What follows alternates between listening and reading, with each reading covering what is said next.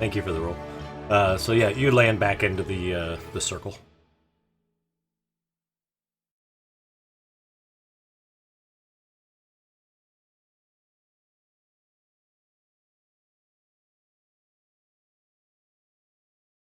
Okay.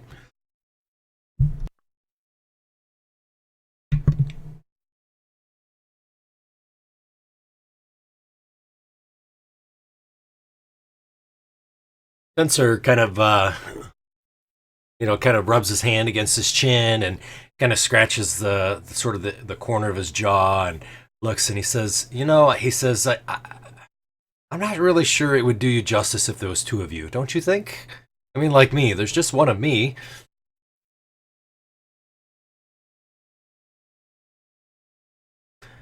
That's true. That is true.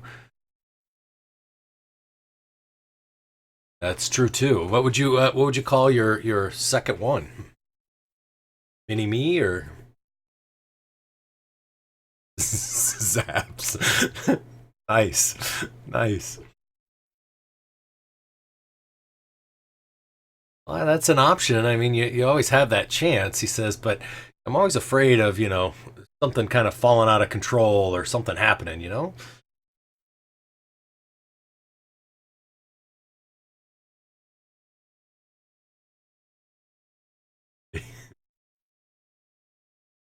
He says, it's up to you, I guess. If you feel like you need to have a second one of you.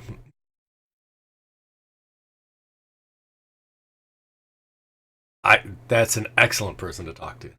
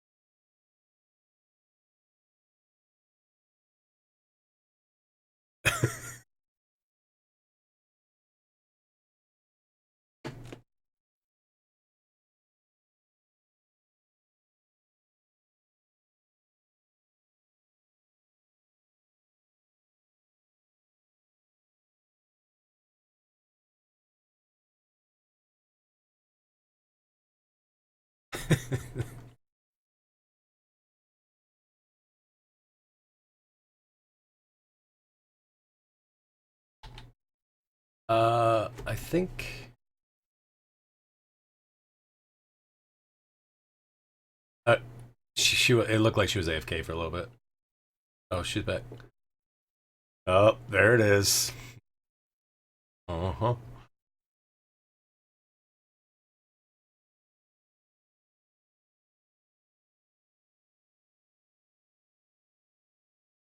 So you all get a good night's rest. You are in Mage Point. So you see Snowflake has returned.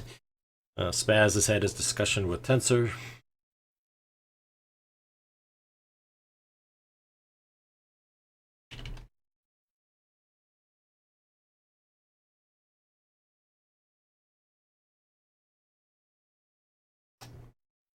Great question.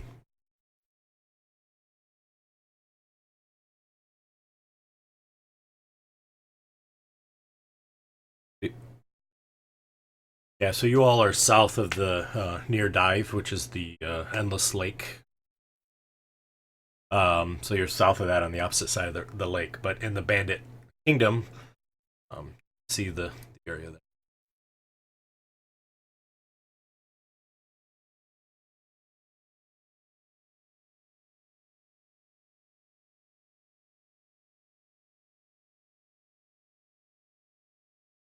You guys are, yeah, you're off the map actually to the south, the other side of the lake, Age Point.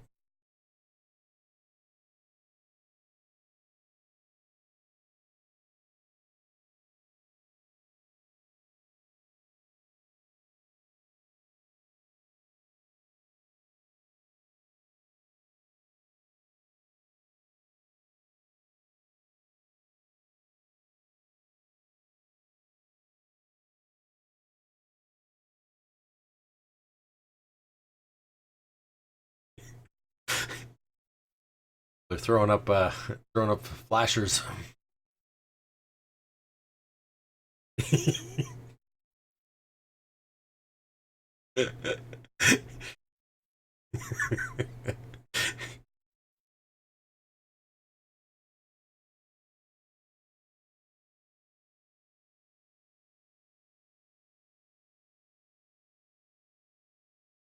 It's the area towards the cone.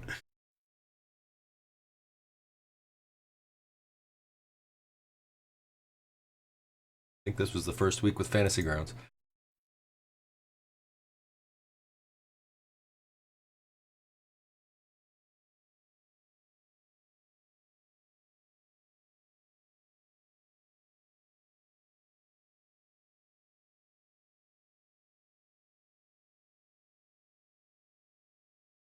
You did, yeah. The stuff that I copied to you was kind of the discussion of Alistair had with you, with your character.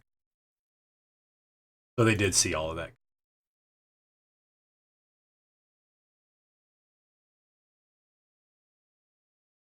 Yeah, sorry, sorry you weren't here for that. I apologize. Just the way it worked.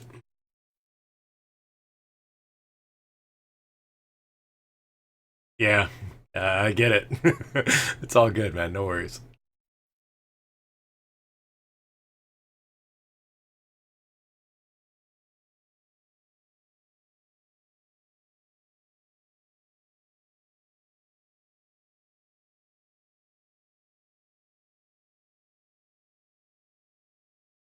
All right, so you know the general location. You've seen it on the map. Um, you've met with Tensor. You are in Mage Point, so if there's anything that you want to do, I think you could do that, I suppose. Otherwise, what is your next plan?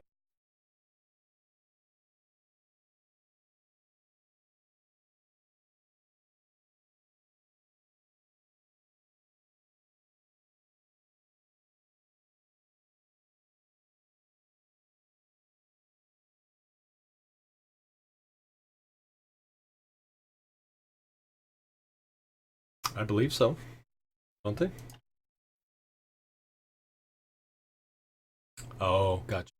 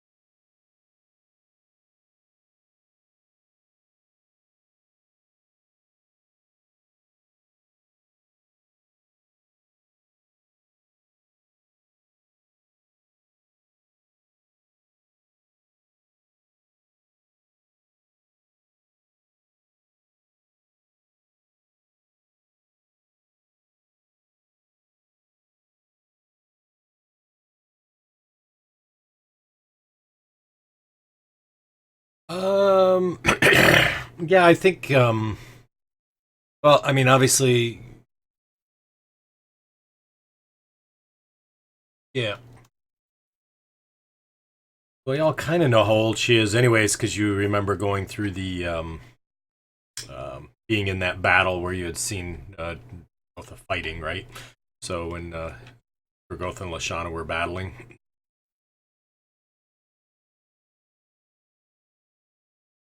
it was a long time. Yep. And so you'd recognize that. I mean, you would know obviously undead, and then I think the other thing that you would know would be that um, Dracolich is similar to like a lich, right? So they become much more powerful for selling their soul, sort of the undead. So, and that's pretty much what we'd know. You've heard stories about it, but nothing that's been, anything. They would give you specifics as like damage types and things.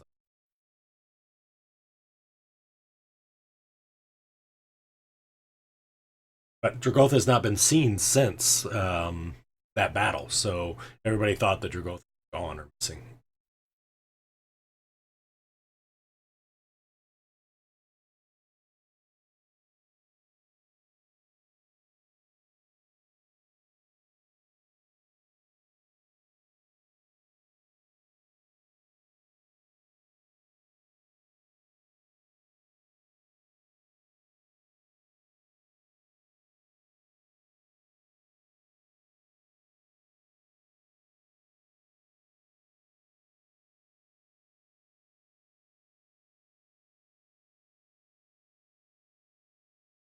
Okay.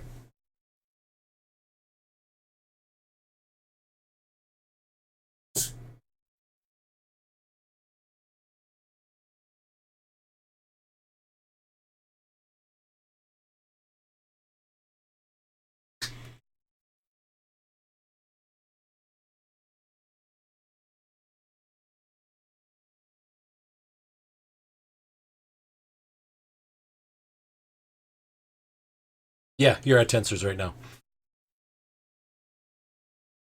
He does.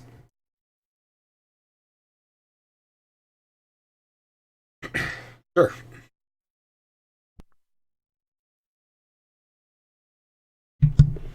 Okay. Sounds good. So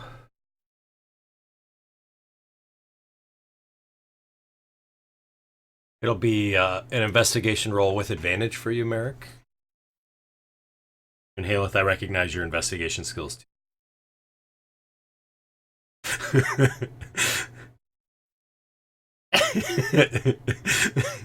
Right.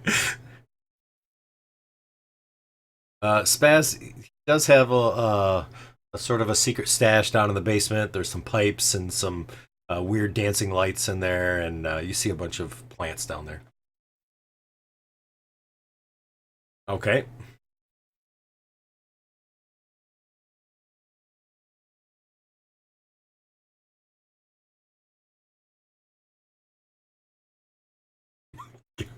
Okay. Sounds good.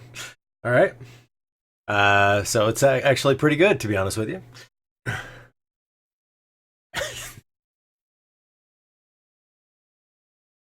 Sounds good. Um, Merrick, so you do some searching and you do find some, actually quite a few books there, and they do actually discuss um, not so much Dragotha, but more of the words that you're looking about, like wormcrawl fissure, as well as the Rift Canyon, things like that. And so, what you do find is you see that the wormcrawl fissure is actually the very western end of the Rift Canyon, and it's about 15 anywhere between 1,500 to 2,000 feet deep in that area. Um, and it does, it's described as probably one of the most mysterious places and dangerous regions in the entire world of Greyhawk. And there's very few that have actually gone down into the depths, but many have come to the edge, kind of to see what it looks like. And it has a very thick cloud bank that constantly covers about 1,000 feet of the fissure itself at that end, from the winds blowing from east to west. Well, from west to east. Sorry. No, yeah, east to west. And so there's a large cloud bank, so nobody really knows what the bottom looks like. There's also discussions that there's lots of flying monsters, including dragons that live there. You see wyverns, various different creatures that kind of fly into it. And there is a derro band that lives there called the Riverwind Tribe. And they fly on wyverns themselves and typically kind of come up and out and raid um, it is spoken that there is no sunlight down underneath this thick cloud. There's rumors that it's black and dark down there. There's even discussion that the ground itself is so thick with mud that you can't walk on the surface itself. So, and it's about 15 miles or so of area that seems to be. You do find a map actually.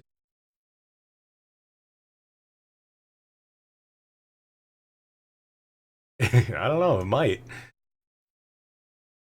So you and Haleth kind of paging through do find a map of sorts that someone had kind of drawn out. It appears to be very ancient, probably long before Dragotha potentially took solace here in Wormcrawl Fissure.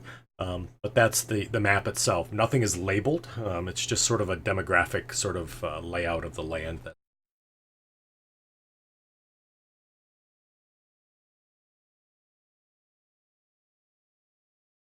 You do find. uh, so.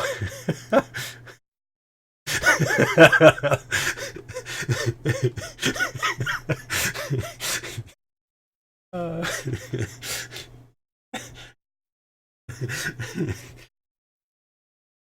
so.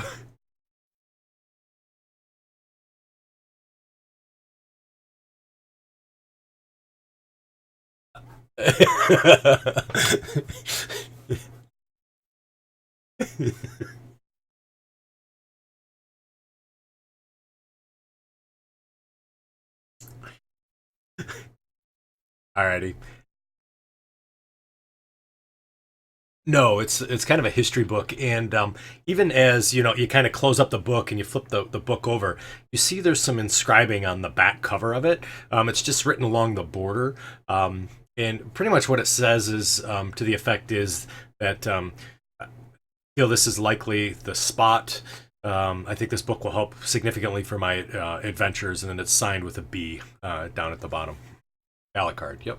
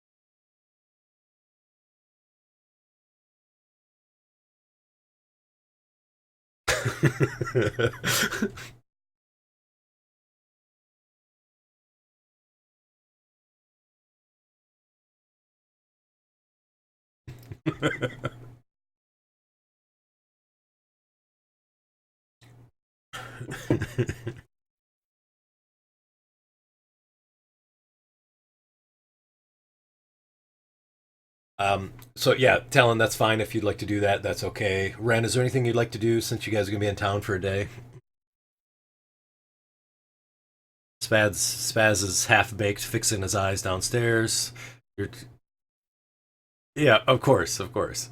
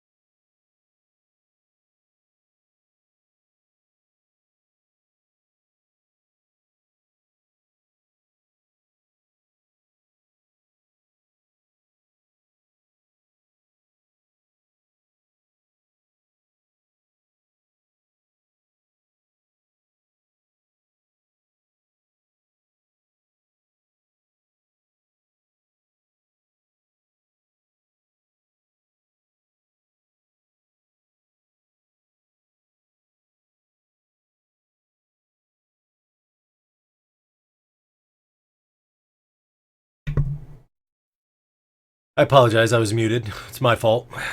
I've been talking like crazy, so yeah, a little bit. I still have a cough that is just lingering. It's been there for like 3 weeks. I should probably go see somebody. I know, right? Exactly. Um, I apologize. So, I was saying that um, so Merrick and Haleth had spent a good part of the day in the library looking for the book and going through very various books and finally finding the book that they needed. I think Haleth, did you? Merrick, do you have the book or does Haleth have the book?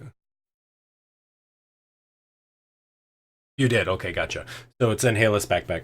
Um, Spaz is downstairs, feeling pretty good. Um, Talon is off crafting various things at the alchemy table. Ren, you're just chilling with Tensor and Algoth, just taking it easy. Yeah, nice. Catching up on stories, and nice. And Snowflake.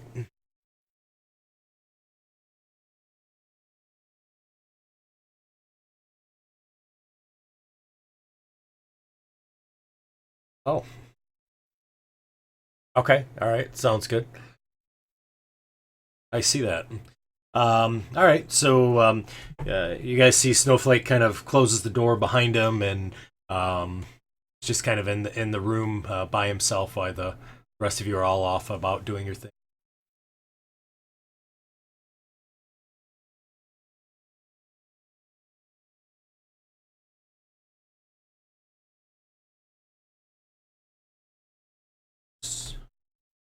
Okay. So Snowflake, as you kind of go about looking at some things, he brings you a book, obviously, as well, and you're kind of working through the book and whatnot.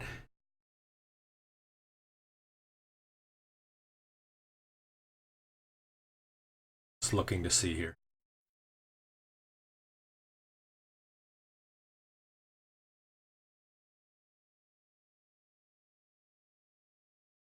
Okay, so Snowflake, I will need from you to do.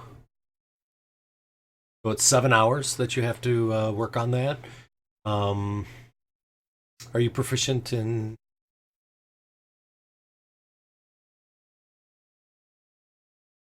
Oh, good. You can roll your skill for absolutely nothing,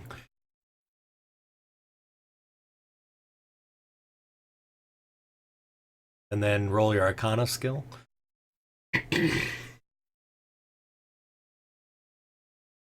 Whoa. All right, and then I'll need a percentile die.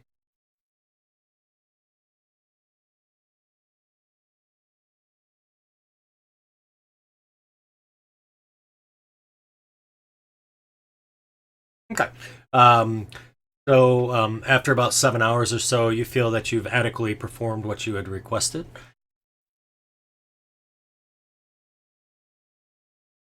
You're welcome.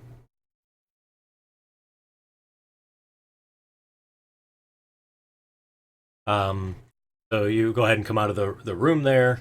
It's becoming fairly close to evening. I assume you guys are going to take another rest. Anything else you would like to do?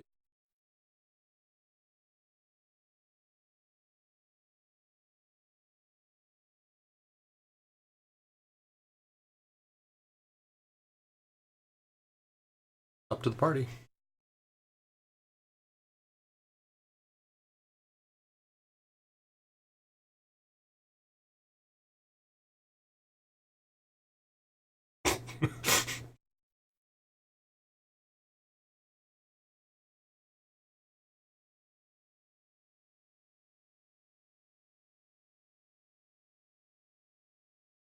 His eye is back. His eyes are straight.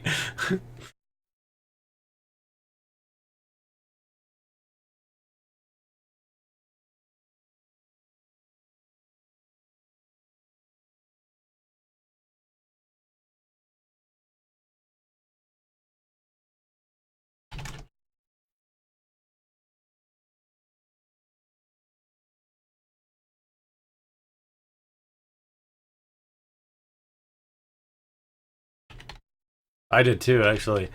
Yeah, I did too. Did as well.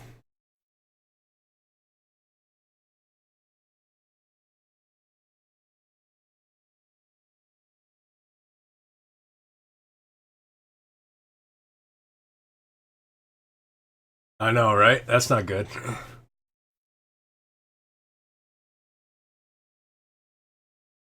Like I was. I know. It's not.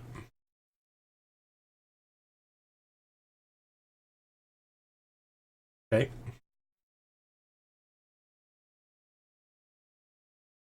Oh, sorry. It is the same piece. It is the same piece. Sorry.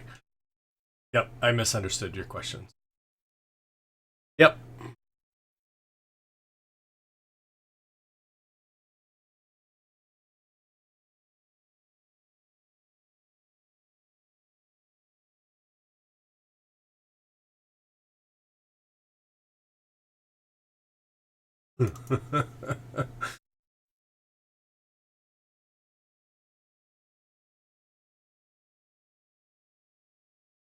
Oh yeah, he'll get you those.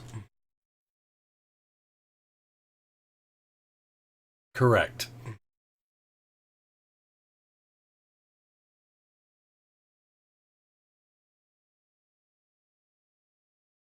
Okay.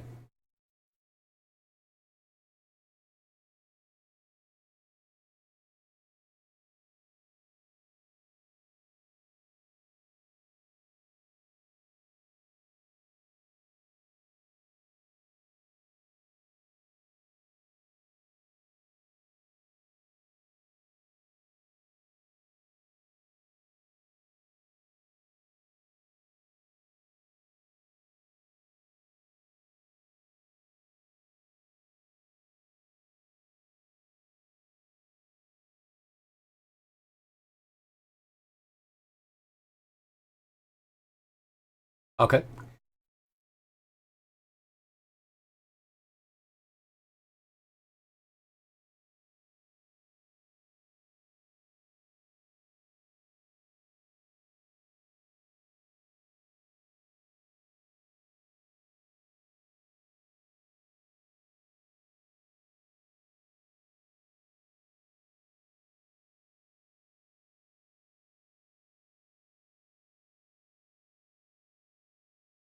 Sensor doesn't really have a whole lot of input on it. He says it's up to you. I haven't heard any.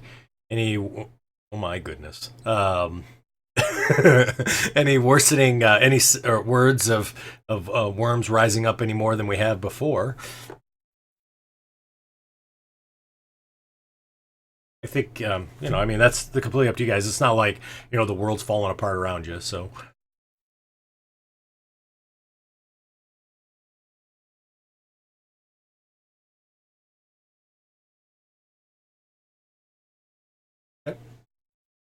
um, Spencer looks over and he's like, "Spaz, back to the basement."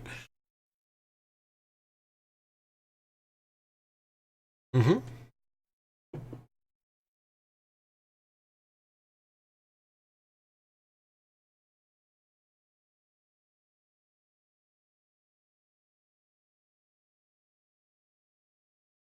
Oh, okay, sounds good.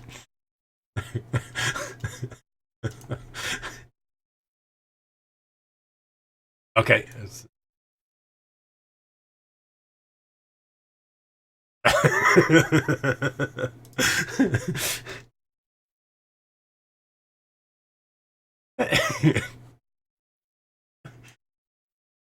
Well, I did roll treasure for the upcoming Dragotha fight, and I will be honest with you, the deck came and I threw it out.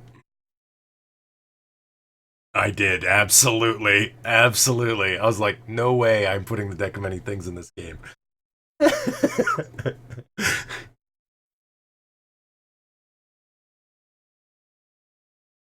Oh, yeah, yeah, right. Yeah, I'm like, we've played for a year and a half. I'm not gonna have a deck of many things ruin the end.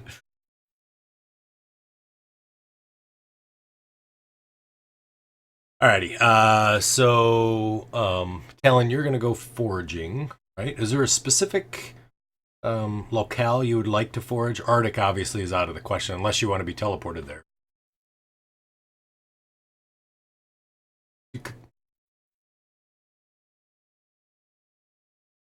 Oh, okay, gotcha.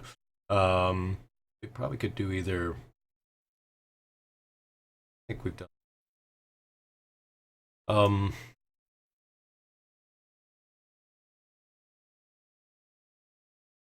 Forget it how this worked before for you. I can't remember if it errored out or not, but it did. That's what I thought. What was the bonus for you?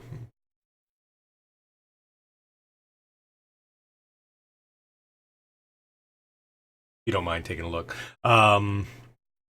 So yeah, you go. You see, he goes out and wanders outside of Mage Point to do some foraging and whatnot. Ren, you're just kind of again chilling again. So this is the first time you guys seen Ren. He's actually out there in kind of like just some pantaloon pants. He's shirtless, sitting on the deck of the top of the tower, sunning himself as just kind of sitting out there watching things go by and watching the ships and whatnot. Yeah, exactly. Right, you got to dry those out. And then Spaz is hopelessly lost down in the basement.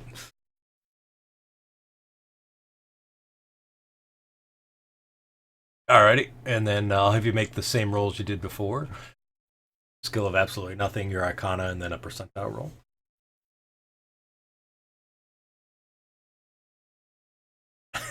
No, I just like it. That's all. Ooh.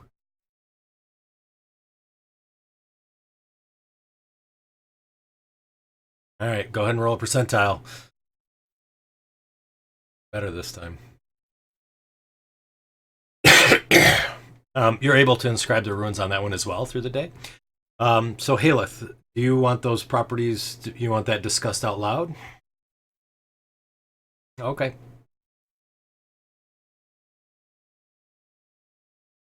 Do you?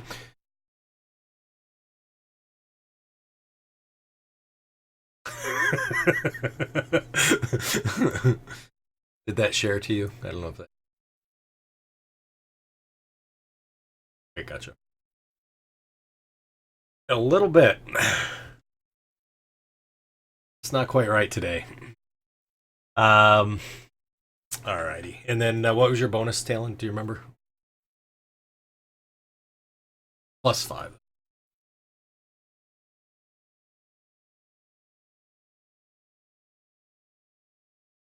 Wow. I rolled a 6. Oh, perfect. Excellent. So it'd be 8, so it's going to be 14. Okay, got it. Thank you. I couldn't remember what it was. All right. Yeah, no kidding. You're going to be forging a lot, I think. I got forging. Yeah. Right. All right. So you do the research. So Snowflake, you have the runes on both of them now, or you did your runes on the 5 inch section of the rod there. Um,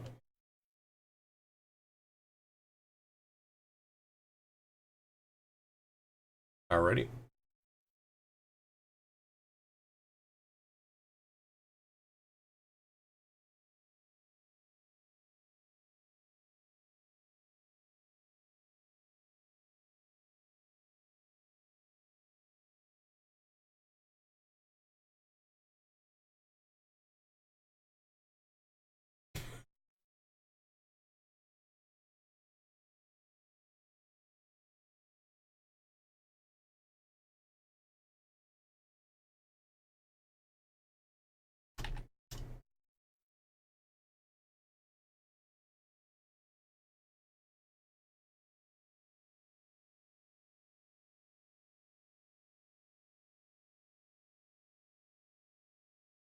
Yeah.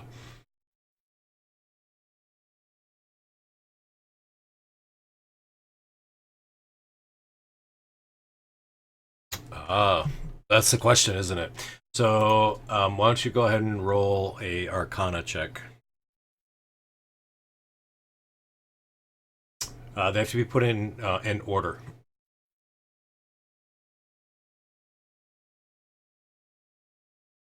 Okay.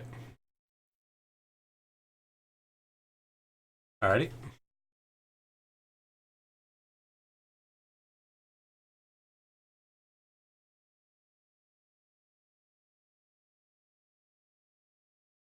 So you find Ren sunbathing, scales and all, at the top of the tower, overlooking the large sea.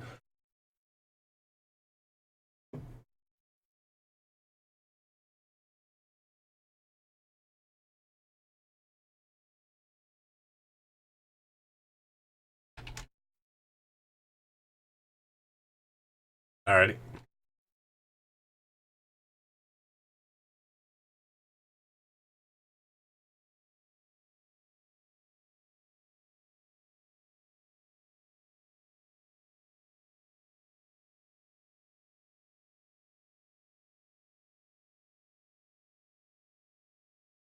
Yeah, Spaz, you are just puffing like crazy down there.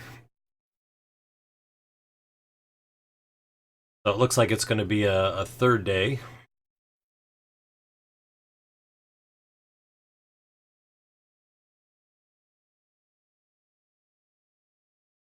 I assume you're going to search again, Talon?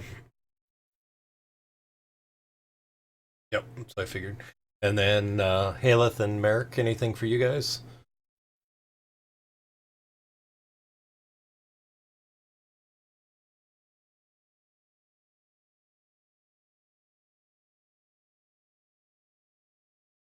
Yeah, sure. So, um, you've spent several days now, obviously, in Tensor's castle or his tower. You've recognized that um, things are fairly open, except for that one room. As you kind of casually look at the door as you walk by it all the time, because it's sort of kind of in the middle-ish of the tower, because remember, it's one long hallway that you continue to travel down to get to anywhere. You see that it doesn't appear to have any sort of mechanical locks on it. It does have a handle there. There are some runic glyphs that are kind of curved or carved on the sides, but you don't ever remember him casting a spell to unlock it or to open it.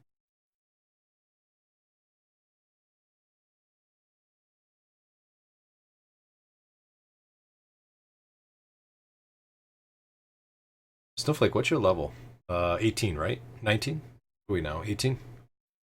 Oh. Let's see. Okay.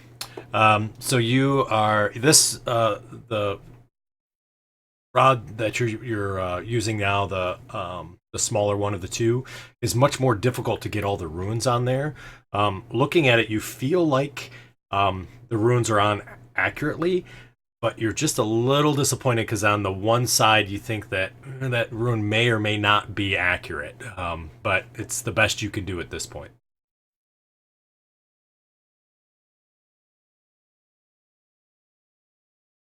No, what you got is what you got.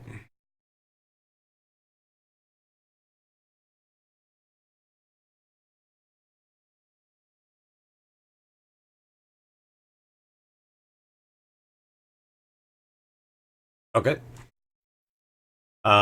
So Haleth, why don't you, with your investigation, why don't you give me a roll and we'll add on whatever, if you're higher, which you probably won't be, but go ahead and try. You may be, actually. Oh. So, Haleth, you recognize that this door is not locked. There's no magic lock to it or anything. You could literally just open the door. All right. So you kind of enter in through the door and close those doors quietly behind you. You see a vast array of lots of magical items and devices that are all throughout the room. Um, you even see that he's acquired a new device that you hadn't seen before. Looks almost like a kind of a crab type of thing that's sitting in the far corner, that you could easily get into. So you do see that the box is there, that he had placed the items in, sitting right there on the edge of the table.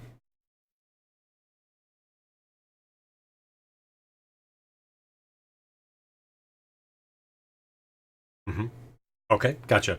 So you see the other, I think, because you had seen the eye there, I think, correctly. Oh, that's right. I'm sorry, I forgot that. So you do see that the eye is sitting there, but there's a black sort of silken cloth that's covering it.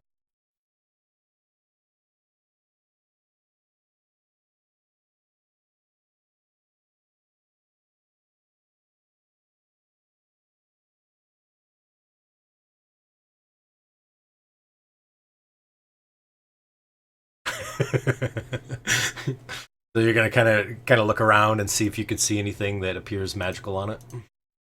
All right, sure. How about an Arcana check?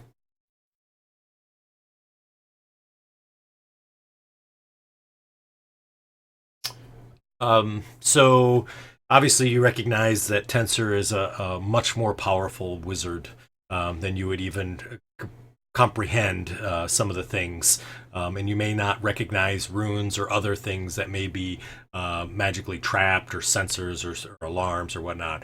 But looking about the room, you don't see anything that any item seems to be alarmed.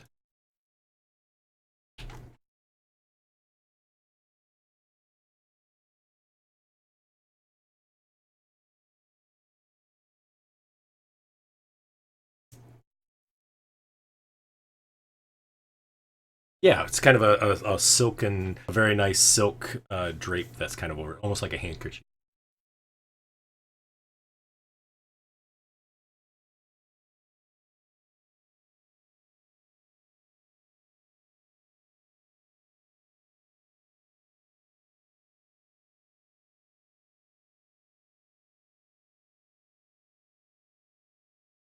Okay. So as you kind of reach down and do that, you do feel this sort of whisper kind of comes through, almost as if somebody was there, and you quickly turn around and look, but you don't see anybody. And it was a whisper of a male's voice, a very deep voice, but you couldn't comprehend the language. But you take the eye nonetheless, put the emerald underneath, I think you had said, or whatever you were going to put under. All right. And so you now have that in your satchel. You make things look very nice and looks exactly like it was the when you came in.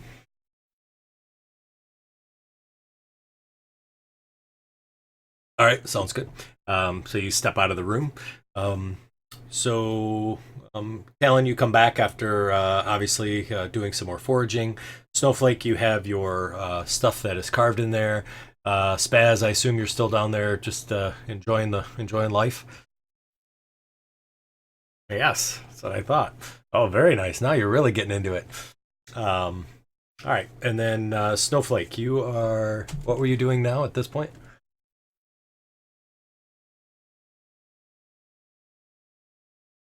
Okay, gotcha. So it's going to be another day yet. You're good.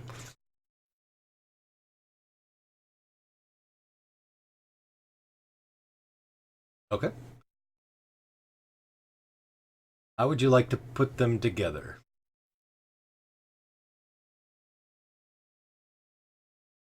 Right.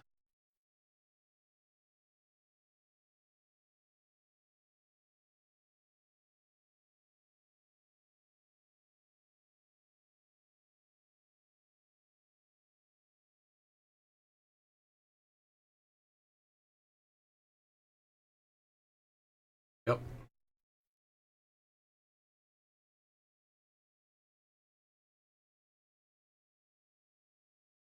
So now that the glyphs are on there, and you've put the glyphs on each one of those pieces of rods, and you have one in one hand and one in the other, you suddenly feel this almost knowledge comes pouring through your head, and you look at the ends and it appears so simple that all you have to do is literally take the ends, put them together, and twist to lock them into position.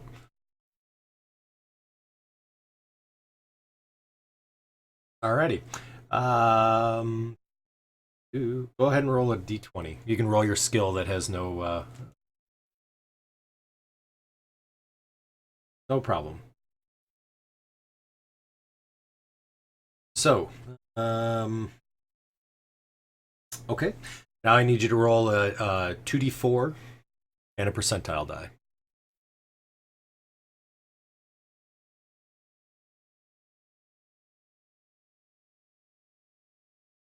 Okay. Right?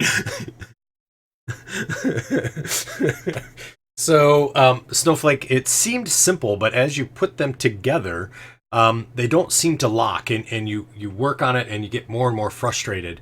And for the next 7 hours, which gives you a level of exhaustion because you're so focused you can't stop trying to put them together.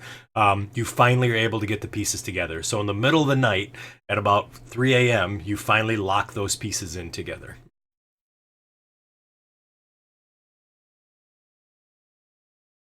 I got it. Don't worry about it. I'll take care of it.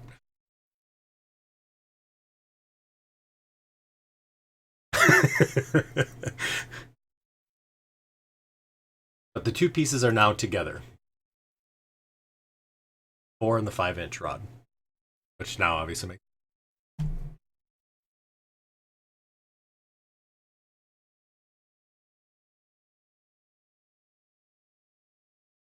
All right, sounds good.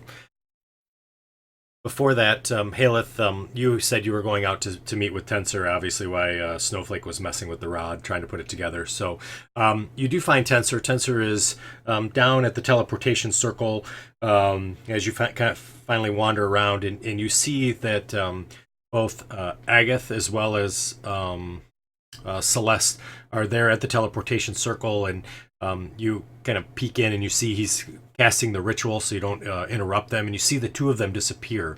They are dressed in heavy furs, large hats, and appear to be going someplace that's very, very cold.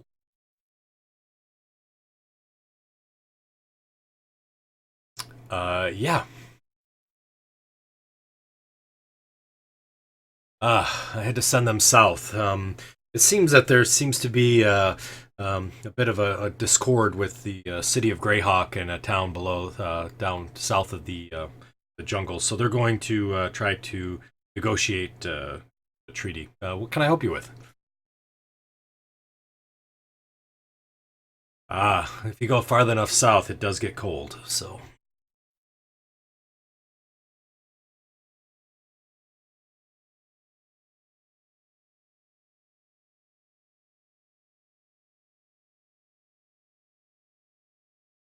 sure. And he says, here, or would you like to go to the study? Okay. So you two kind of go out and you're walking toward the study, and you walk by Snowflake's room, and hear some cursing behind the door. And you see Ren comes down. His black scales look much darker now, and he's all dry and kind of flaky.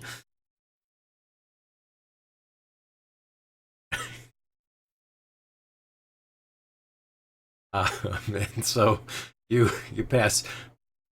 Yeah, I was gonna say Merrick's behind him as well, and Merrick now has a sunburn too.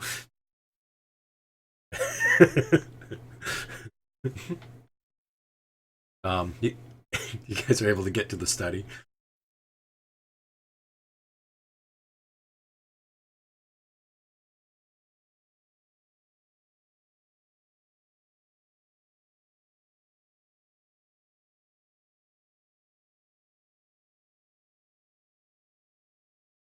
It's going to be difficult. There's no doubt about it. I agree. But you're very capable. I mean, there's you have by far proven that you're as powerful, if not more powerful, than me as a group. And I suspect that Spaz and Snowflake will surpass me anytime.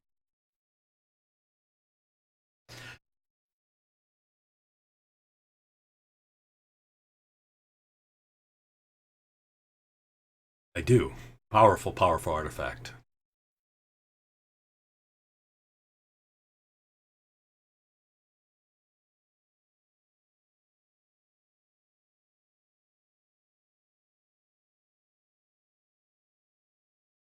He kind of sits there and just sort of sits back for a second and sort of takes a breath and just looks at you. And a long period where he just sort of stares towards you. He says,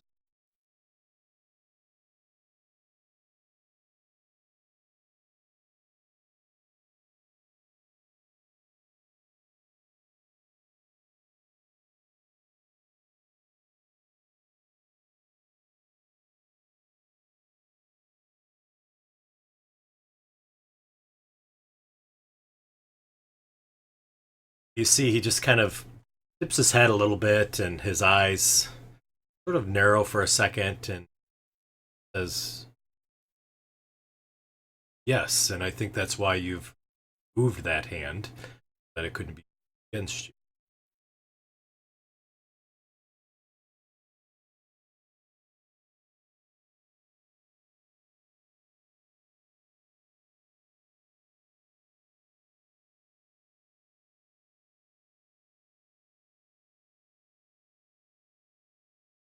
Kind of leans forward and puts his elbows on the table and rests his chin on his hands as he looks deeply into your eyes, almost kind of like bearing into your soul.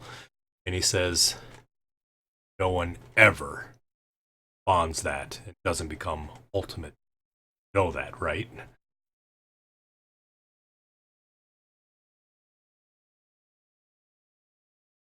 It's great power. I agree. And you're right. In the interim, I mean, for a short period of time, probably beneficial. But that is Vecna.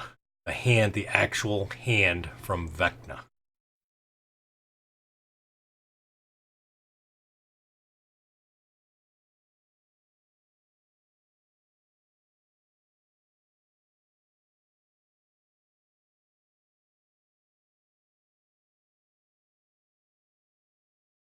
Kind of sits back again, and now he sort of slumps in the chair a little bit, and you see a lot of sort of concern on his forehead, and says, can't disagree.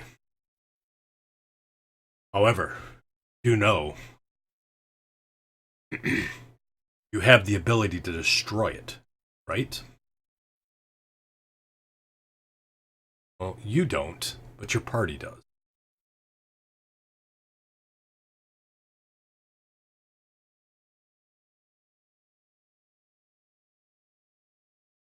It is, but you know what it takes, right?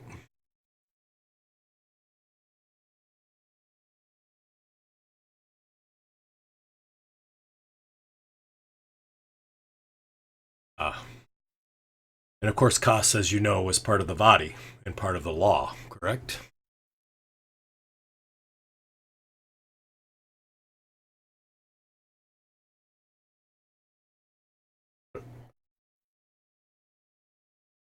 Uh, think swords, right?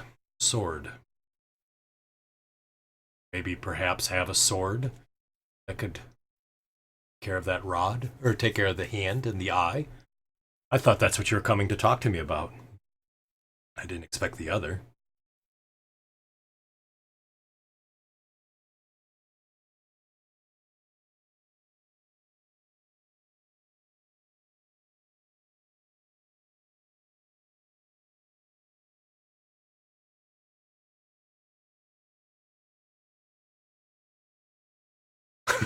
Right?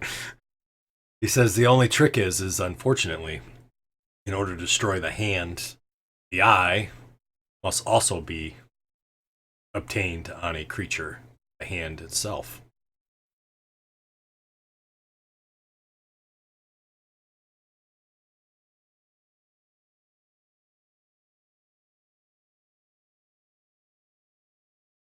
Then he kind of looks and he says, where's your friend? Usually with you. Yes. I'm not sure I've ever seen you two apart very much.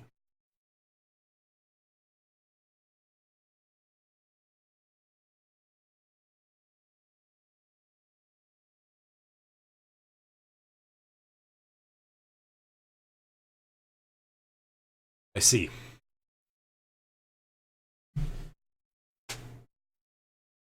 Well, if you're truly interested, he says, I recommend maybe borrowing another one of my books, looking about the sort of costs and seeing if you can find some information about that if you want to destroy it. If you don't, and you're thinking about using the hand, I think that's fine.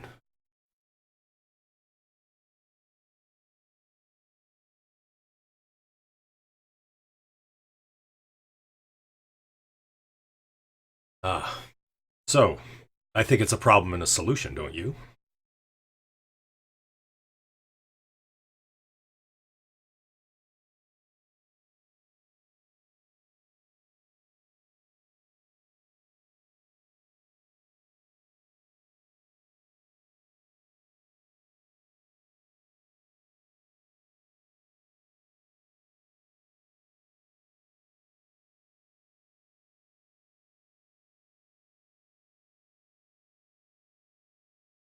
It's true.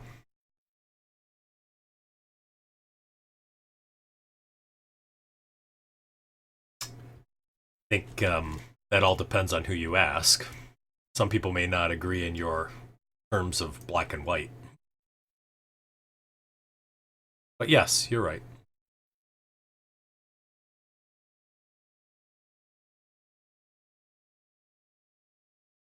You have given me a lot to think about, more than I ever thought.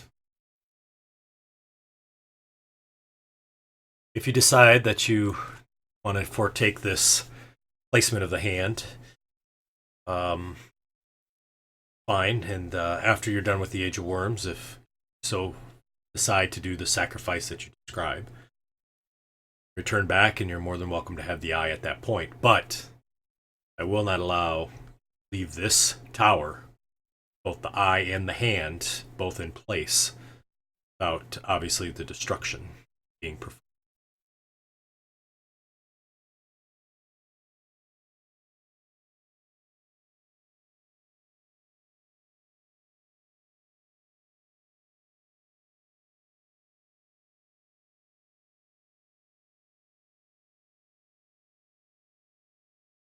You see an obvious shock kind of goes across his face as you hand over the eye and see it. He says, "Good God, what have you done?"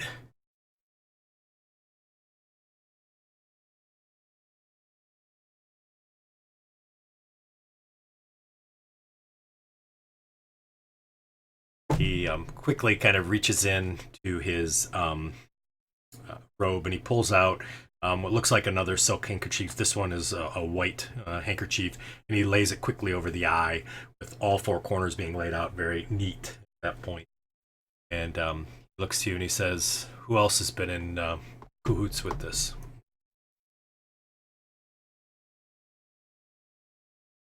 Ah, that makes sense. That's why Merrick is not here with you. I now understand.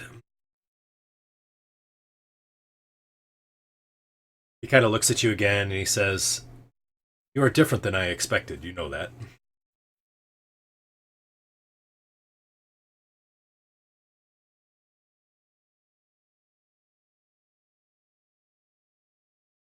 Yes. I think you are both a blessing and a curse for this group.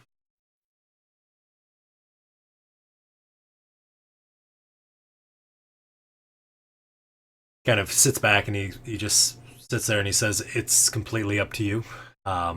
He says, "The eye is there. However, I I do have one stipulation that if you do take the eye with you, you allow me to bind to you so I can see everything that you do, make sure that things do not go."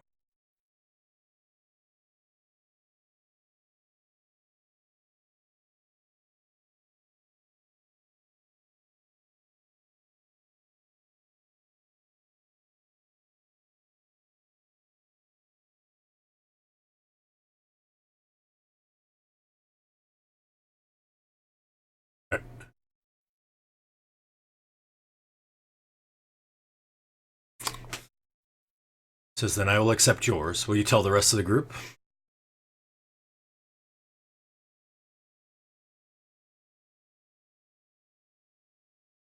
Fair.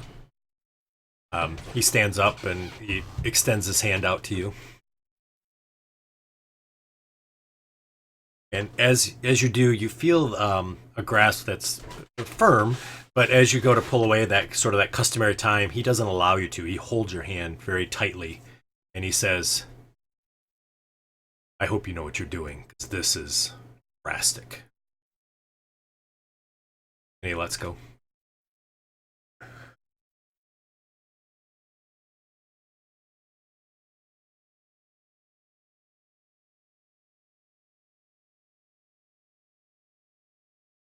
True. And as he lets go of your hand, he takes his handkerchief off the eye and tucks it back into his robe, and he turns around and walks out of the room. He did.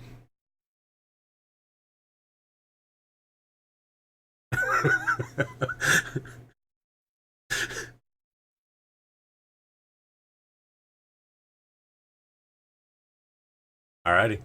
So you pick it up. As you do, you see on your right hand there is sort of a scar that's carved in to your hand, and you notice that it is the ruin of Tensor, his signature from his signet rings and everything in the room. And you see that it's kind of etched in magically into the palm of your hand.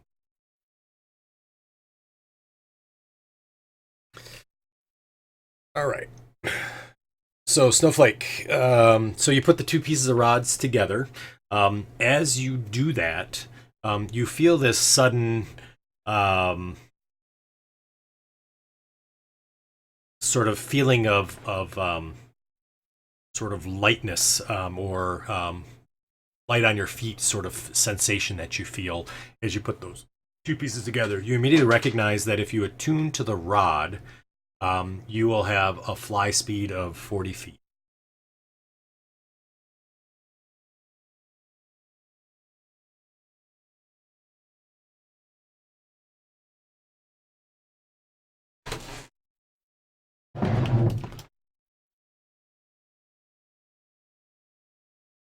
All right.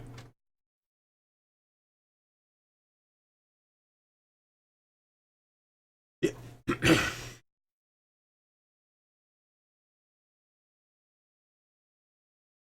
Okay, so it is 3 in the morning. So you can, they're all probably in their room sleeping, to be honest with you, or in their trances. So you can do that, or you can rest until about 3, 4 hours and then find them at that point. Okay, so you're going to sleep throughout the night. All right. So morning comes along. You're able to wake up probably around noonish or so, which cancels out your exhaustion. The rest of the group, you guys are all awake. Anything you guys would like to do this day?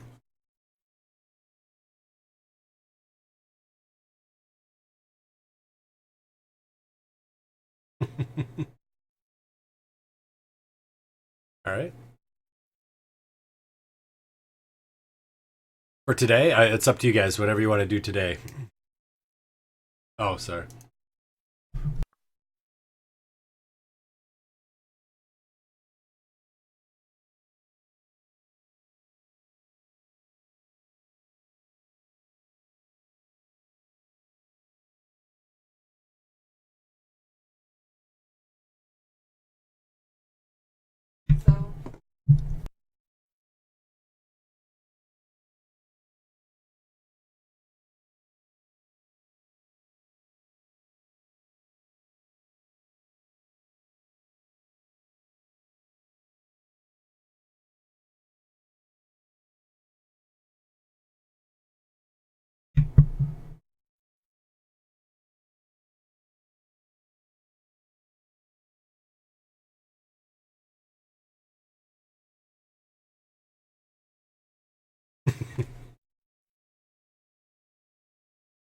So 6.5 miles. It looks like, somewhere around.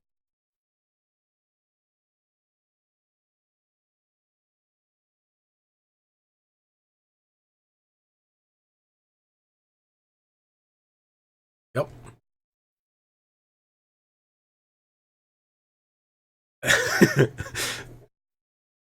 So at that time, then Snowflake comes down to the area where you guys were at.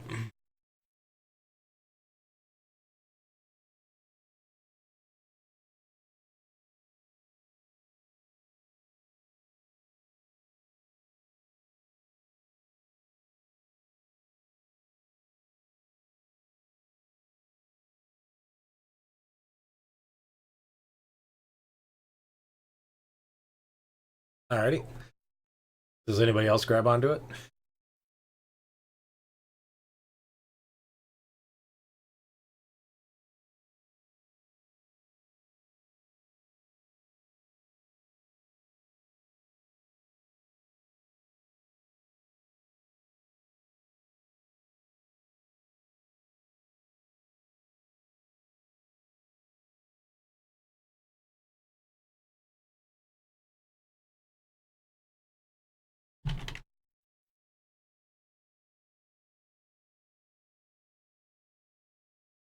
You do now. When the pieces. Oh no, the 15-inch piece you do not.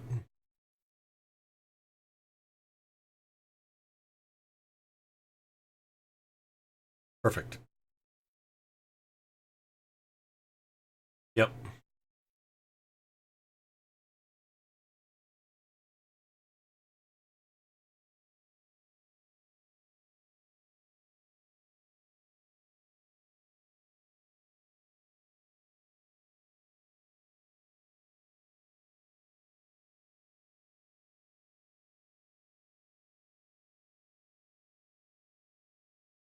You guys put both the 4 and the 5-inch rod sections in the party sheet. I need to make a 9-inch rod.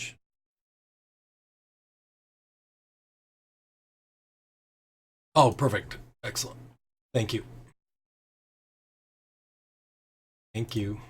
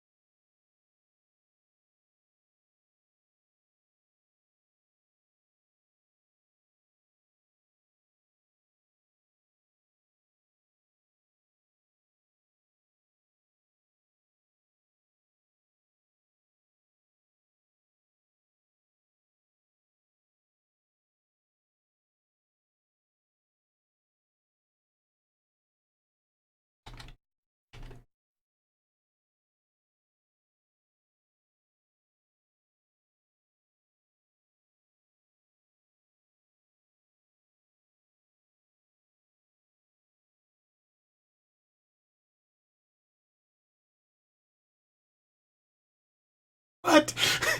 What do you mean? It doesn't hit the ground much.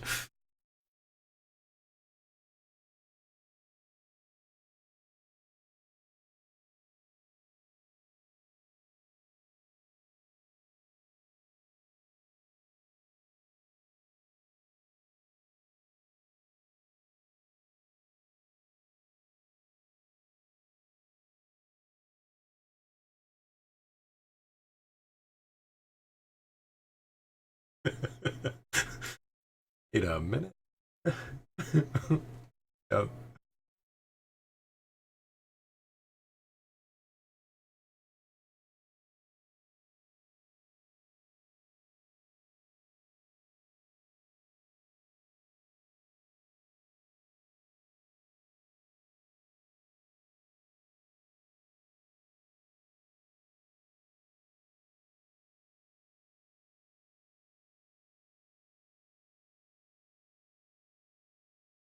Yep.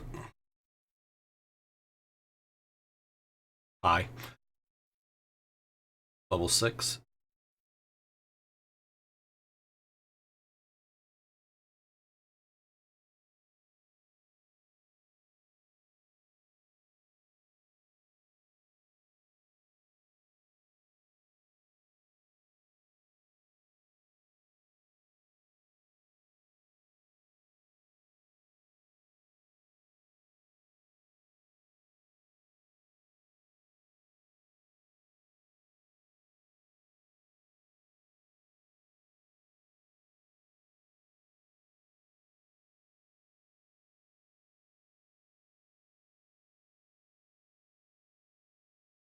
So you're going to keep it attuned to it, Snowflake?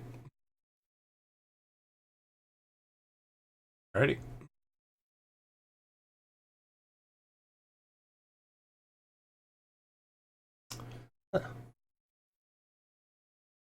It's all good. No worries.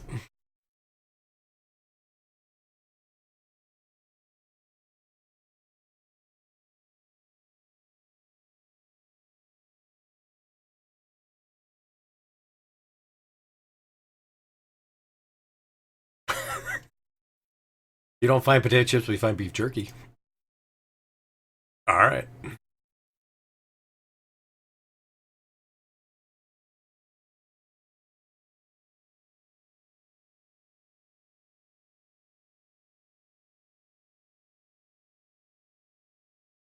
I think it's an hour actually to yeah. So and you can do as many as you want.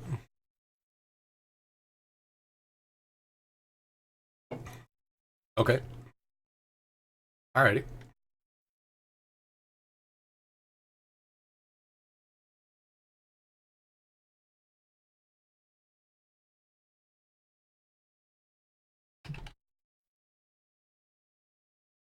Who had the 5-inch rod last time? Baz did. Okay. Okay. Cool.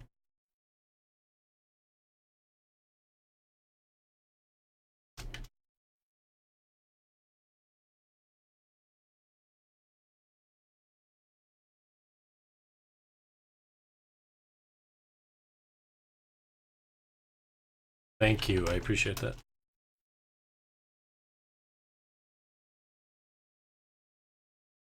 Off to the poorhouse.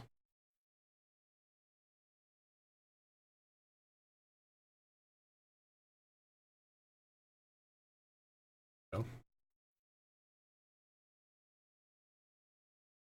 I added on the effects into that rod, so you.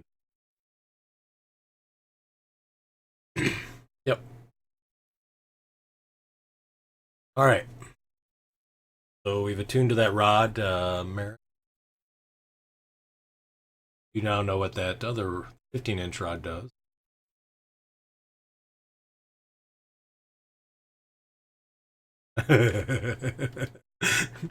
I will link that spell in there for you. Sorry. Player's handbook. Okay, cool.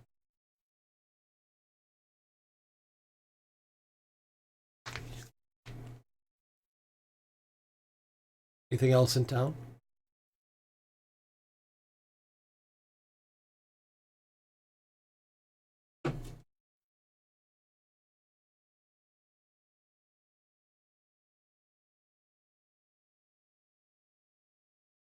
3 days?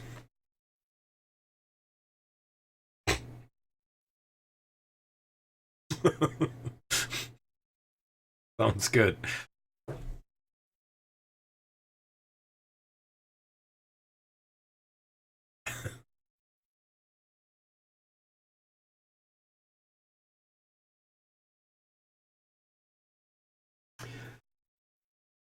Yeah, yeah. So it's crystal clear. He appears not to be intoxicated in the least, and he has drank enough wine that would put an ogre under the table.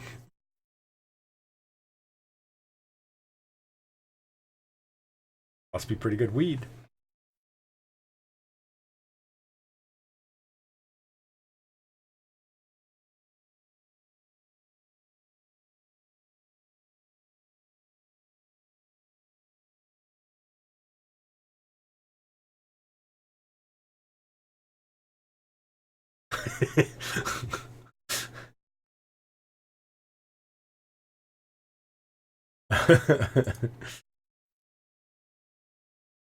They fall down to the floor.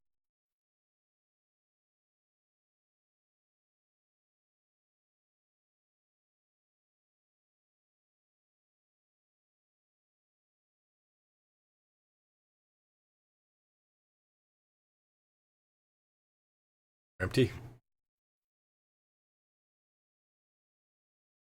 Oh, oh, gotcha.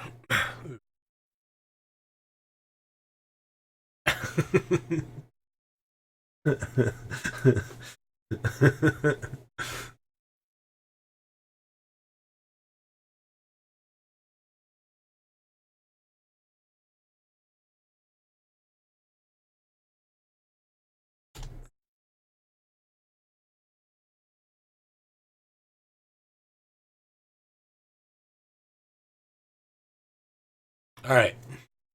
So you off to the wormcrawl fissure?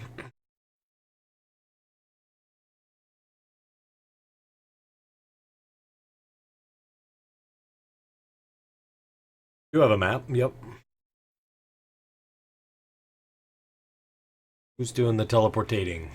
I assume you're teleporting, right?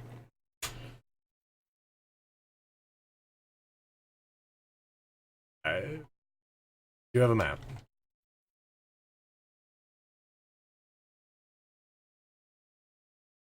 Yeah, I was gonna say you can ask him if you'd like, but there is a teleportation circle there, but that's for you to come back to. You do have a map.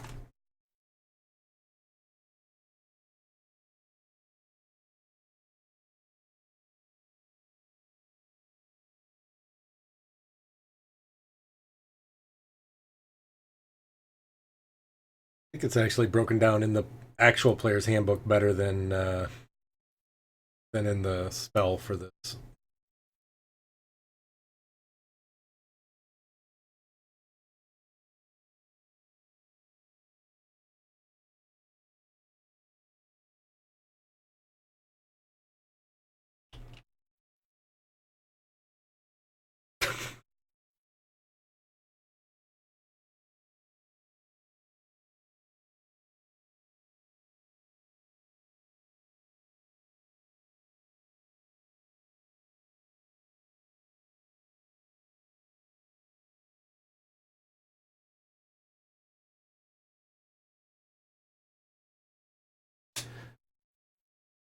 So,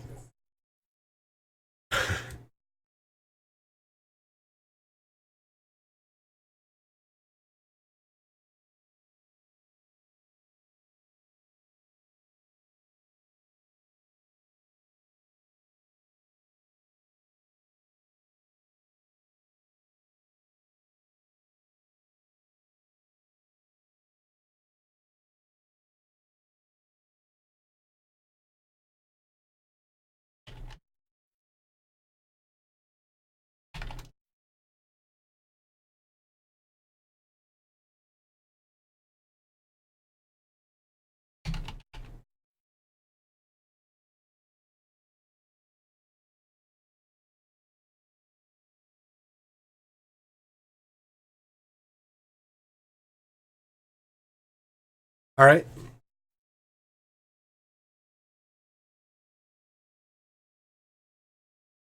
So, so just for you, Snowflake, I just looked up the spell. So, looking at a map would be as if you had gotten a description of the place, just so you're aware. So, the odds of you guys landing there is 25%. Your off target would be 25%, which is somewhere fairly close to it. Similar area is about 10%, and then a mishap is about 40.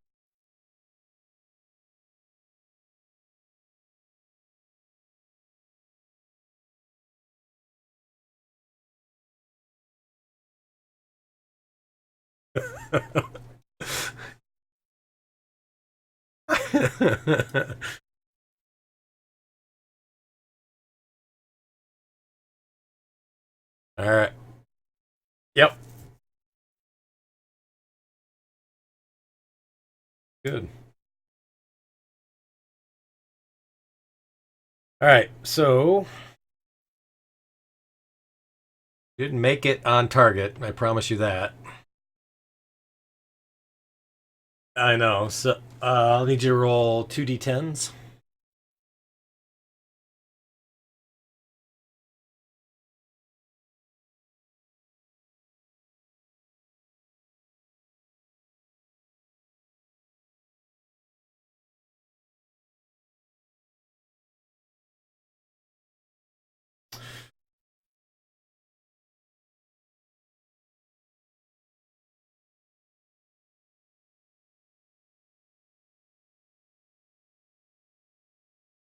Okay. So you guys all find yourself kind of going through the teleportation circle, and as you come out of the teleportation circle itself, you find that you are sort of inside this large fog bank that obscures everything. You see that the lighting here is about twilight, sort of of what you would expect during a twilight, and it makes kind of this gloomy overcast that's over the entire area. The ground is rocky and barren. It's dotted with kind of thick cusps of strange fungoid plants that you've never really seen before. Everything looks very foreign and unnatural. You do see that there is a large cliff next to the side of you to the south of you. And you see that the ground is sort of this spongy dirt that you're kind of walking on.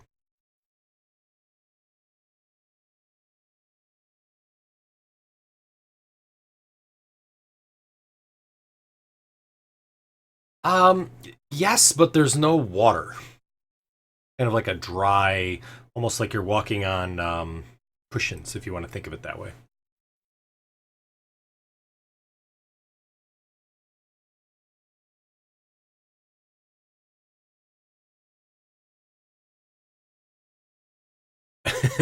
So he points at the map. Any particular location you want to point at there, Snowflake?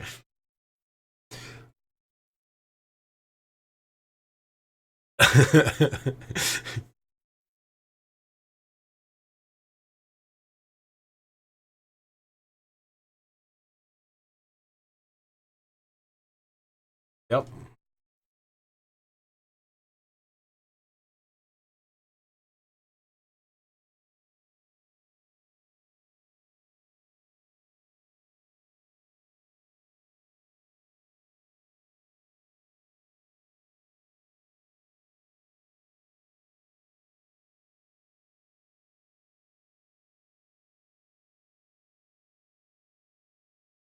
Okay. So you hop on Black Angus, and you're going to fly up into the cloud bank or the fog bank.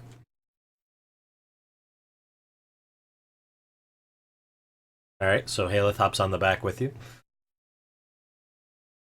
So as you all, everybody on the ground sort of see that both Haleth as well as Ren and Black Angus kind of go up and into the fog bank, and they sort of disappear. And you do see as they kind of the wings of Black Angus kind of beat through it. You see it; it does look thick, almost like a soup or a liquid.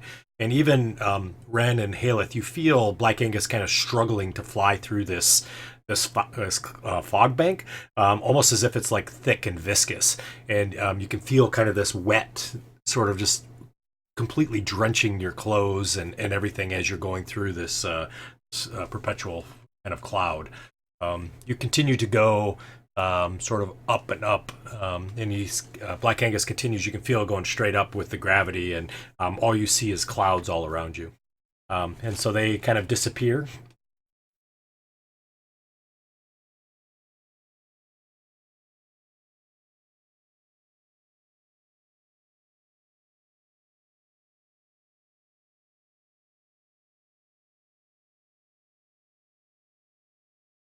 Uh-huh. Gotcha. So you're kind of in a circling corkscrew type of manner.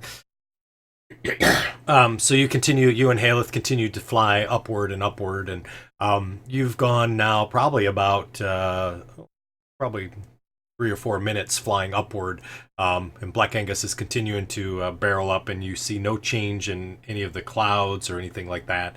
It seems to be the same sort of color darkness that you've seen before. For the rest of the group, it's been a few minutes. They're gone.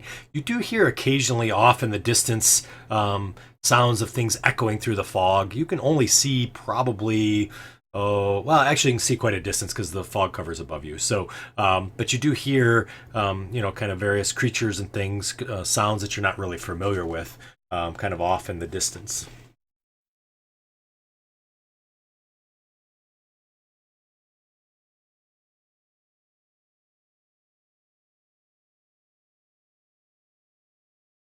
So you see a large cliff on the side of you, and you see this barren sort of spongy land with these weird trees and everything.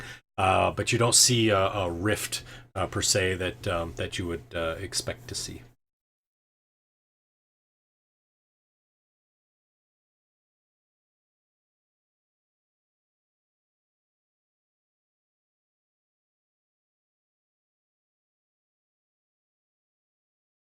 Yeah,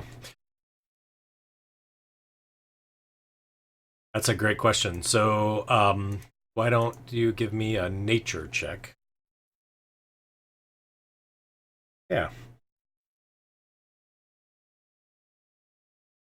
So you recognize that these are definitely trees that you've never seen before. However, they do look like some trees you've seen on the surface. It's almost as if they've adapted or evolved into this tree that can live with in the sort of landscape that it's in. You've never seen these trees before.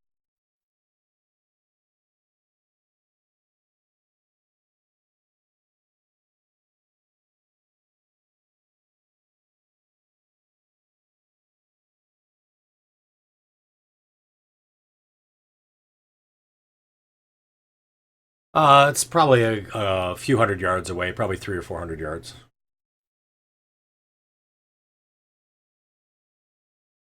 Okay. Yep. So you kind of lift up and fly over towards that cliff. Then there was three: Talons, Snowflake, and Merrick. You guys are down on the ground now. Oh, Spaz. I'm sorry, I forgot about it. Gotcha. Spaz taking in everything, huh? Sounds good. So, how about you, Merrick?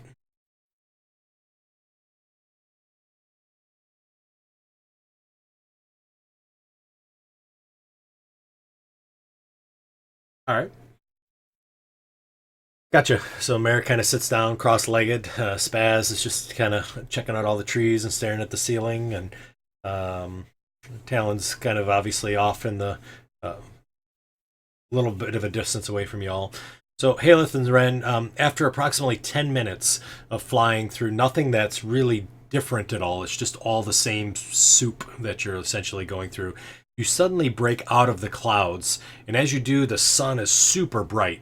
And you notice there was no real change between the soupy darkness and then the brightness. It was all of a sudden just like a flick of a switch. There was no sort of lightening of the colors as you come through it.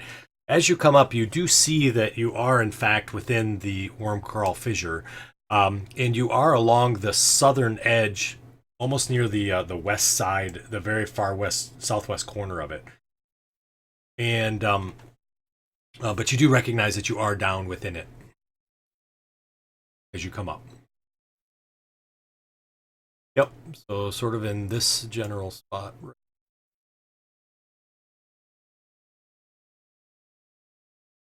kind of where you're at. Yep. You do see off in the distance, very far off to the east, um, almost at the near the entrance of the Wormcrawl fissure from the Rift Canyon. You do see that there is a two dragons kind of dipping down into the Rift Canyon itself. Yep. So in the east direction. So yep, it would be like over section over here. Five.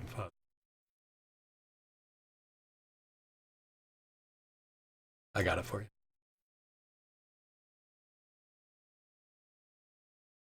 So the square is where you are at. The dragons that you saw were several miles away. They didn't see you guys, but you see them kind of dip down into kind of the fog bank itself.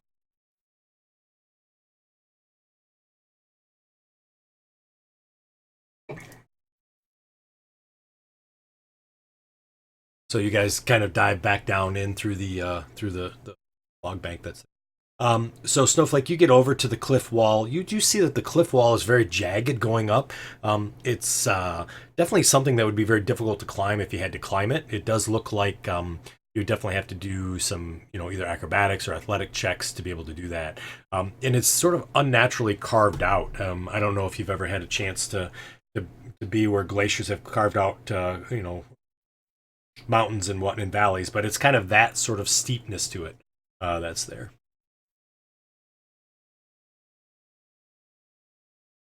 Alrighty, sounds good. So once you get down there, back to them and are kind of there, and you see everybody sitting there, you quickly see kind of Ren and Haleth. They're about 400 or 500 yards off, kind of come through the clouds, and then they immediately bank and come towards you and kind of land next to y'all.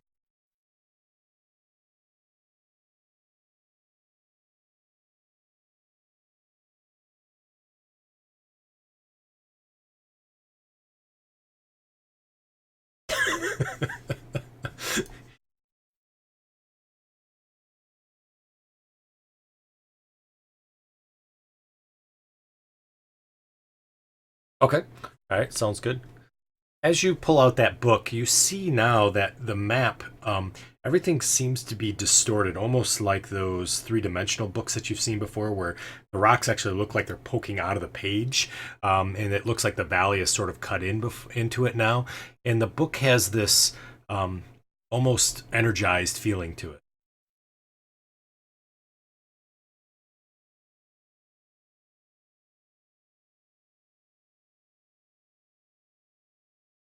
Yeah, kind of, but not in the magical sense. Almost like it's electrified, I guess would be probably more likely. Definitely looks magical from what you're seeing now.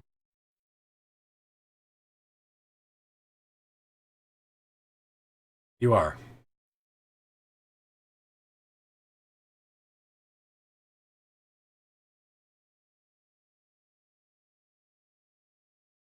The red square.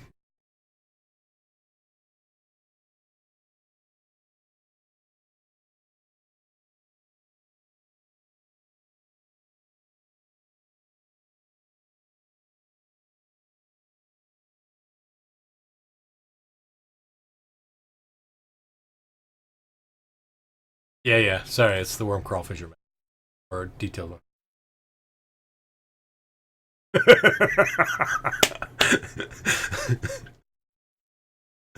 Oh, that's awesome. Who has the book, by the way? Haleth does. All right.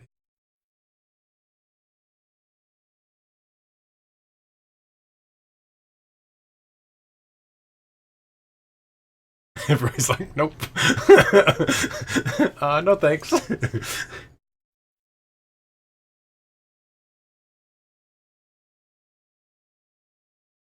You gonna take a look at the book?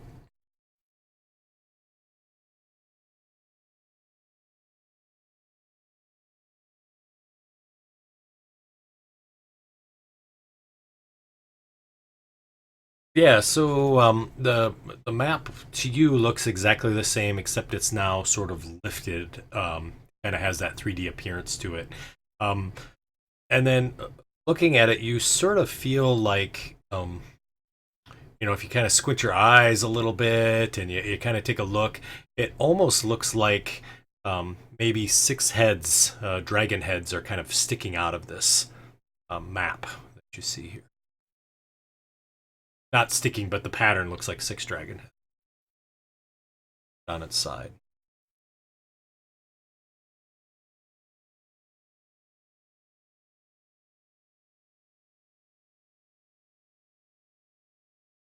Suddenly, there's a very bright flash of light that occurs as Ren is looking at that, and it seems to almost emanate out of the book, but it sort of kind of shoots out from the book, and you see it kind of shoot out in multiple directions. It doesn't hurt at all, but it just is a super bright light.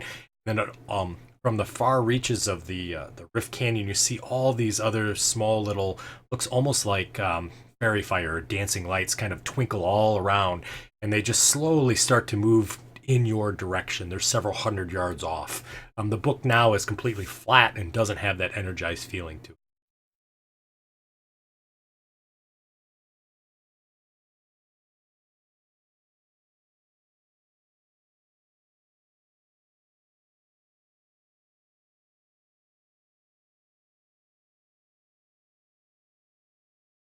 Alrighty, so you kind of pull the sword out of the sheath.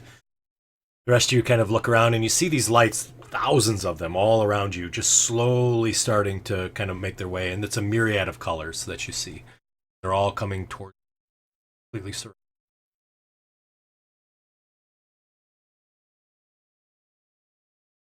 Correct.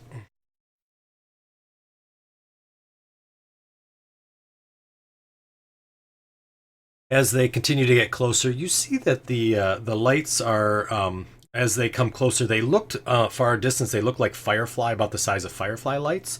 And as they come close, the size of them haven't changed. And you see they sort of come together. And as they do, they sort of start to form down. They kind of go down to the ground, and they start forming this sort of image. And you initially start to see kind of like they're forming the what looks like a boot, and then there's another boot, and then it continues to kind of raise up, and you see that it's making a humanoid type of appearance. All the lights finally coalesce to form what looks like a human gentleman. Has a sword, some traveling attire as well, and kind of fully forms into.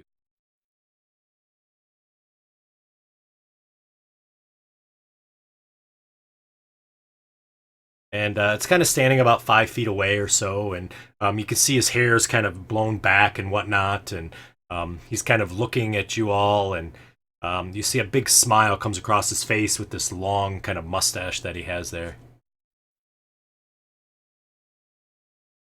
Yeah, so you haven't seen him before. So he's a very odd appearing, and his dress is not of this time, obviously. So 10, 15 years ago.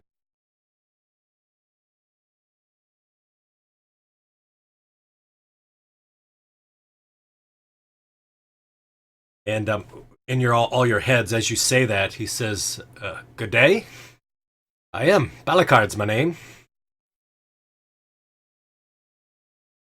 You have my book, I see."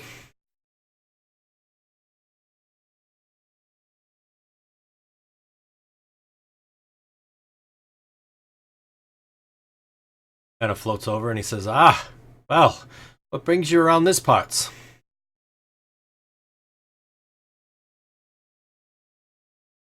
Seems like you found something, aye?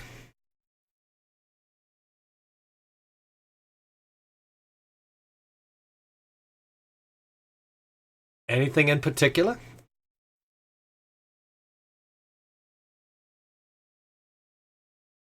Did Tensus?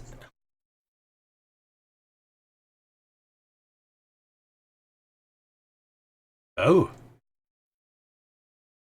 oh, the Age of Worms. Ah, come to the right place. Tensor must have sent you, I take it.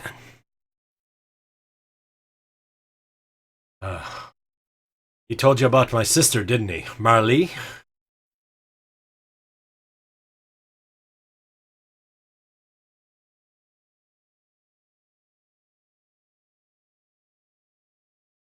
Ah, well, that's interesting. Nonetheless, yes, Balakarde's the name. Good to meet you.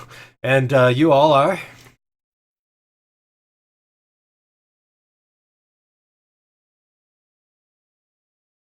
And he puts his hand out, and as he does, his hand goes right through yours. Balakarde, good to meet you. And you? Uh, hello, hello?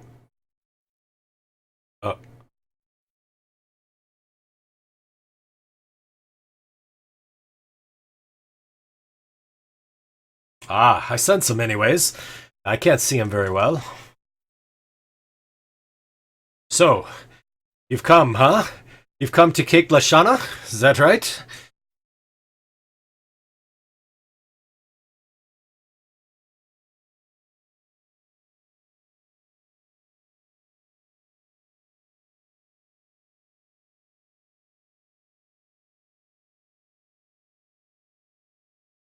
Ah, well, I don't think she's going to be much help unless you're going to work for the Age of Worms.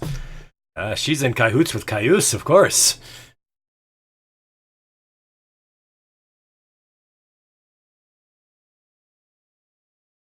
Uh, you must have seen the battle way back when.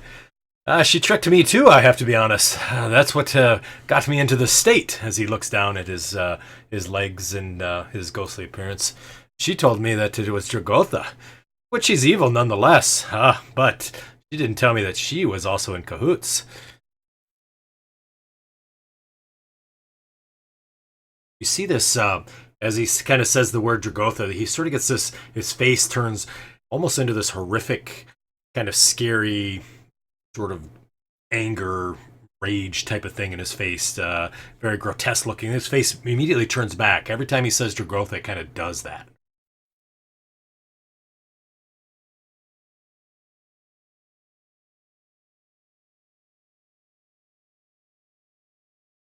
Yes, that's exactly what it is.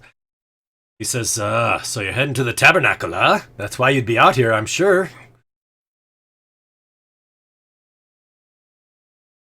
It's down the way, head to the southwest. It's at the end of the cavern. Take the tunnel. It's about a mile deep.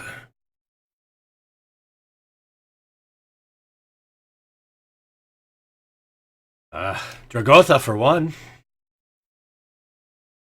And I have to be honest. Tell him that I don't appreciate what he's done to my sister.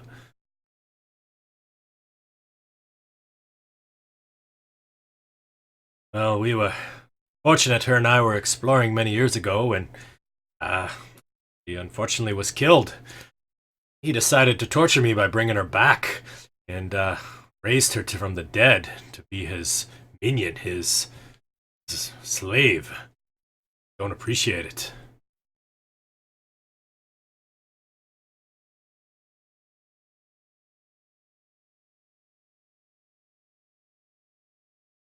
Oh, some sort of undead creature. Never seen it before.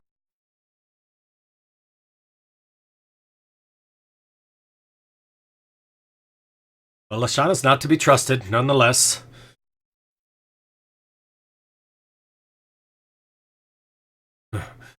Well, she's a silver dragon, right? Who is now dead. Oh, my sister? She's a sweet little thing. I don't think she can hurt anybody.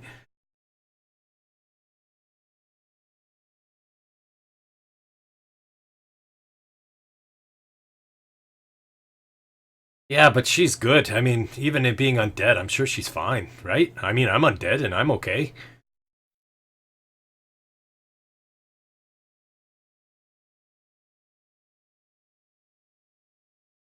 Yeah, but she's a slave. I mean, you know how slaves are. They revolt. You find her, I'm sure she'll. You tell her Balakarde is here, and he wants her back, right?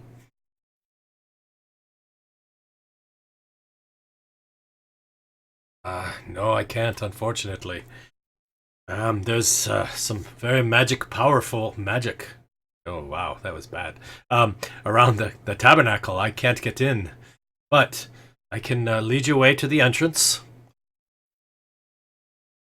I get.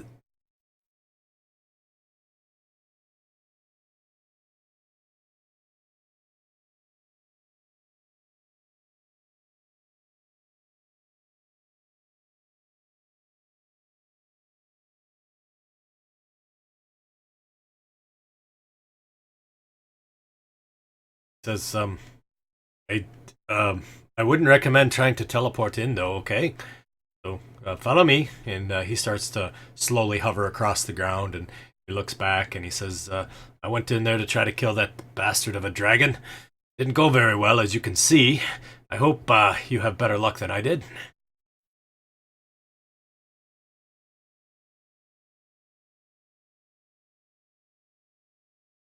What do you mean out here? Oh, you mean in the wormcrawl fissure? Um, Gosh, I'm not sure. I was destroyed and seemed to be floating in blackness for a long period of time, and then suddenly I appeared in front of you. Um, Very strange, yeah?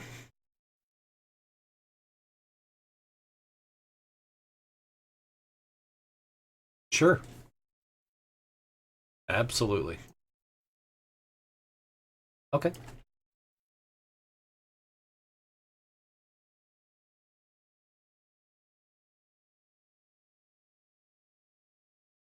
So he kind of continues, and as he does, he kind of talks about his travels and whatnot, and speaks of um, trying to find the Library of Last Resort, going out to the island. He also talks about the phylactery and how he had thought that he could potentially help, and his meeting with Lashana and how she really kind of coaxed him or made him feel like that she was all good and he was Dragotha was the leader, and then he found out that she had kind of backstabbed him at the end.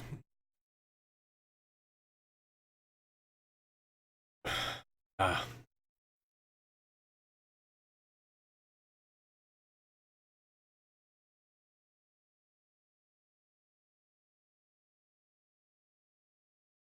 yeah, I I will tell you though, I did have some just a very brief combat with the Dragotha. It's a very tough fight. Are you sure you're going to be up for it?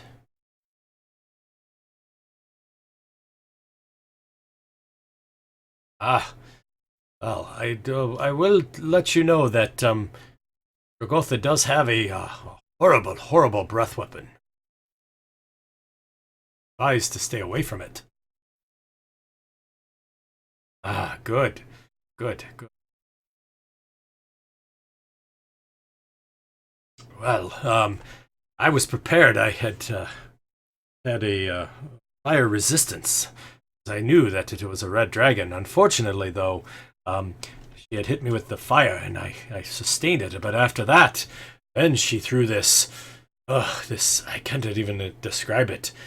This negative energy, blackness that came out in kind of a wide, open area out of her mouth, and as it did, it kind of clung to me, and I could feel it just sort of continuing to hurt me over the period of time, and that's eventually what I succumbed to.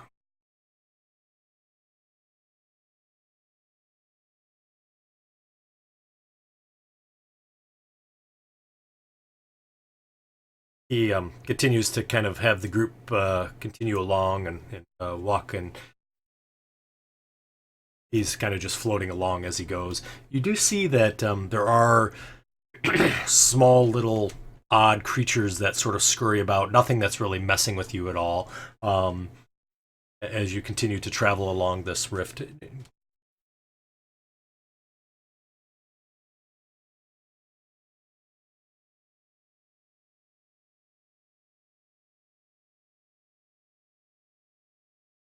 As you kind of continue to walk, and he sort of makes some small talk and whatnot, and talks about Mage Point and working for Tensor, and kind of describes things that you already recognize about his tower and whatnot.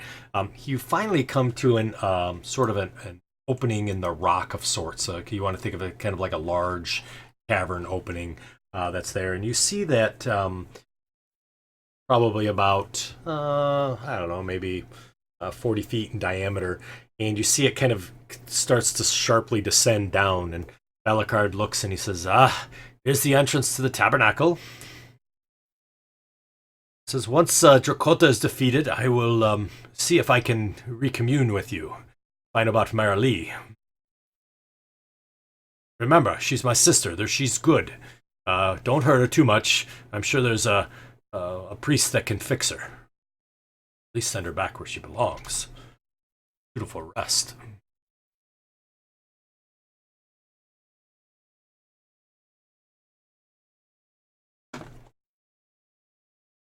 Of course, but she's good. She won't attack you. I know it. I feel it in my soul.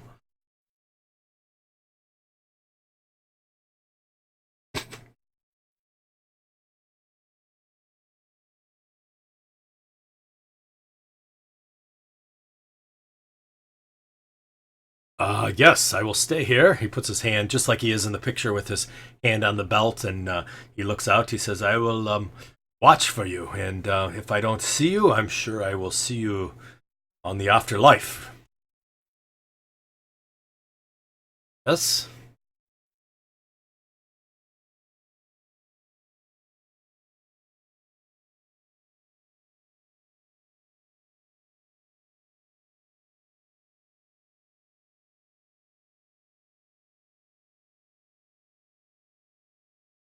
you didn't.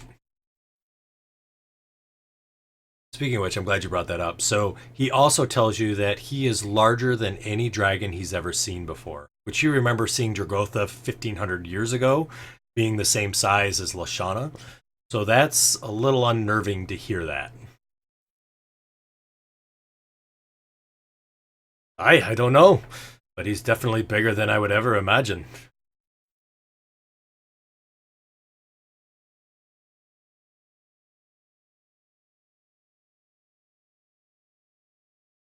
True.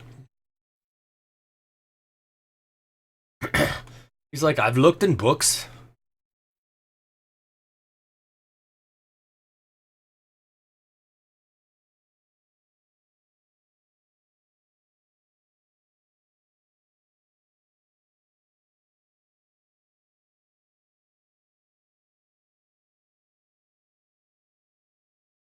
The dragons you guys fought against in the vision?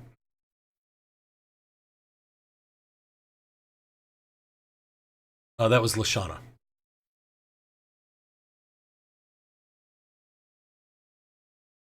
Correct.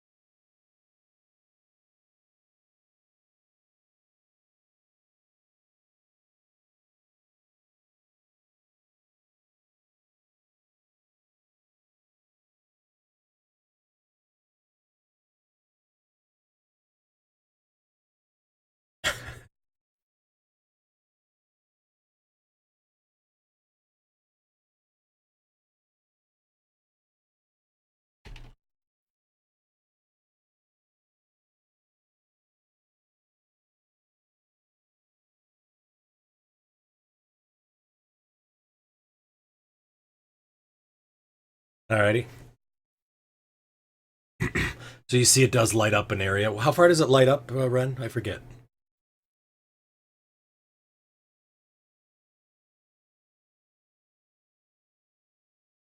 You don't remember.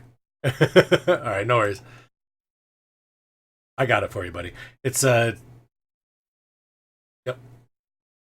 Actually it's 30.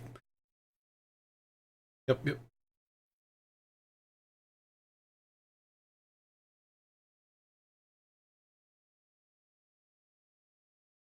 Okay. So Merrick kind of goes ahead of everybody else.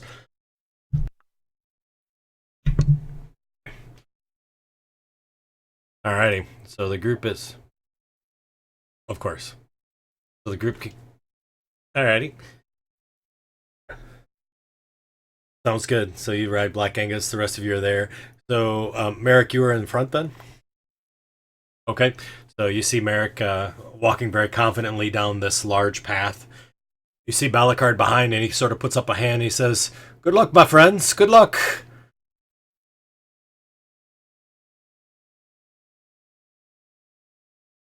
Yeah.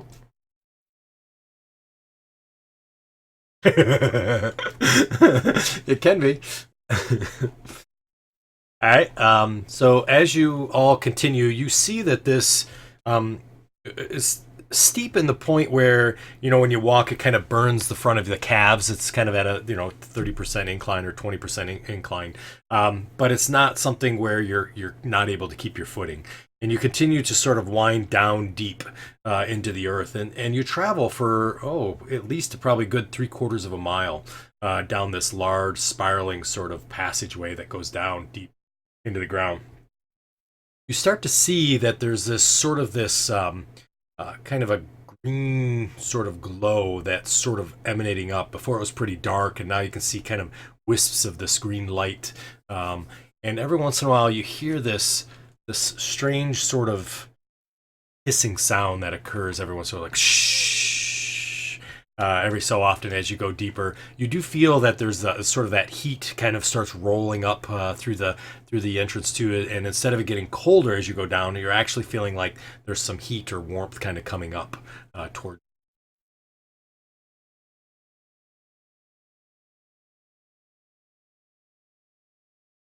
As you finally kind of continue down, you do see that this green light starts to get a little bit more and more prevalent.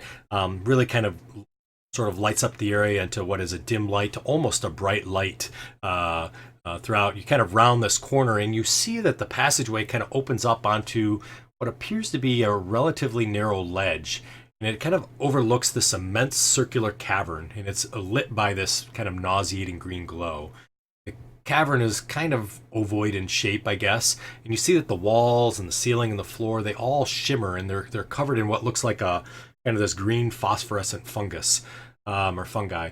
But the predominant source of the light seems to come from this lake below. In the lake there, the water is this bright, lit up, green, thick slime that you see.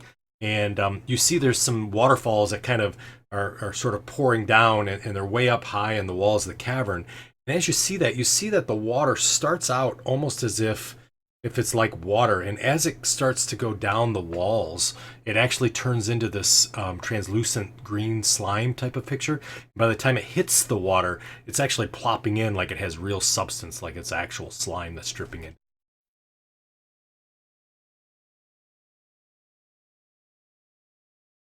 Okay, so as you kind of take that knife and pop off the fungus and look at it, you see that immediately when it comes off the wall, it sort of loses that phosphorescent color, and it looks almost like lichen. It's like that dried out sort of lattice work of what fungus would look like when you kind of peel it off the wall.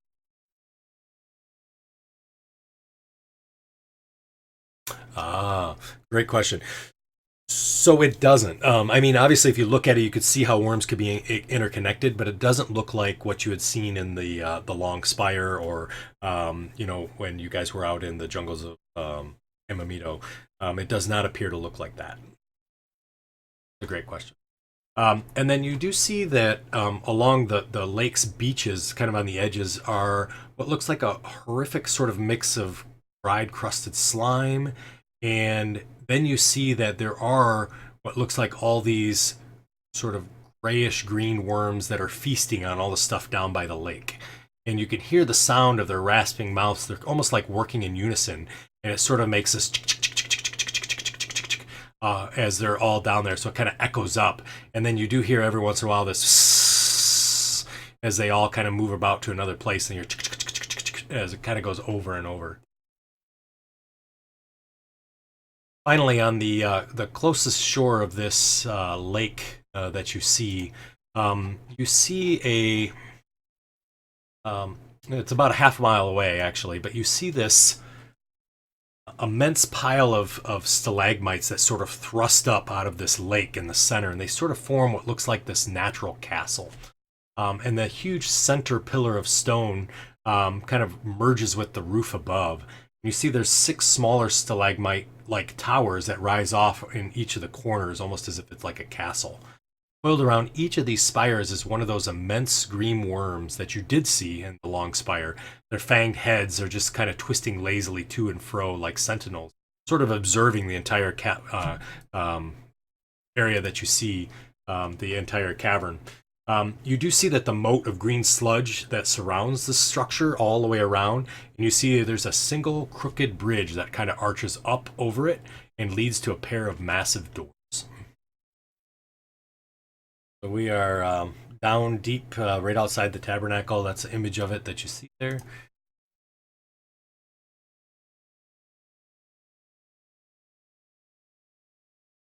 Not in the water itself. You do see, obviously, those giant worms there, which are the size of worms, I guess. If you can see the picture of the. They're the only things, and you see their head just sort of lazily, just kind of moving back and forth and laying up against the pillars there. You see nothing on the at the gate at the door, and you see no sort of guards or anything along the bridges or the sides of the river.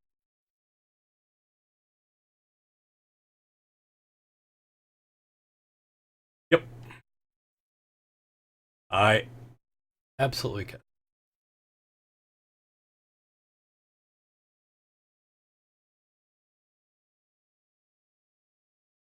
Oh, actually, I don't spaz. I don't have it. Oh yeah. Oh, for that. Yeah, yeah. You can do get the Yankee. I thought you meant do I have it loaded in Fantasy Grounds?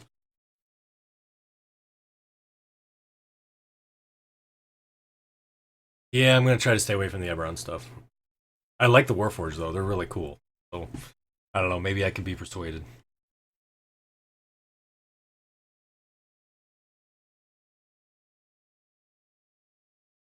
I know, right? I'll. Yeah, yeah. You're gonna win every time for that. Let me look into it, but I'll let you get again in the next week or two. I'll let you know all the rules and everything. What's allowed under Takana, what's not, things like.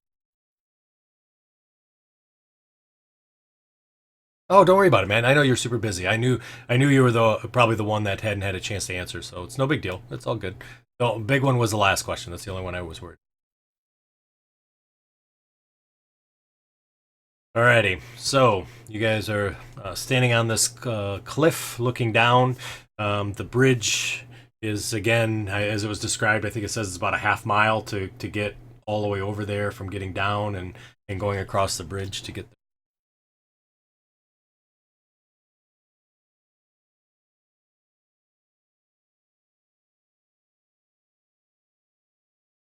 Haleth, as you do watch the lake of slime that's there, you do see sort of things ripple underneath the slime, and you can see the slime kind of bulges up, and they're fairly large creatures, whatever's underneath there.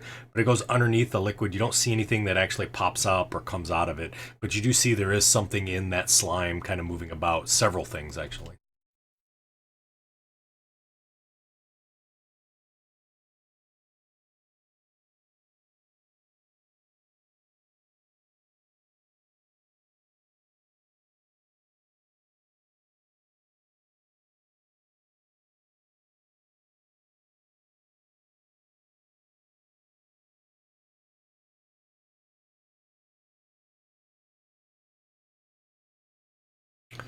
+5. Yep.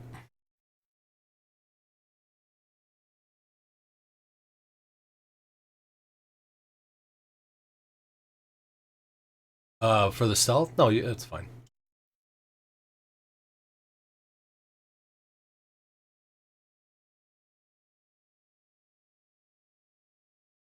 Okay. Oh, from way back when? Okay, gotcha. I'll just take that off my head and then I'll or subtract that out and then I'll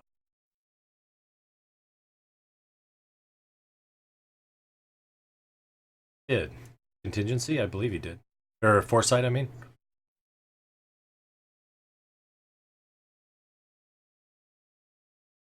No problem.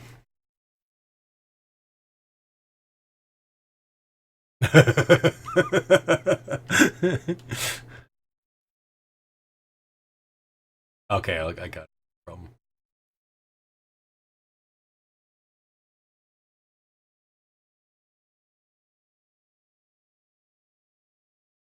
It's the low.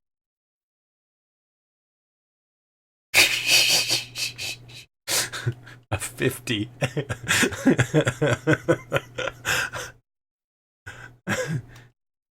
Yes.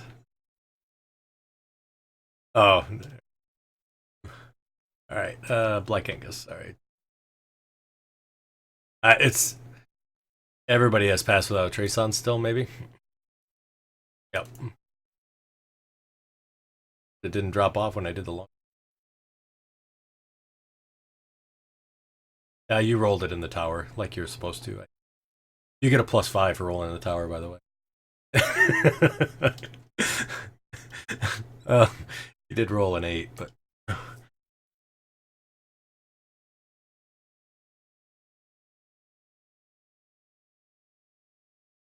Oh, Black Angus 21, rocking it. All right. So as you continue to kind of go across the bridge, marching order. Haleth, I know you said you. I thought you said you were going first, right? Yep. So I have, gotcha. So yeah, I have you two in the front. According to the marching order on the party sheet, I've got Spaz in the middle, and then I've got Snowflake. Where are you? Oh, you're way in the back. Okay. At least that's what I see there. I don't know. If that's what you guys are doing. All right. So you all are able to make it across the bridge without being. Who's Elith? That color is wow. That's an interesting color. Um, thank you. So as you go across the bridge, you do see the worms kind of continue to lazily sort of turn and move around. And at times, you see the head whips suddenly in a certain direction with unbelievable speed, where just like, whoosh, and it'll look like 80, 90 degrees in a different direction.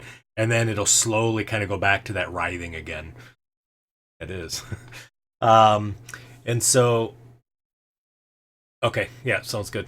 Um, so as you guys sort of get up towards the temple door there, um, across that bridge, see that the door, there are two massive stone doors set kind of into the side of the fortress, and they really kind of block any further progress. But you see that it's made of what looks like dark stone, yet each sort of ripples, almost like there's shivering flesh, like if you want to think of like flesh kind of um, moving about, rippling.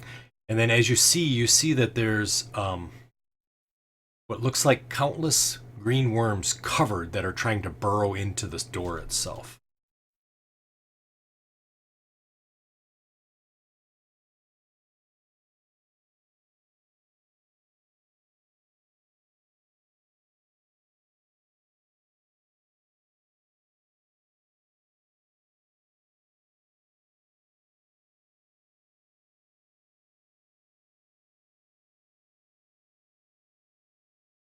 This took me a minute.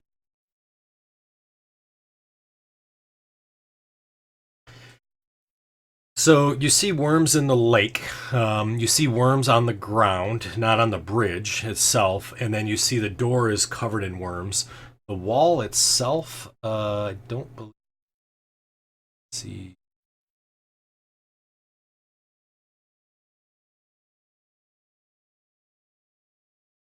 the, the walls out here do not.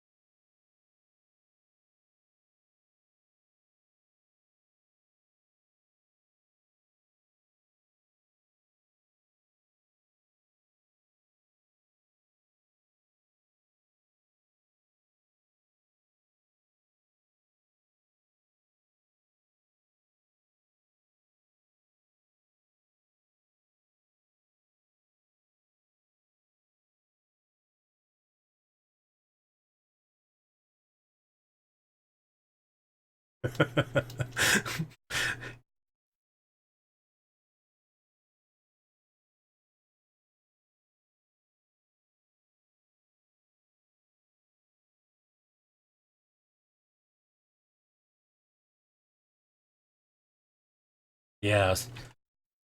Uh-huh. So as you kind of take that collapsing pole and you run it along, you see all these worms kind of fall off on the ground and they writhe and they immediately die.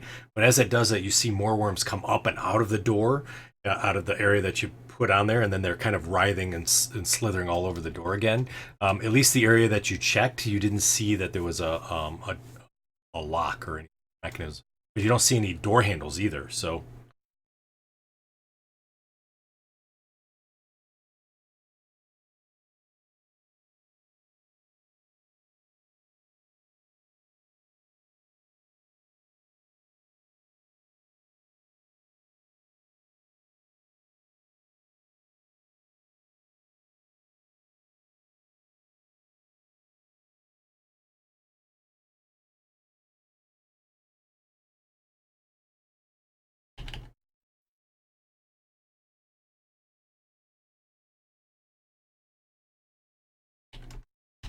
Okay.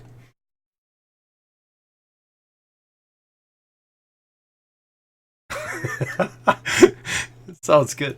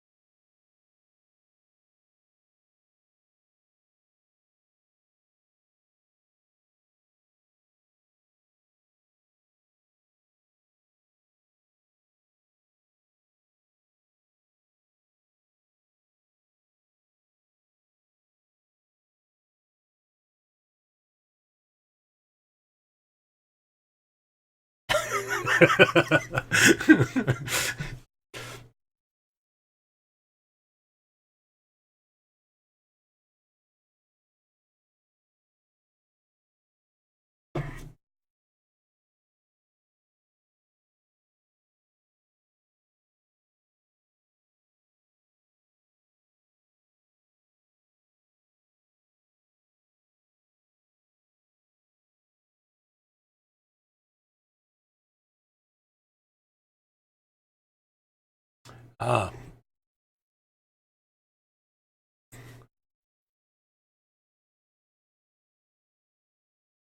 I can. Yeah, I can see it. It looks nice. Yeah, that's the one he's talking about.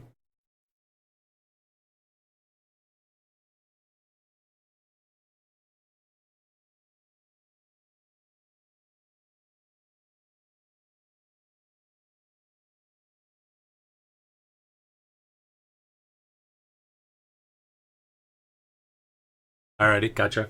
So as you kind of fly over, you see that it does kind of go in, but you notice that it ends up dead ending, and there's no sign of any door at all.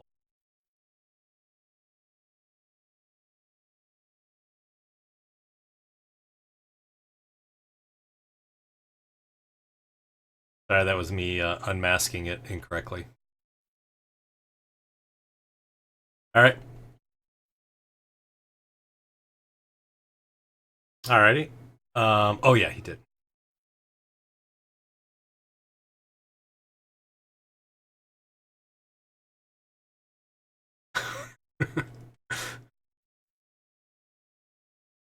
My question is how far off of the lake are you going to fly? Because even though it looks like the river's small, it's actually a huge lake around the castle. And how high would you like to fly so you're not going to be eaten? Because you're kind of between the worms above and the lake below.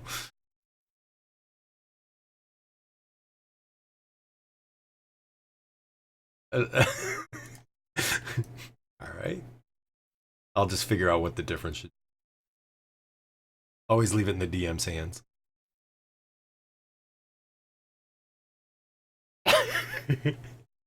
So you're doing half. Okay, I gotcha. I understand. So you see Haleth and Ren sort of try to be stealthy on a large black Angus flying around the tower. As you go around the tower, you see that the walls of the tower continue to kind of circle as you had could see from the area that you were on the top part. You do see that there are various crevasses that kind of dip into the structure itself from these stalagmites that are sticking straight upwards. However, you don't see anything discernible, at least in Haleth's eyes, of anything that looks like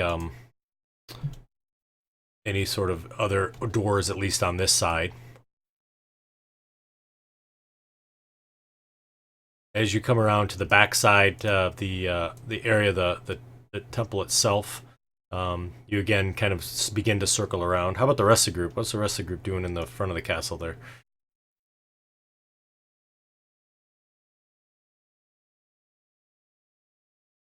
All right, gotcha. Okay,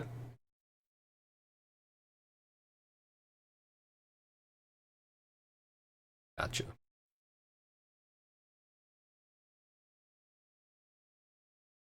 Um, so yeah, that opening there, you see that the crevasse between the two stalagmites kind of goes in, but you're unable to see fully how far it goes, Haleth. So from the position that you're at, you notice that it's very narrow. So it kind of narrows down to about probably 2 feet in width, and it kind of wraps around into the south.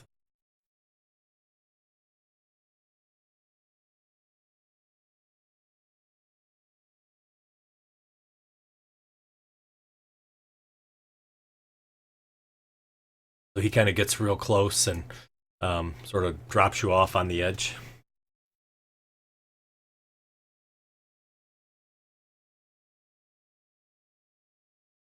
Alrighty. Ren, you're just kind of hovering there, I assume?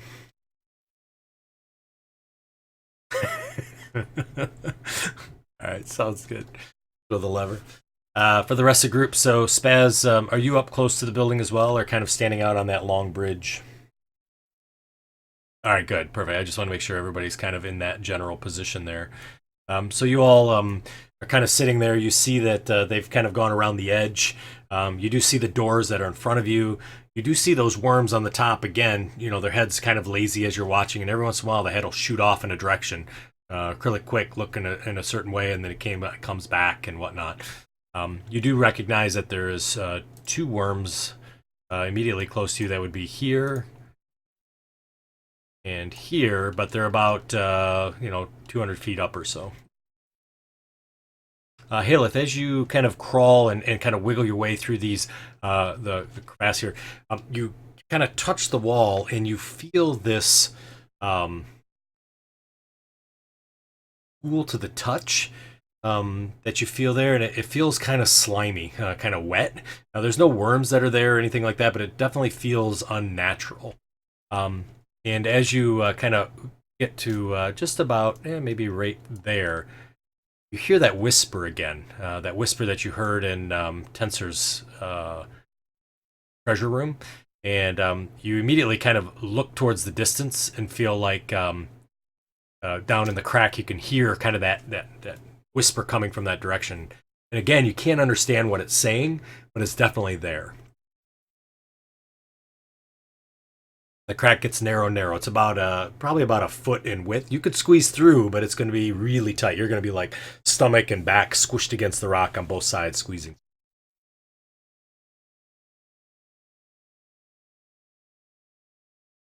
Okay. All right. So you come on back out and see Ren sitting on the edge.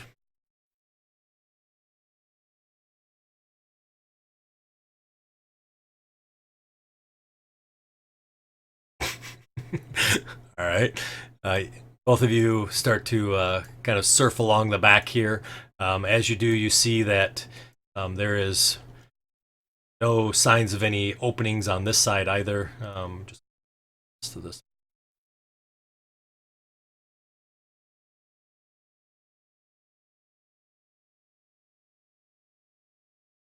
All right. And as you continue to circle around, you do see that obviously there's a crevasse there that's there as well. As you get right there, each of these, I'm going to draw arrows just so you know where the worms were. Circled all the way around. Yeah, it's just on your way around. So where you can see the 5 arrows or 6 arrows all the way around. As you get to this one that's right here, the last one that I drew, the one that's the 10-foot marker that's off, that I just moved, there you suddenly see the head whips around, and as it does, it looks squarely at you.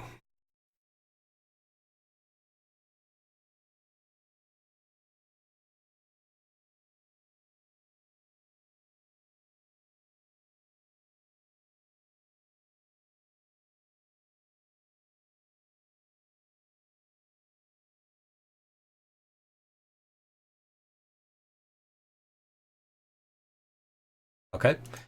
So as you... Oh, there you go. Just to refresh your memory of what it looks like. So it's in the shadow. So as you start to hightail it out of there, you suddenly hear this loud, bellowing scream that comes from the creature. And it's just sort of this... And as it does, you see the one on the opposite tower. Yep. That's at the 20 marker. Immediately turns in your direction. Everybody else on the bridge, you hear this echo through the valley, and you see all the worms immediately start darting their heads back and forth as they're looking in different directions.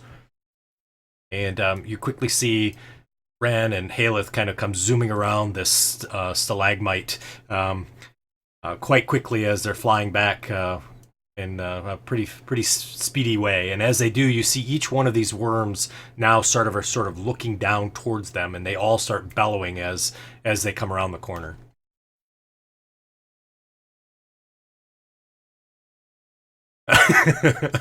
All right.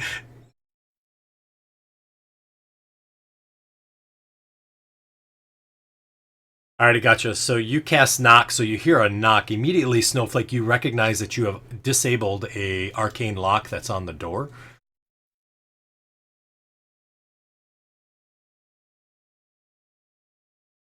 Alrighty, so as Spaz telekinesis says, I need your strength roll, please.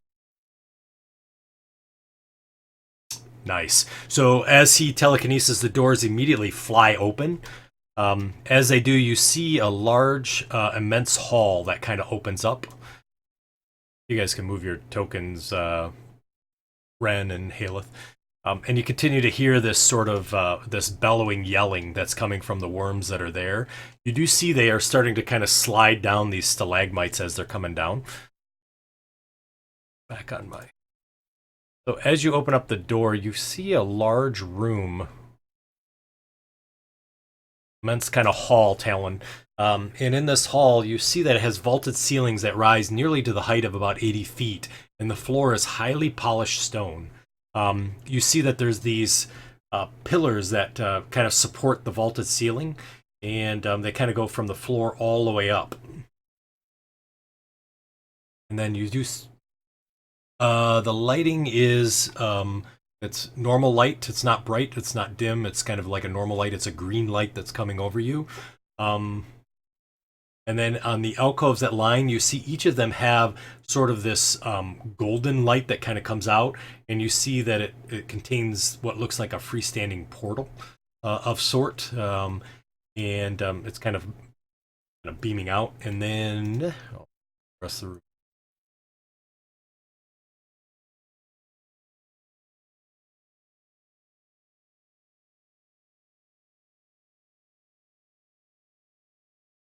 Yep.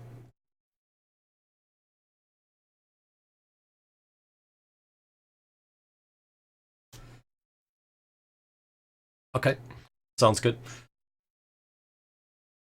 So to further describe it, so to the east, there's a flight of stairs that leads up a passageway, and you see on the west side there's a single door, and that door is sort of covered in writhing worms as well.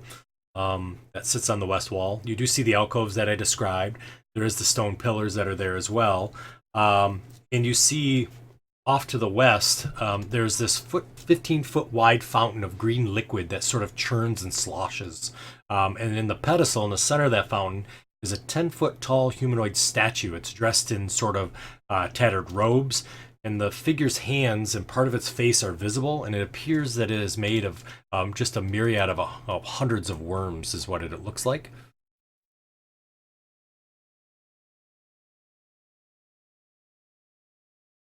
It does look very similar to that.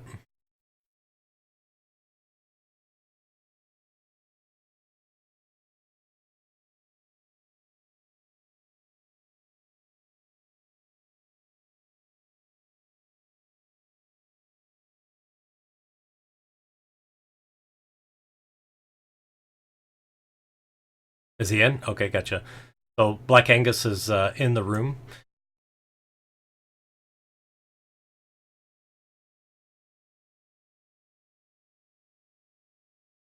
Perfect.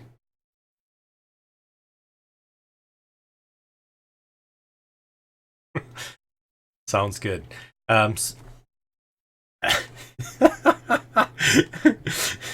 So the door is now locked. As that door slams shuts and locks, You suddenly hear the noise of various creatures all around you, kind of moving in all different directions. And the door to the you do see that the west door as well as the east door open up, and as they do, you see these creatures. Any of you probably have ever seen one before. Maybe you have. So there's this creature that kind of comes crawling out. Looks like that.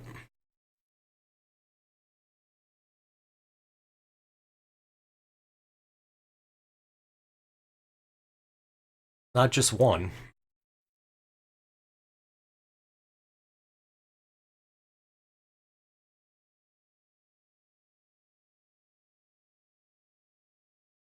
Uh huh. I figured.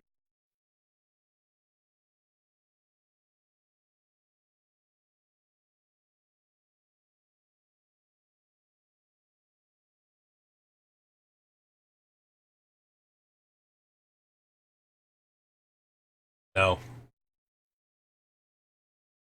nothing.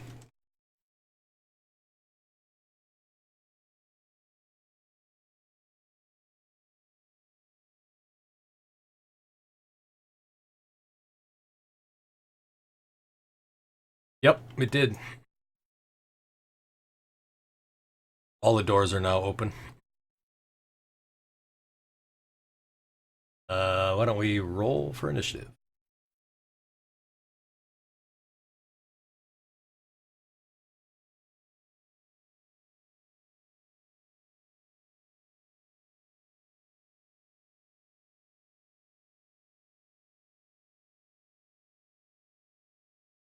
Oh yeah, yeah, no worries.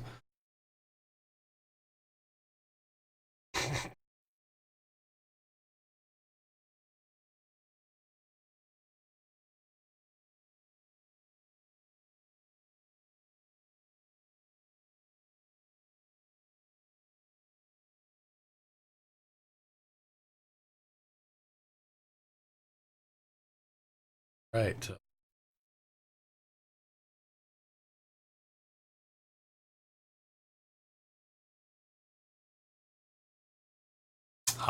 Thank you for asking. So, the pillars themselves do not have worms. However, you guys see that the walls are now glistening with worms, completely covering all of the walls.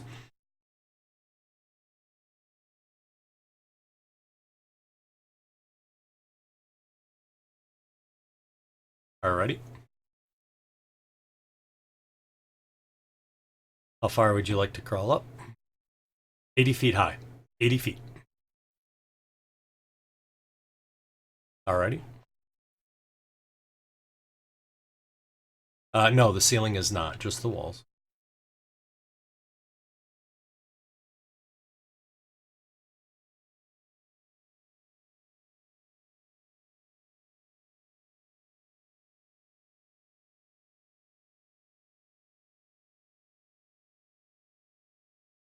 Yeah, you can see everything that high. Yep. 80 feet.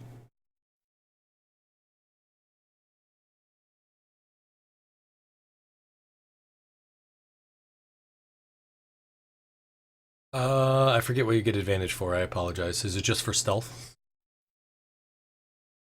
They would have seen you climbing up. You guys came in pretty hot. Ooh, okay. Yep. That's a miss. Yep.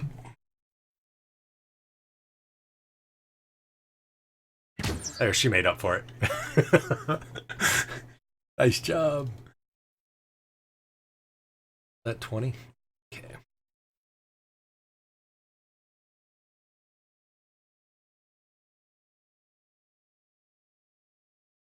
Yep, I see it. Yep, yep, no problem. Yep, that's okay. Yep, right, the negative. Nice.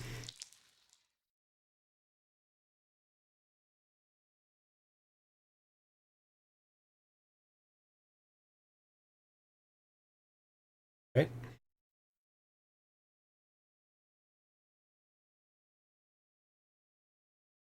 No problem.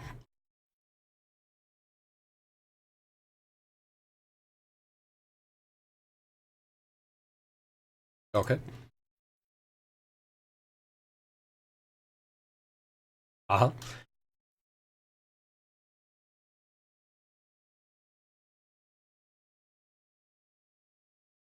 Okay.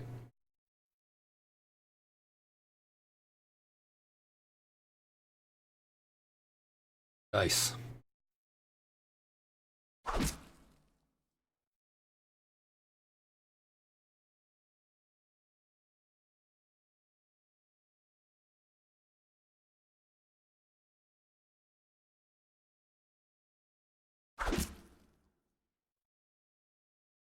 Sorry, I was typing and it went on the actual.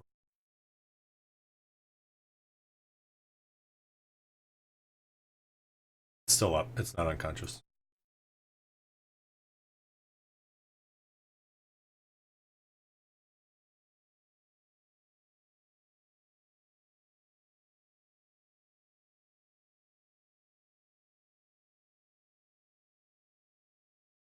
Okay.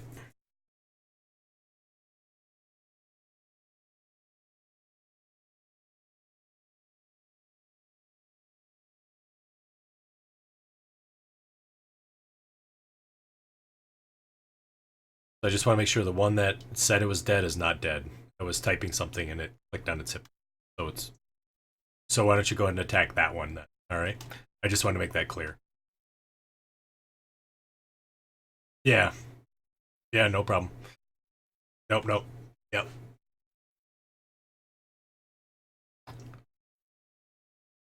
Yeah, thank you. Yeah, I was doing a initiative. One of them.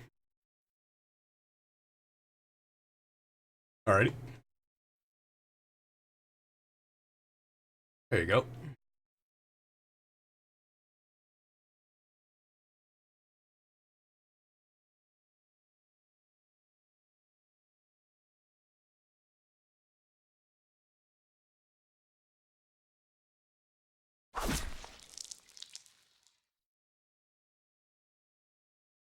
Alrighty.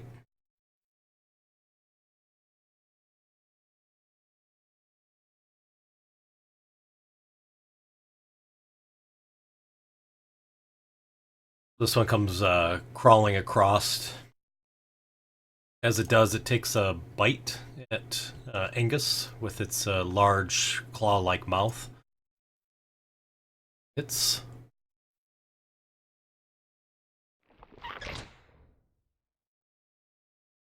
and proceeds to claw. This is with the first, second. This is with the third. Hits with the.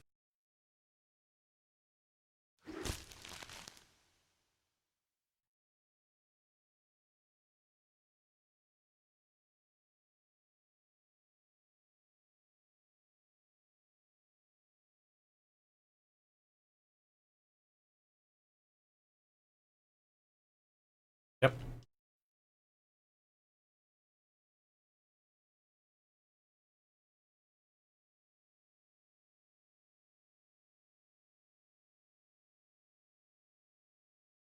Sounds good. Nice. That's a hit.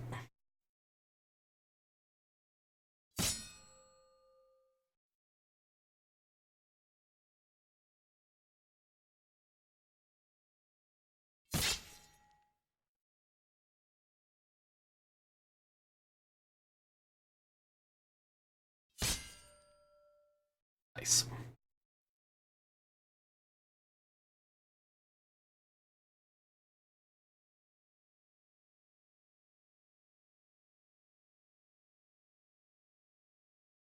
No worries.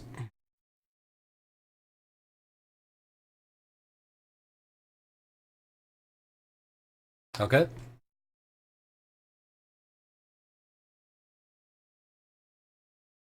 Yep. Rolled a 20. All right. The other one's that's good. It's the one that doesn't have the. Oh, you put it on yourself too, Spaz. Just so you know.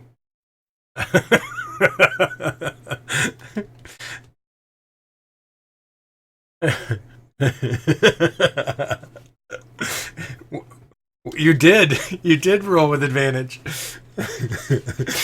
You did. That's all right, though. You weren't in there, so I'll pick it up. And good. Excellent. No more wild magic this time.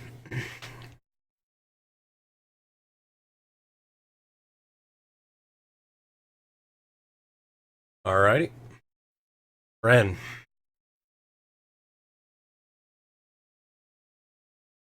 Yep.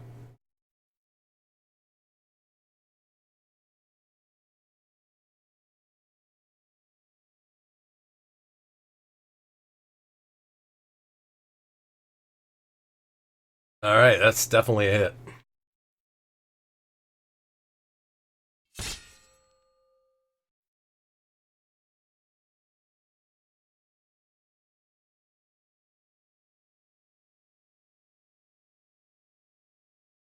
Okay.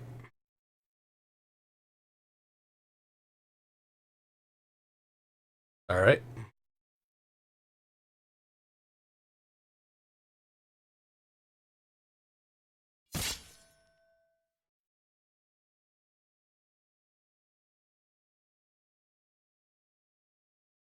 Lycangus.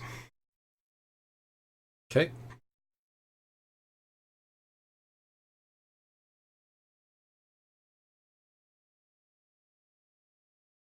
Lycangus misses. Again. Oh, I got him. Yep. Puff.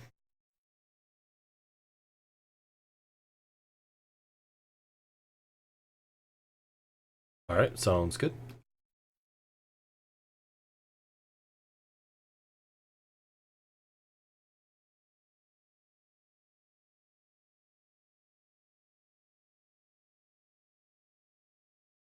Well, you've only had one attack so far, but it looked like it ran up and just attacked the first thing.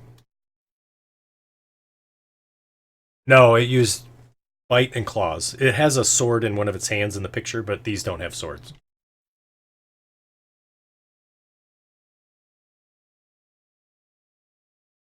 Correct.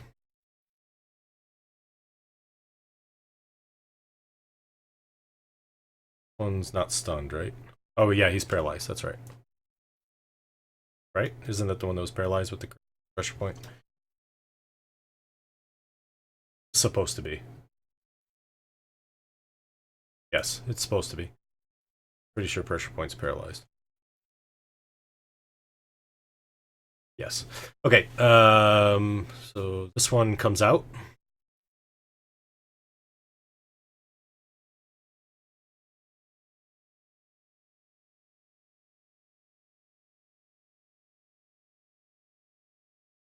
I'll step to the.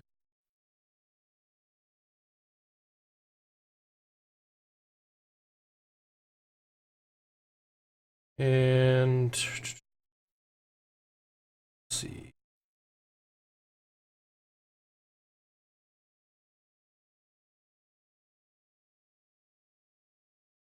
Yep. All right. It will. Um, Suddenly, you see its six arms start moving in sort of a spell casting motion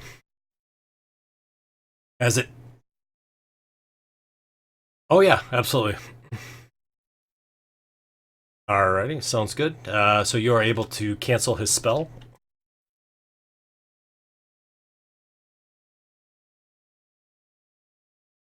Oh yeah. Yep, he's casting spells. Oh yeah, thank you. Thanks for refreshing my memory. I knew that. All right, Snowflake.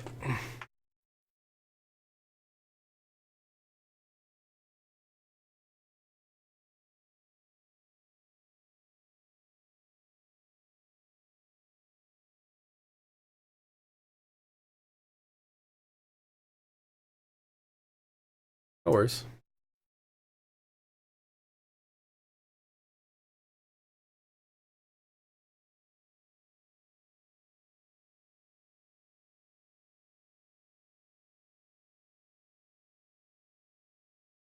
Okay. You're right next to Haleth.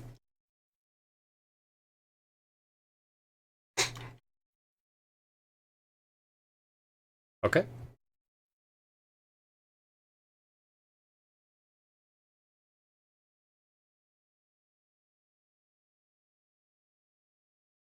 Nice. They both fail.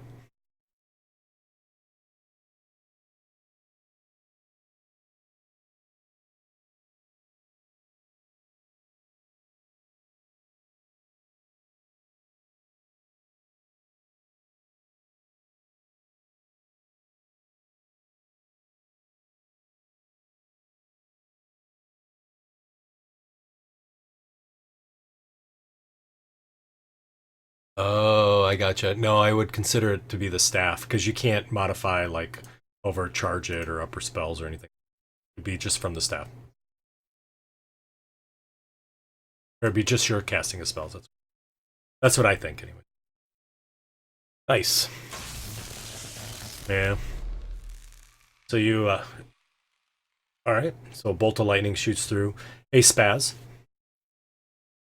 As you're standing there, you feel the doors move behind you. And something's pounding against the door. Haleth.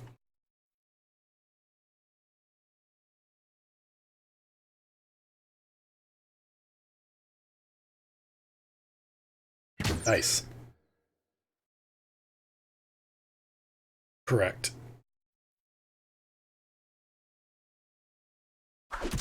Nice.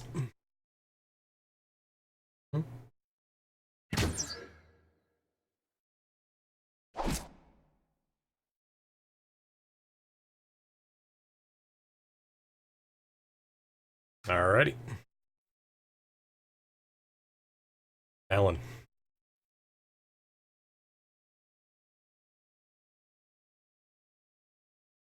Okay.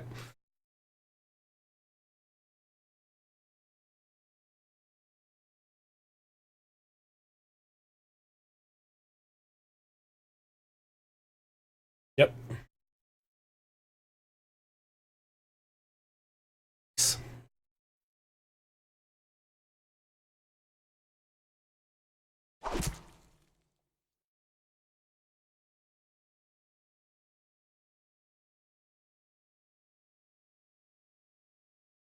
Okay.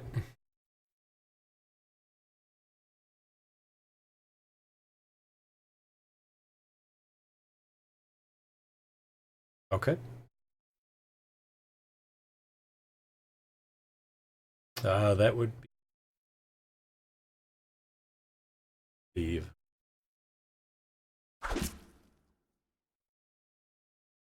All right. Sounds good.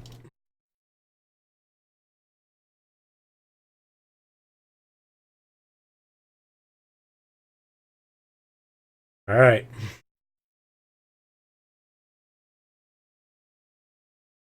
So the one in front of you starts to cast a spell.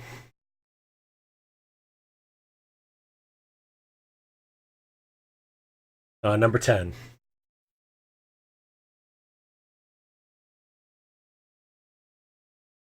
You succeed.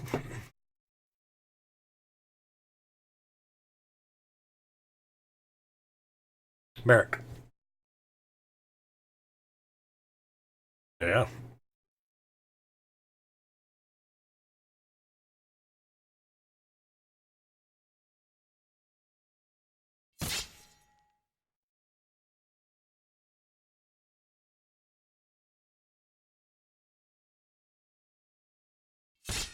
Nice. So you slice through that one. As you do, you see it just kind of liquefies, and there's just a pool of sort of this yellowish green ichor that's kind of all over, and it just sort of dissipates and kind of almost disappears. No worms in it.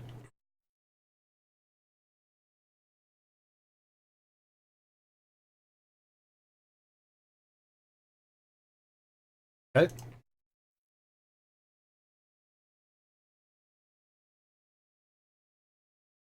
Alrighty.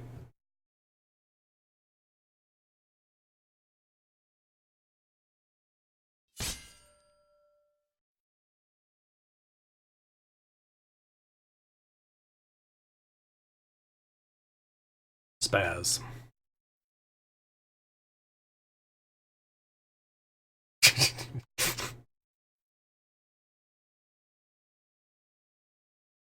He was paralyzed from a pressure point shot from a critical hit, but he's not now.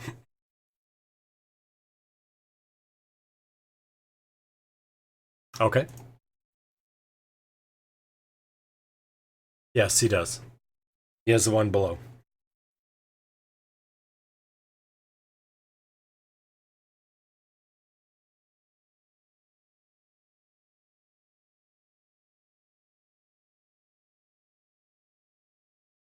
All right. Yeah, it looks like it.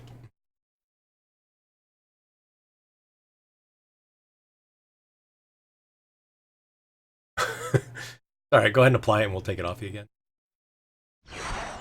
Oh, you got it. Cool.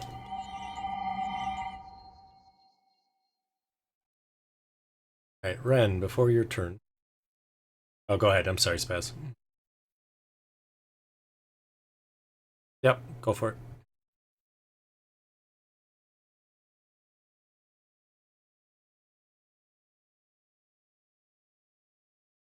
Another one steps out from the steps. And it casts a spell. Alrighty, that's counterspelled. Ren. They're all spellcasters. They don't have any or any range, so that's all they can do. Yep.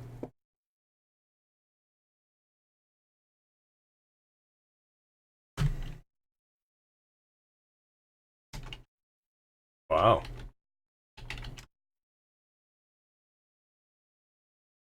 There you go.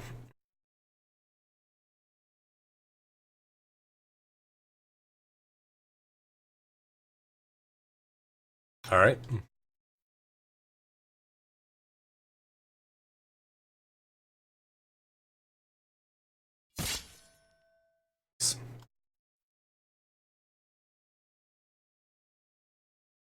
Like I guess. Okay. Buff. Alrighty.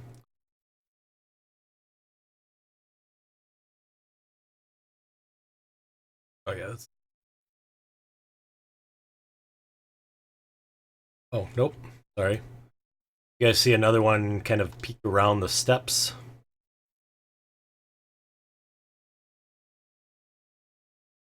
And then he disappears back up the stairs.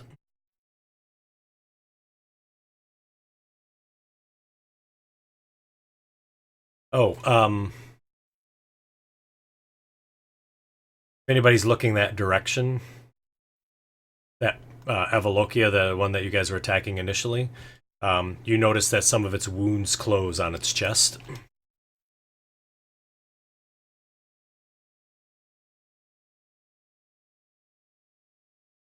All right. This one takes a bite at Merrick. And it misses. Then claws Ren, Merrick, Ren, Merrick. It kind of scowls and screams in anger. Fascinated to Snowflake.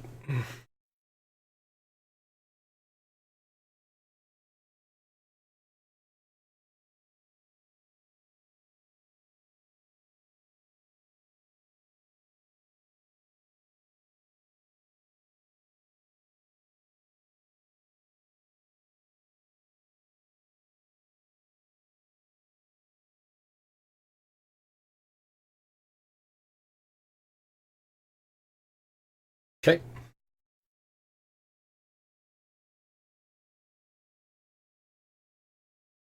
No, they're not undead.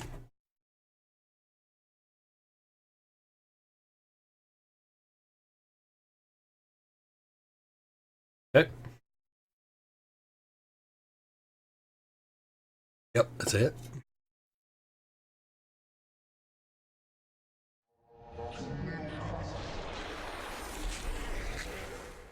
Okay.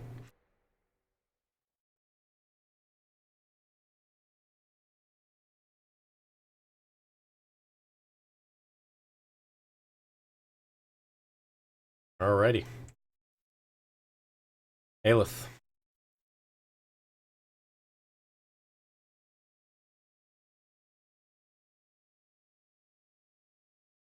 Uh-huh. Okay. Yep, that's it.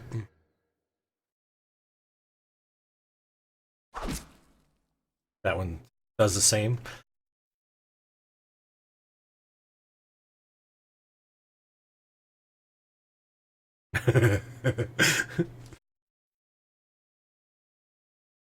Okay.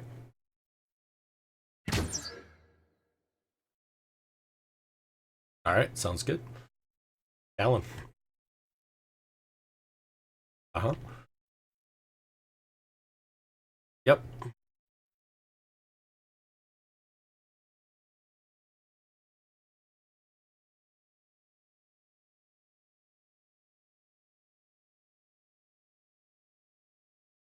Nice.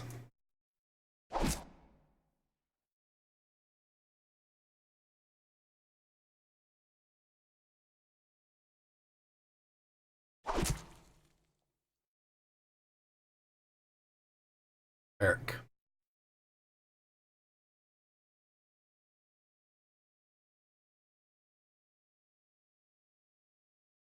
Eric goes up the steps. Nice. The hit.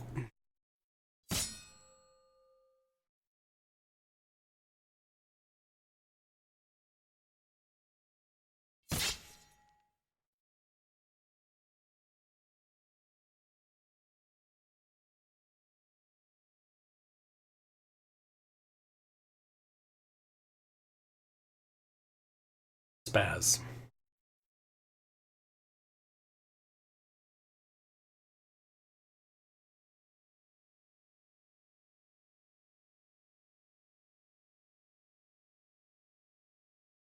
Okay.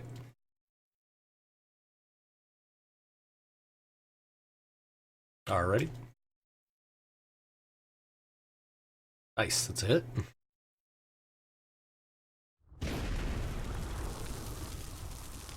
Yep. Now see that he takes some damage from that firebolt.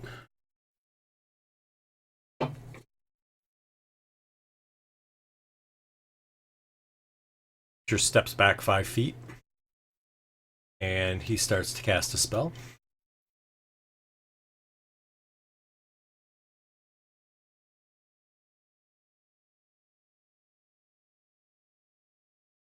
Okay.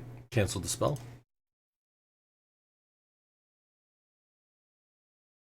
Yeah. Nope. They're all, so far they've all been under level 3. No, they're trying to attack. They're not wasted spells. Counter spells. Ren. Alrighty.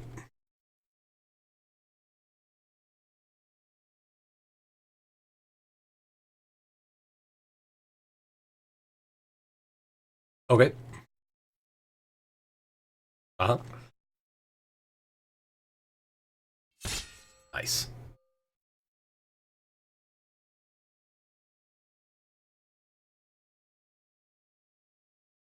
Alrighty. There you go. That one goes down.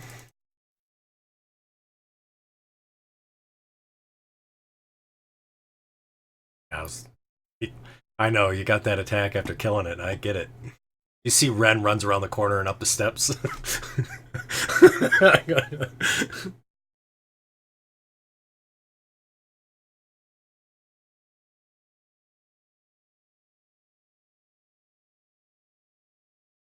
All right. Like Angus. All right. That's good. How about Puff? Who's next to you, I assume? Okay, gotcha. Alrighty. You hear this creature kind of sort of makes this sickening sound as you're standing right next to it and there's nothing else around except for you. It casts a spell.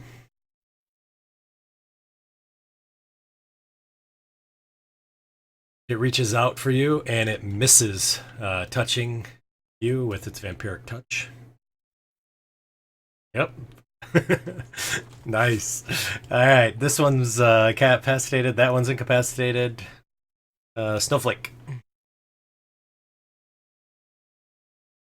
30 feet up, flying around the pillars next to Haleth.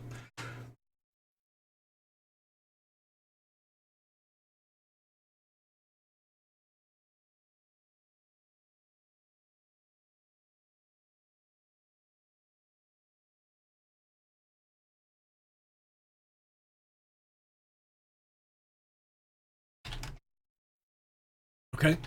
Excuse me.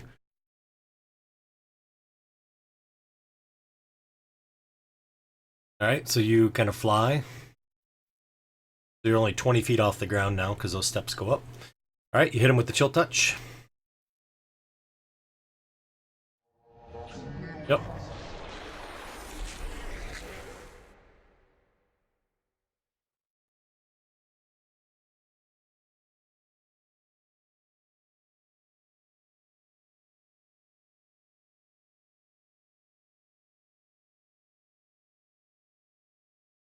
Okay, sounds good.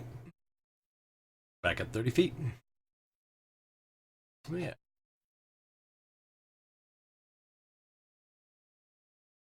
Haleth. Okay.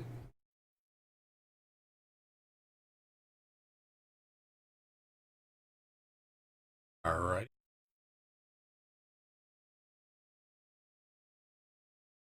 Oh, go ahead. Yep. Sorry, I didn't. Uh huh. Okay.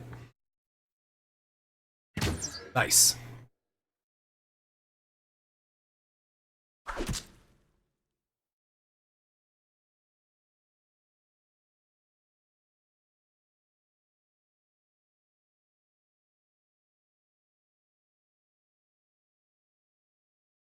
All right.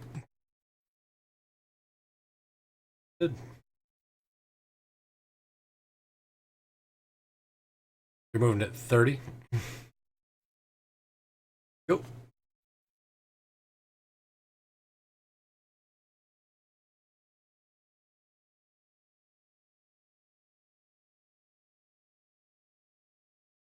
Mm-hmm. Oh, nice.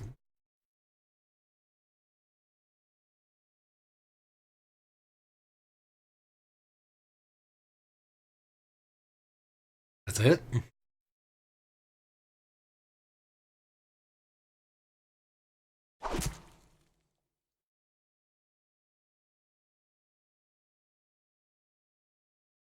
Mm-hmm.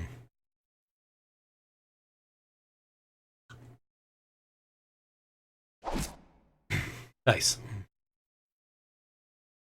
Eric.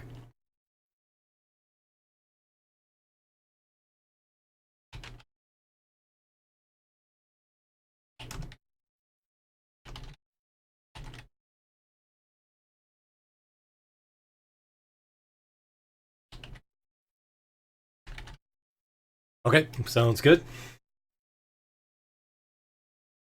Oh my. Oh, that's really nice. Not as good as the other one, but it's still nice nonetheless.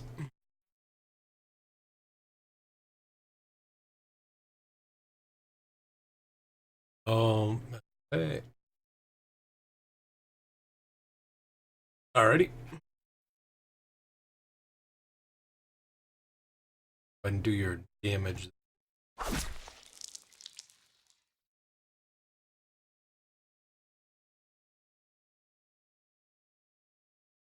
No. No.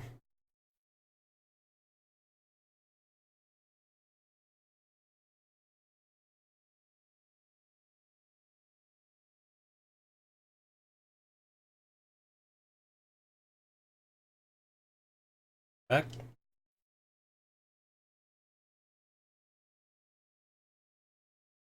Yeah. Oh, 10. Thank you. Back to there.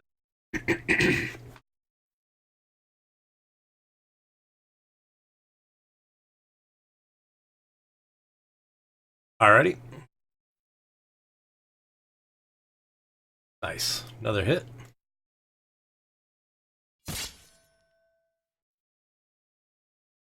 And last hit. Nice job.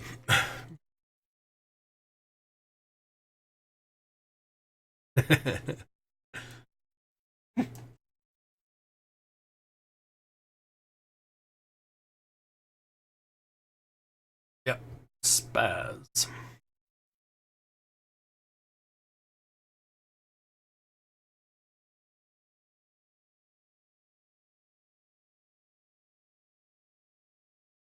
Okay.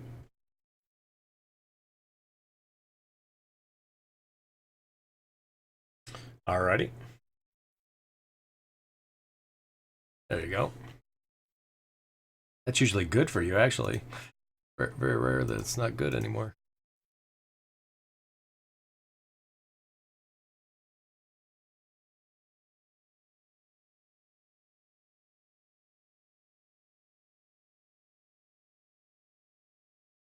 Yep.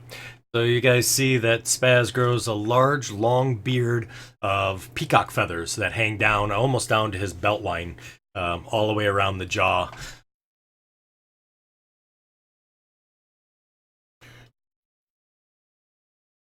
I didn't say cockatrice. No, just kidding.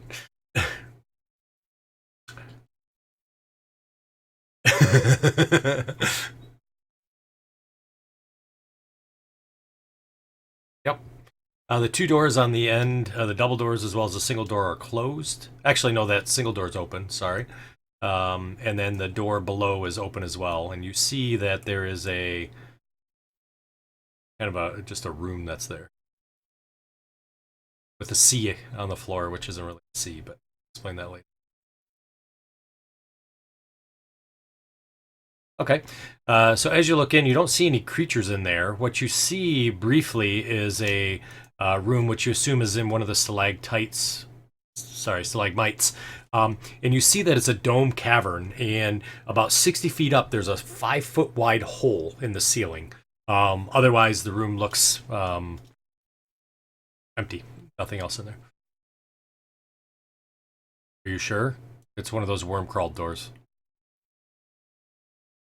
Yeah, the doors are all covered with worms. They don't have a handle. Looks like they just push on it with their hand.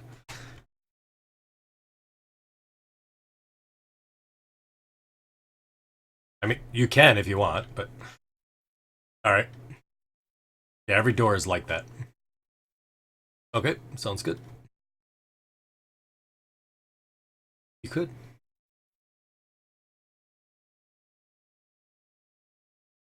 Alrighty. Alrighty. Puff the same.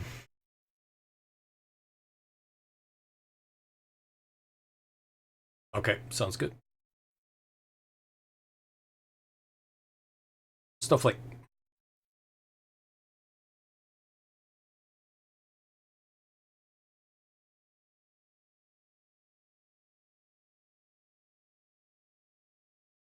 Okay.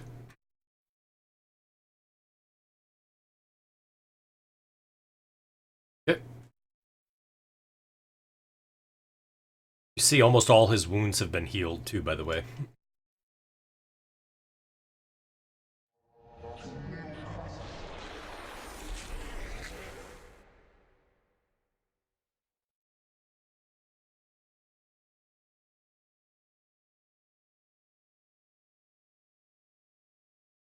Nope, I don't. Haleth. So Haleth, I don't know if you saw my message, but I misspoke. The walls are not covered in worms. It's only the doors. The walls are green.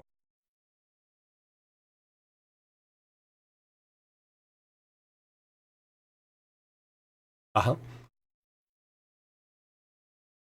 Okay.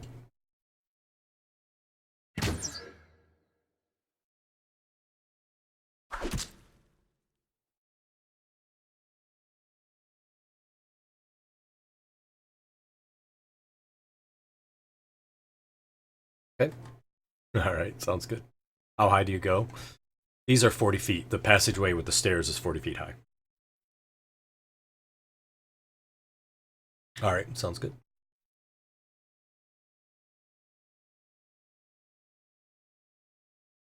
Mm-hmm.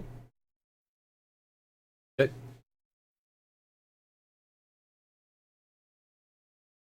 Oh, okay, cool. Just shake it up a little. Nice shot.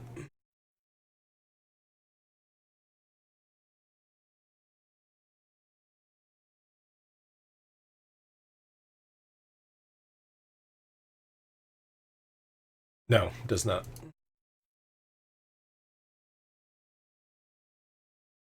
No, 16 doesn't hit either.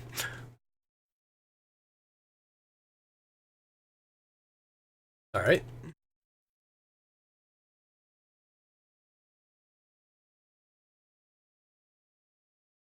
Hit.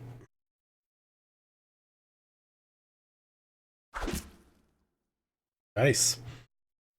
That one does full damage. Merrick. So, Merrick, that door next to you is open. The ones with arrows on them means they're open.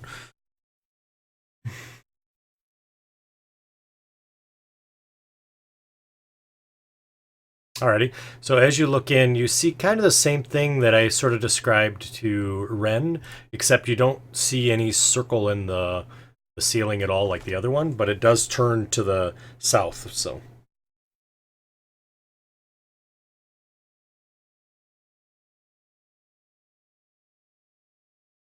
no.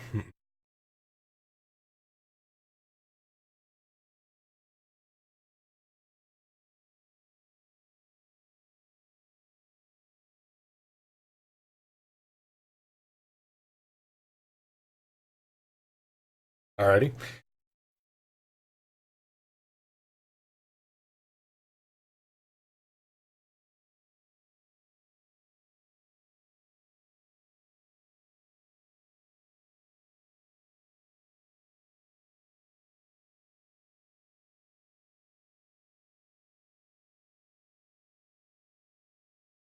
Yeah, he's damaged. He's not incapacitated. Sorry, I didn't have a chance to do it. Okay.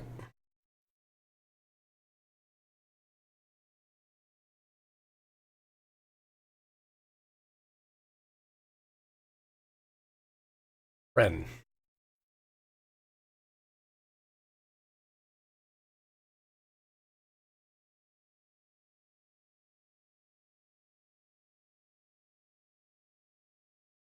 Sure. You spit at him, Ren.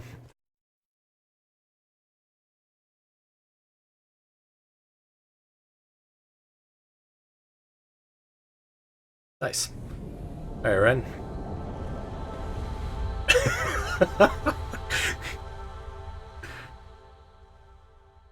Okay, sounds good. He's hanging out. Okay. Same with Puff. Alrighty. Does move up.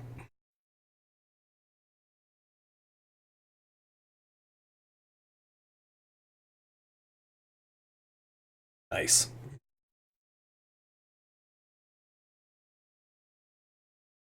Okay.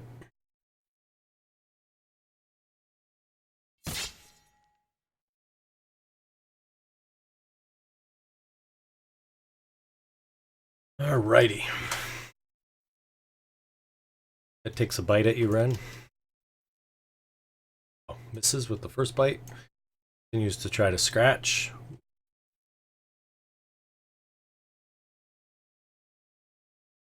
8 damage.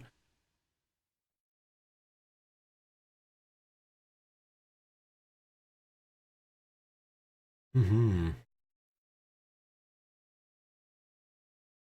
Alright, next. Have advantage against him.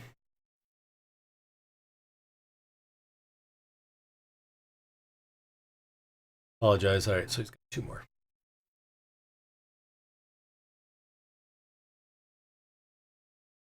Alright. This one's still incapacitated. Snowflake.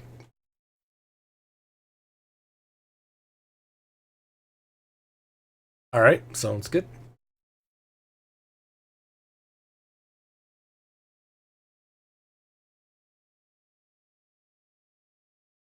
Nice job.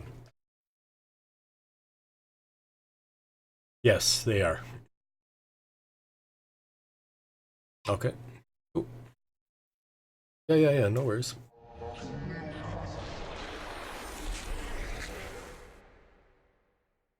Alrighty. Haleth. Yeah, no worries.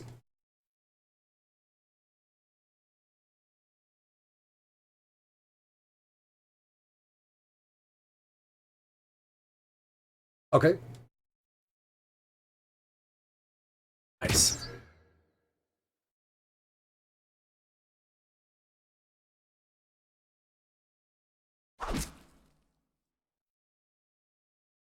Okay.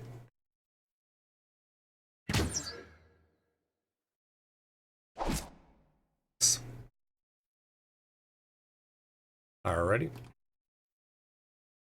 Talent.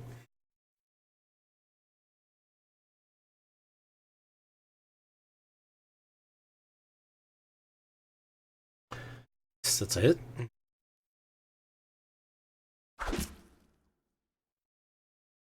No line, it's just a dot. Hit.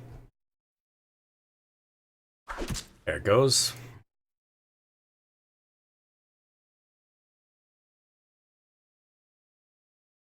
Alrighty. Merrick. It is. Yep, I just couldn't put an arrow on it. Sorry.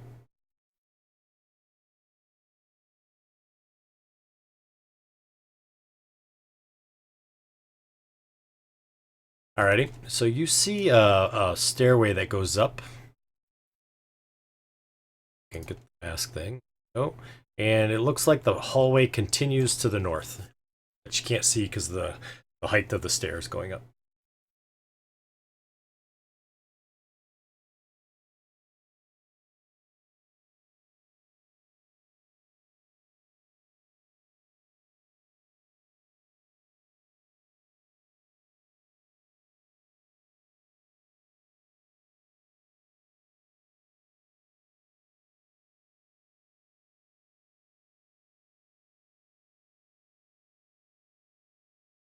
Alrighty. Sounds good. Spaz.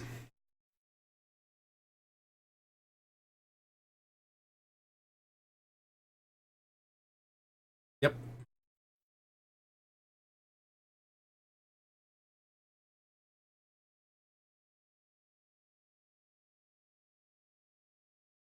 Okay.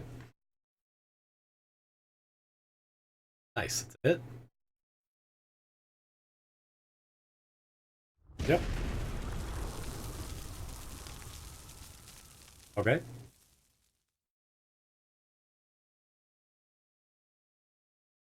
Nice.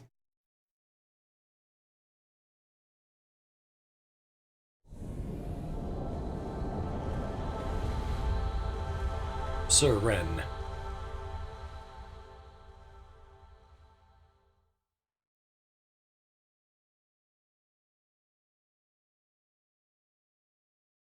Hit.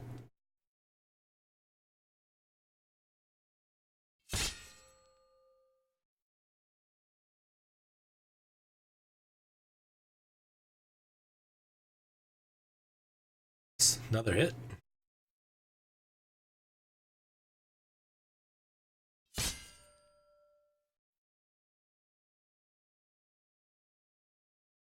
Yep. Same with Puff, I assume. All right. Um, the Avalokia cast a spell.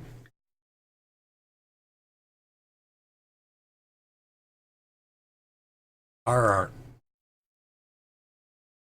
You're gonna counterspell. All right. I need a DC roll. All right. Gotcha. It's a level 5 spell he's casting.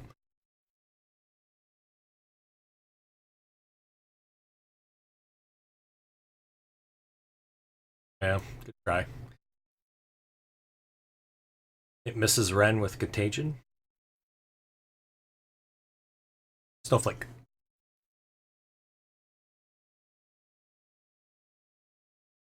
He doesn't know that though.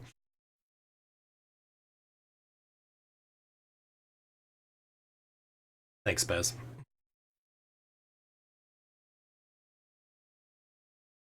Okay. Alrighty.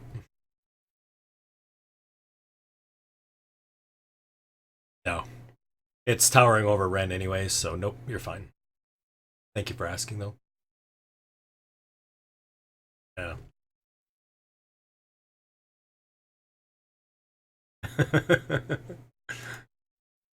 Haleth.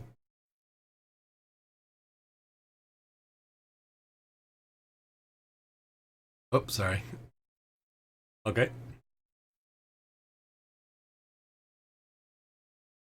You can go back if you want.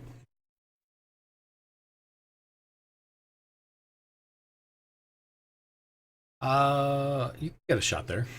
You have sharpshooter, right? Or yeah, shot. Nice, that's it.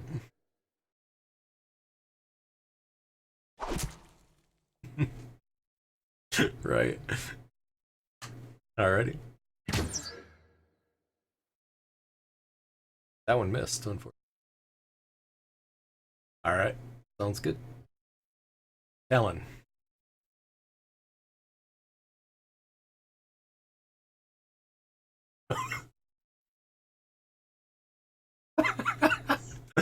Sounds good. Yeah. Yeah. Yep.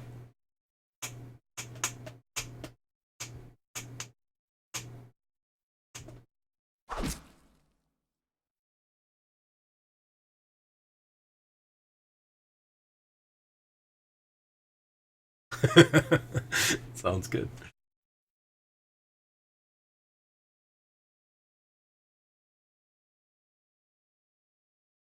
That hits. Oh, for the first one?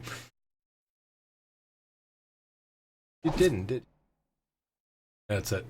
Yeah, it did. Yep.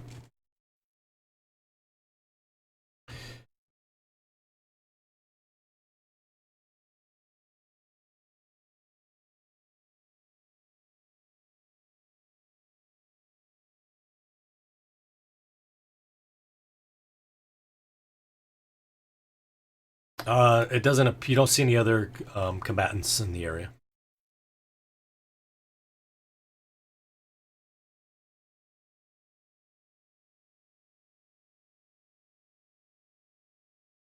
Uh huh. Um, I think kind of. Yeah, probably could. I mean, you guys are looking around, so.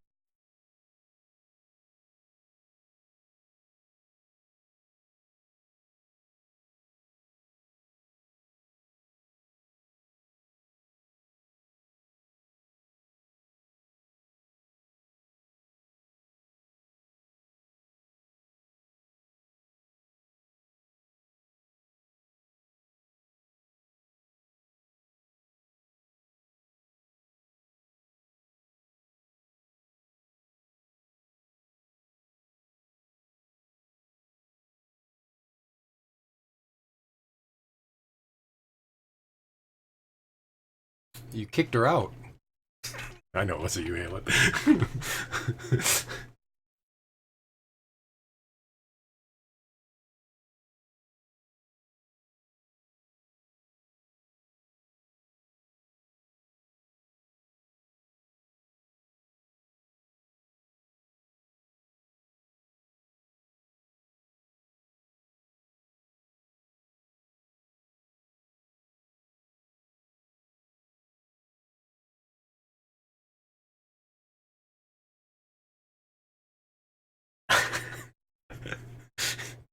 Sure. And as you do that, you see that they're just sort of seeping, almost like slowly disappearing into the floor. Not melting, but just kind of, I don't know, evaporating over time. Merrick, as you go up the steps and get to the top, you see that the nice carved out walls there opens up into a large sort of un I don't know how to describe it. Sort of unkept kind of walls or chiseled and whatnot. Definitely don't appear to be dug out like the other ones, or the nice walls that the other ones saw. And you see that there's a platform that's, or there's like an area that's lower. It kind of drops down from.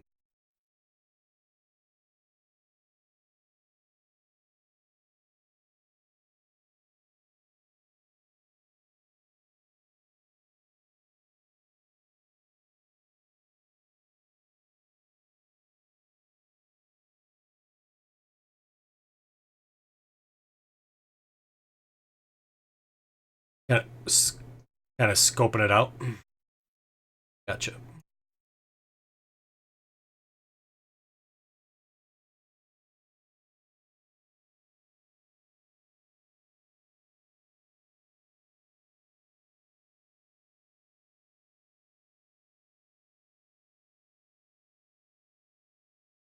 Awesome. Thank you.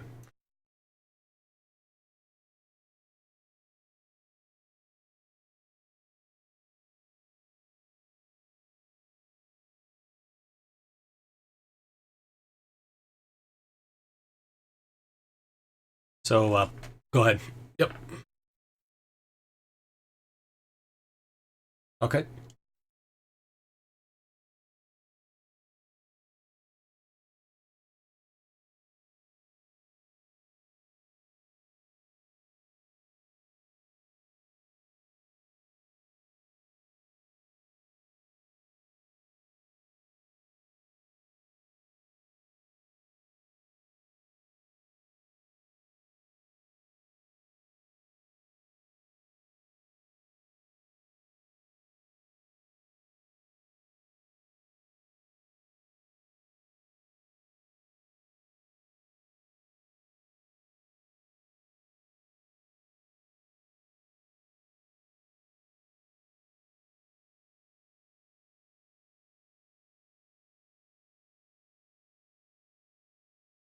There is not. Oh, sorry. That's an area of the wall that's been kind of carved out as well.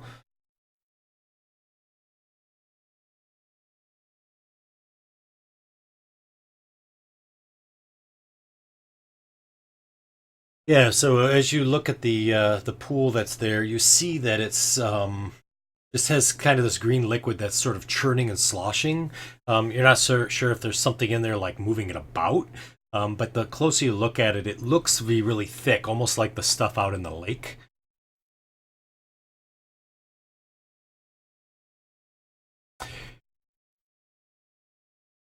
Um, in the temple, you mean?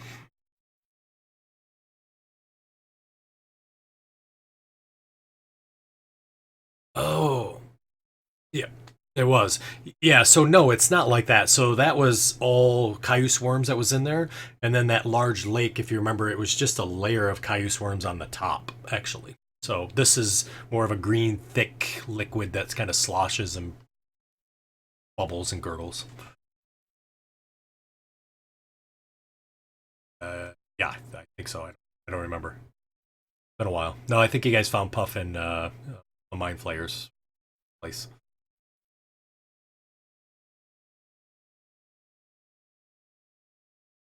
Okay.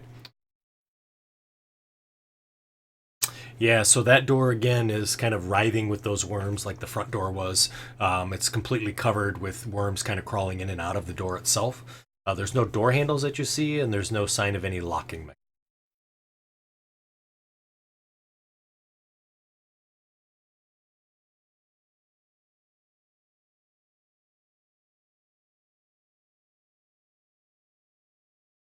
Yeah, so I think Mei-chan can only push 10 pounds, is that right?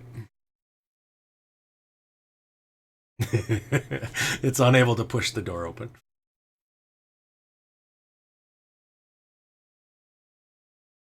All right, can I have a strength? Athletics?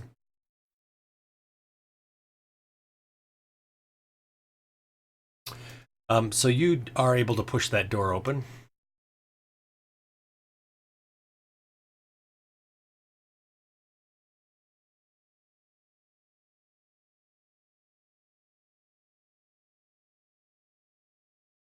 As you push the door open, see one of those there. Go and roll for initiative for me.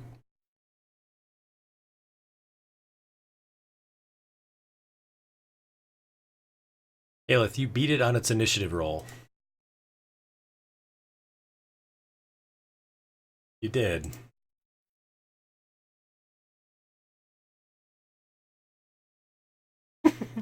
Not by much, actually. It was pretty darn close.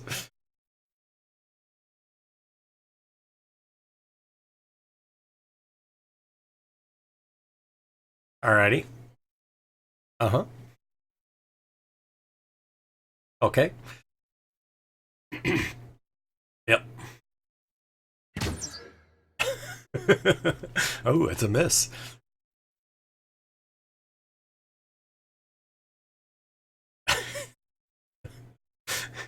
And then run away. Everybody else roll initiative for me.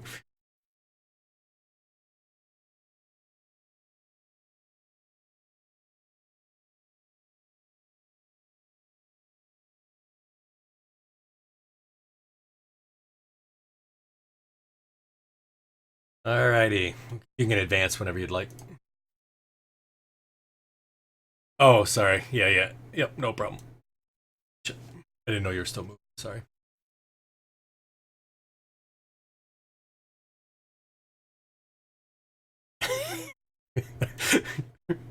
Right.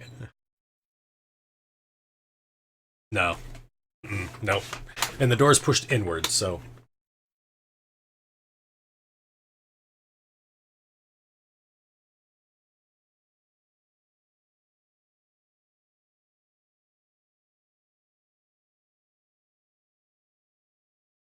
Okay, sounds good. Eric?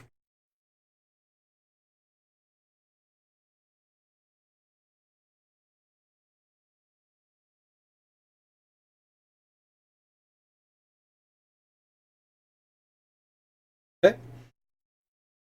Alrighty.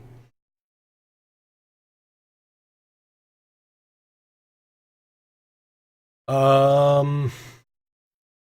No, you can attack him from there. That'll be fine.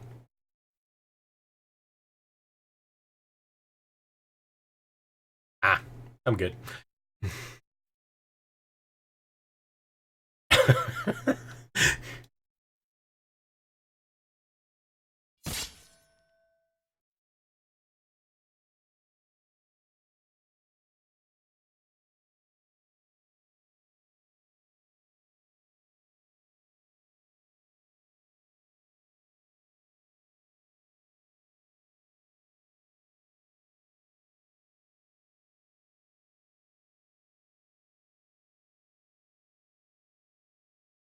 Oh yeah, thanks. I appreciate it. Yep, that's a hit. Definitely a hit. Second one was too.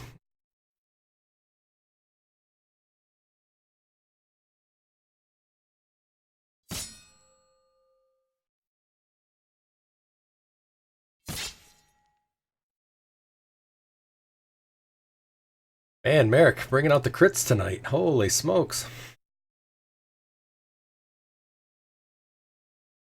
Oh, he's kind of stuck in the room there. I know, right? Two more d8s.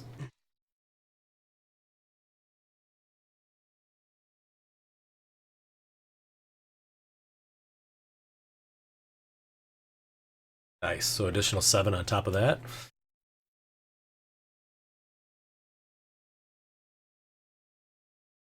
Oh yeah, that's right. Thank you. Forgot about that. Plus a plus that. All right, cool.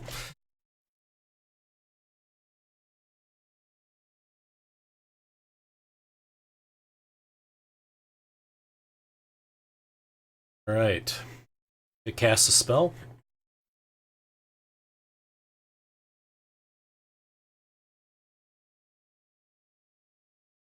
Alrighty. So Mrs. Merrick with Contagion. Black Angus.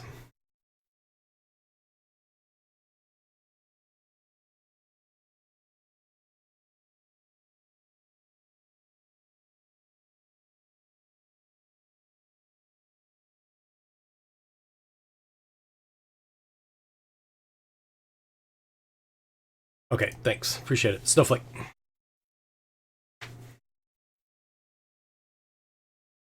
All right.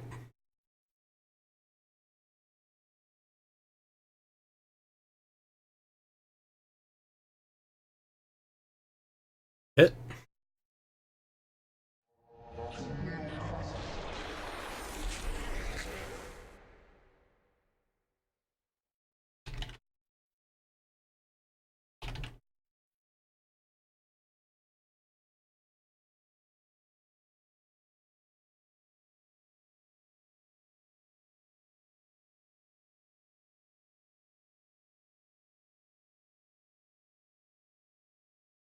All right. How about for Puff?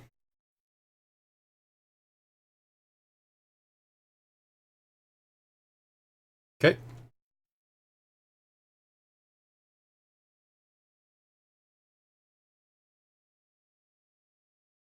Yep.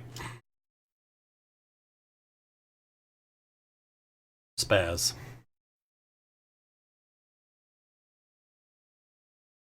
Okay.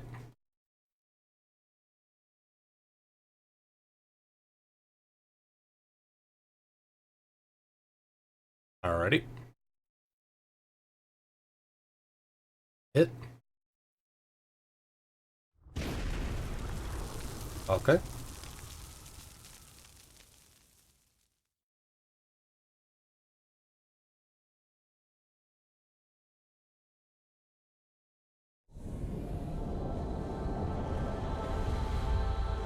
Seren.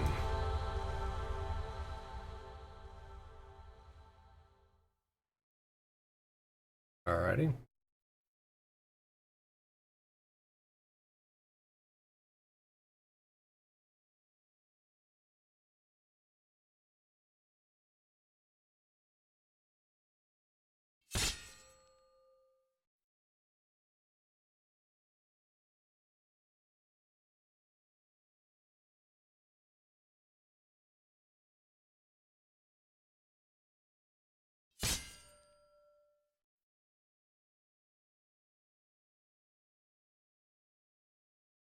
Alrighty.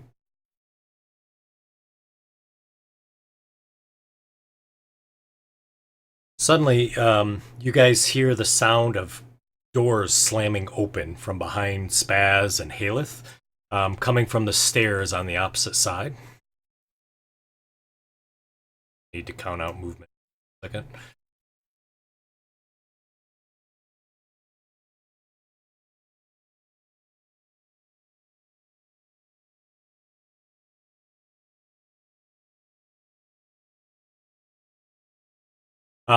Yeah, I can get it for you. So as you hear that, you hear the sounds of wings. And then you hear kind of like some feet sort of hit the ground. But you can still hear kind of the sound of this creature. And as you hear these sounds and whatnot, you see the head of what appears to be a dragon kind of come around the corner.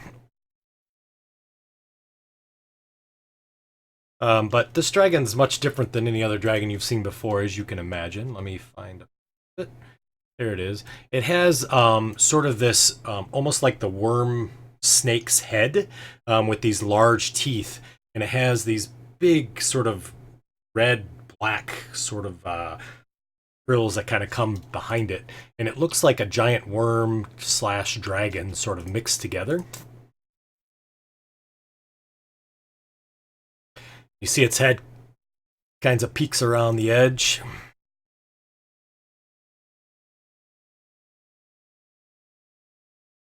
And as it does, you see it's kind of up against the pillars, kind of beating its wings back and forth.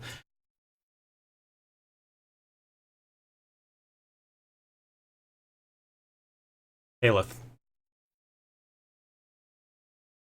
He's 10 feet off the ground because as soon as he got over the steps, he started kind of beating his wings and flying.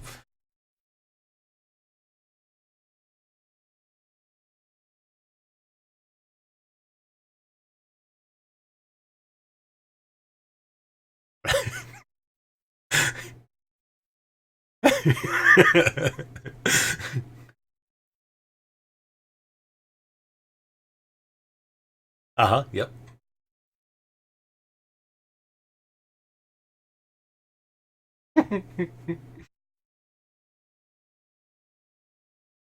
Okay. Alrighty.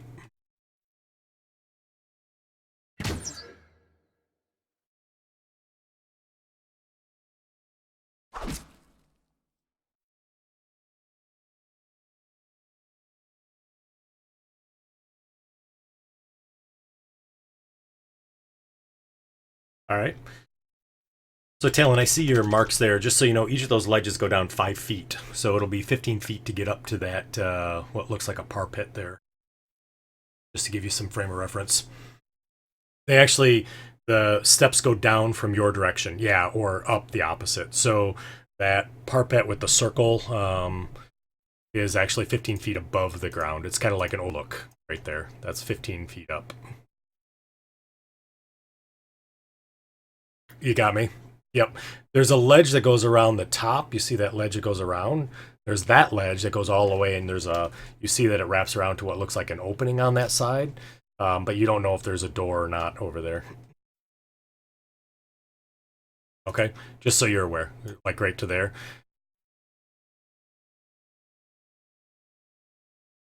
Yep, I got you.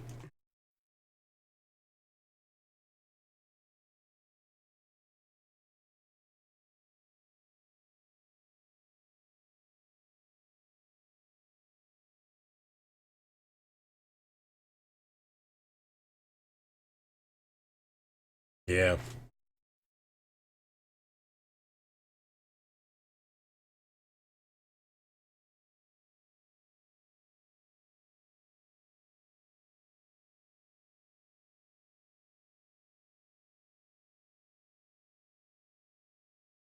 Yep. Uh-huh. Yeah, all right. Taylor goes by. He's too quick, man. He's just too quick.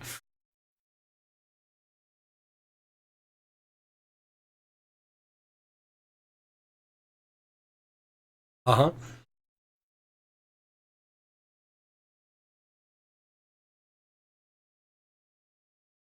Uh-huh. Okay. Alrighty. Okay. Yep. That's a hit.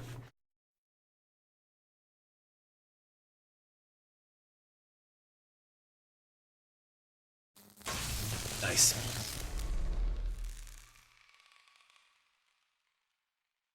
Okay.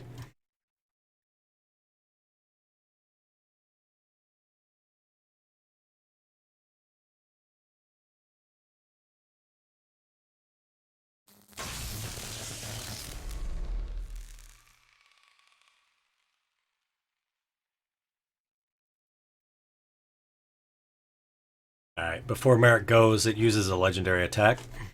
Now that you've attacked it, I need Snowflake and Black Angus. Actually, Snowflake, I need you to make a dexterity saving throw as he uses his wings and bellows a bunch of wind towards you.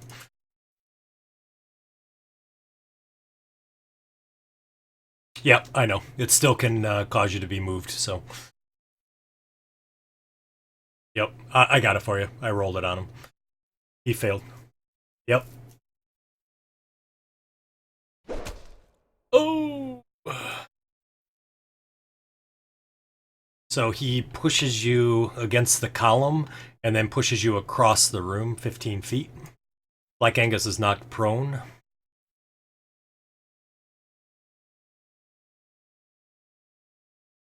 Like you. And then he squeezes past these pillars. Actually, he doesn't. Nope, he doesn't. I lied. He lands. He lands. Uh, right. Yeah. Yeah. Alrighty, Merrick.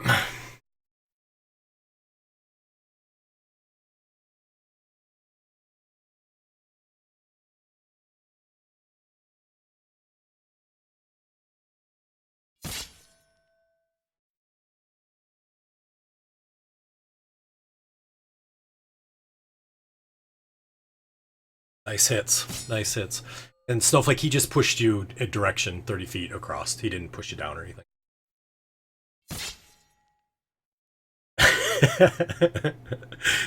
Nice.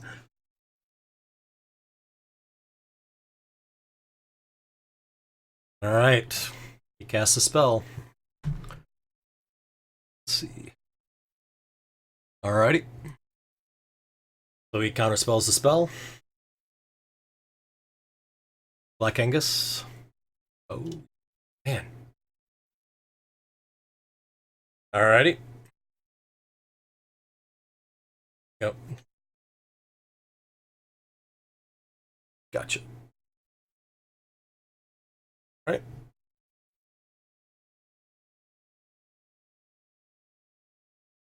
Snowflake.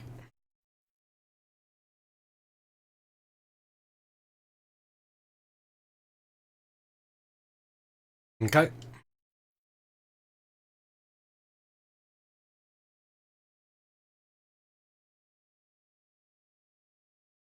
Yep. He does use a legendary.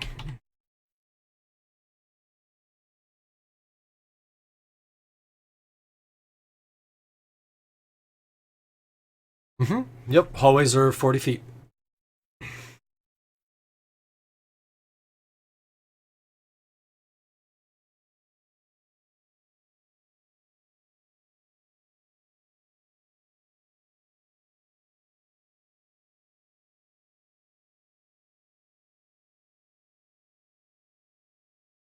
All right. Sounds good. That's a beautiful sight. All those people in the hallway. Puff. Puff.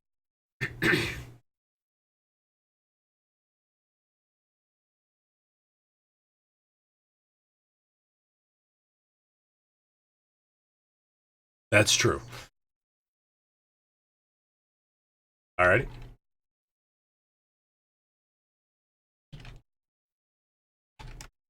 Alright, sounds good.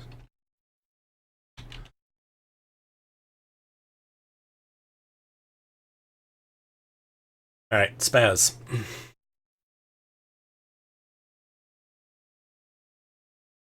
You are kind of stuck. That does kind of suck. Dive in the pool and hide under the water.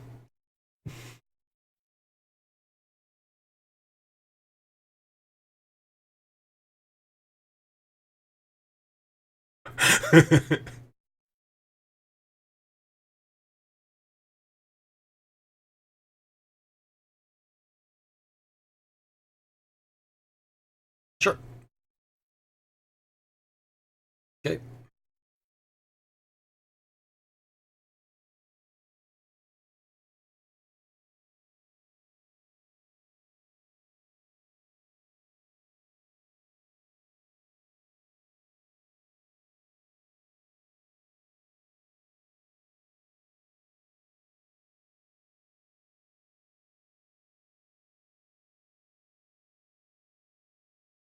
He doesn't.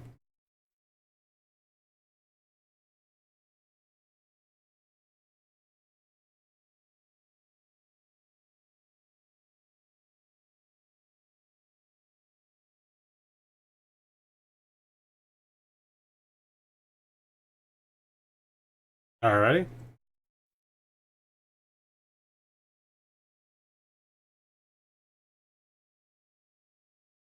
Yep, you would resist it. Yep.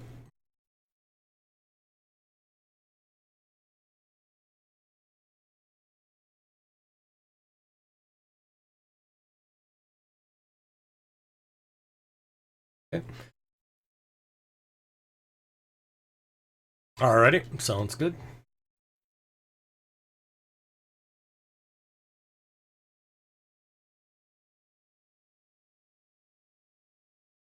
Nice. Alright.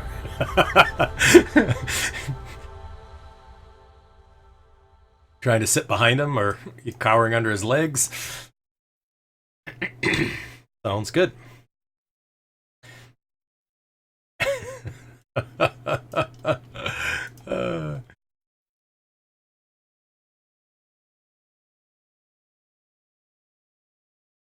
Yep. All right.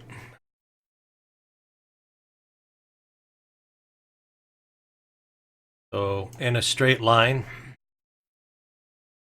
you guys see it open its mouth and acid comes shooting out. I need Talon, Ren, and that other creature to make a dexterity saving throw. Alrighty. Oh, give it to the Avalokias too, would you please?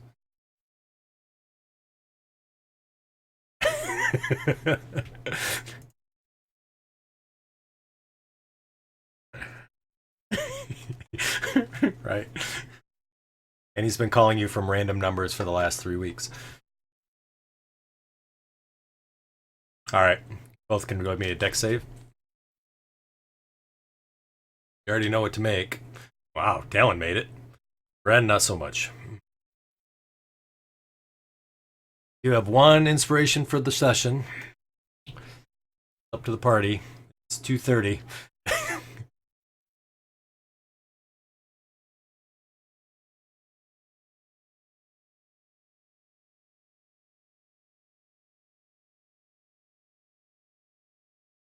There you go.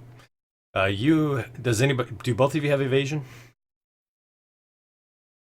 Neither of you do. Okay, gotcha. So we'll do the damage to the Avalokia, which should kill him. Both get half. Cancels out your spell. Alright. Talon did, yeah.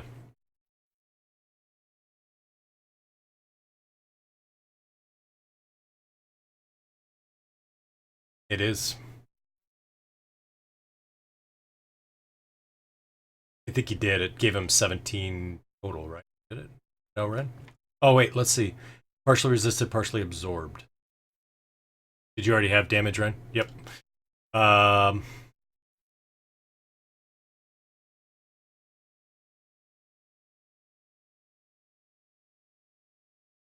Yeah, so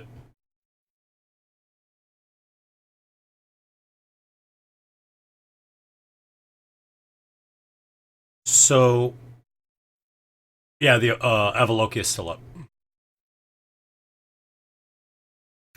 Yep.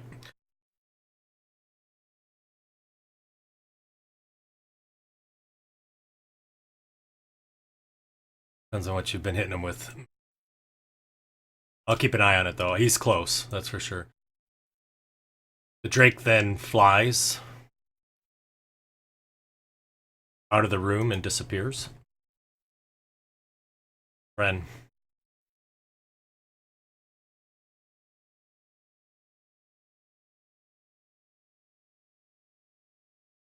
Yep, that's a hit.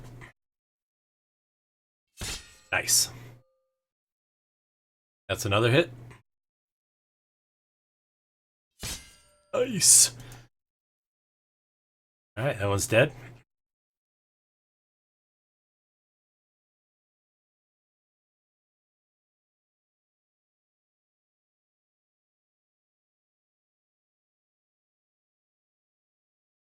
Alrighty. Haleth. Yep. Okay. Right where you're at. Where your marker is. Gotcha.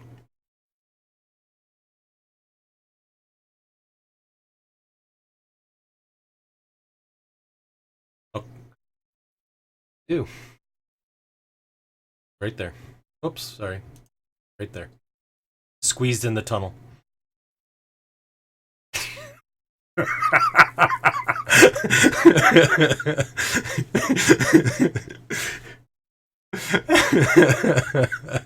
All right, you take a shot. Oh, that's all right. No worries. I don't know what your initiative was, but I'm still pretty sure you're at the top. Yeah, I think it was. All right. Oh, yep, that's a hit.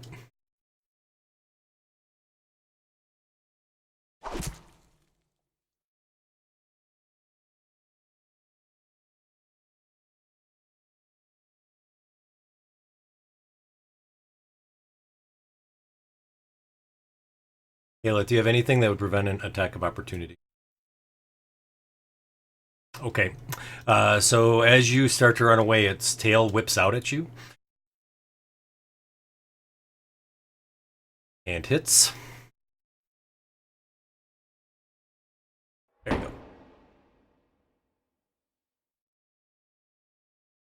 Alrighty. Let's see. Sorry, go ahead.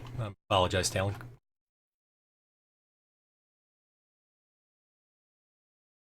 Alrighty.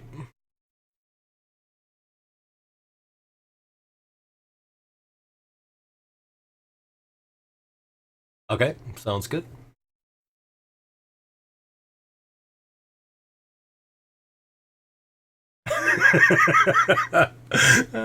Nice, that's a hit.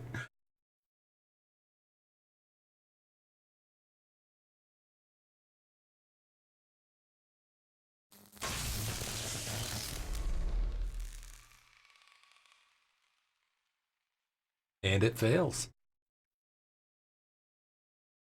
Yep.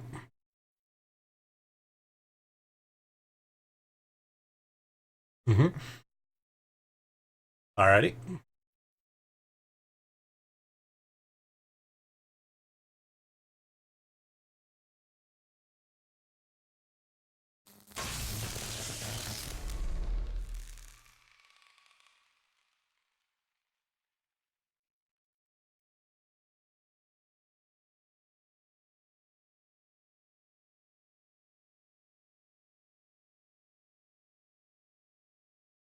Alrighty, sounds good.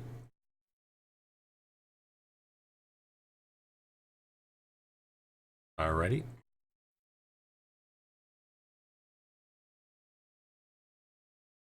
Black Angus staying where he's at. Snowflake.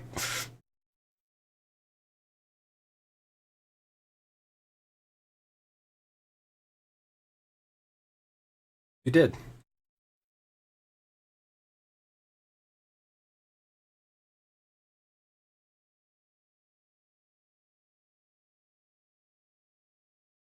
Okay.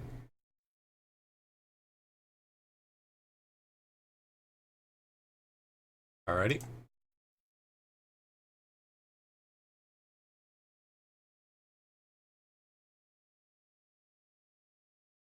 Okay.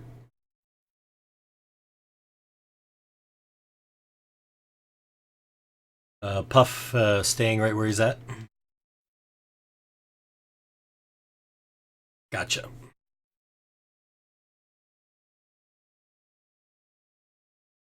Spaz.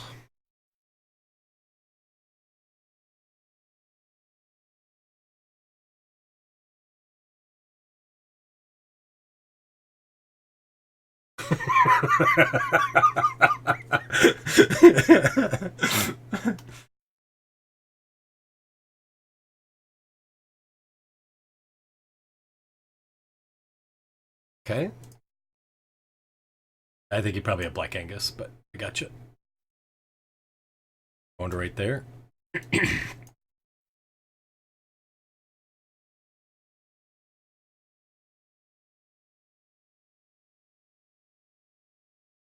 Alrighty. Sounds good.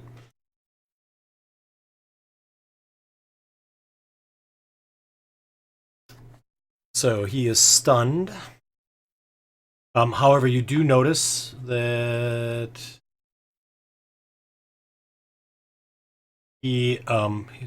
oh, actually, nope, nobody noticed anything. All right, Ren.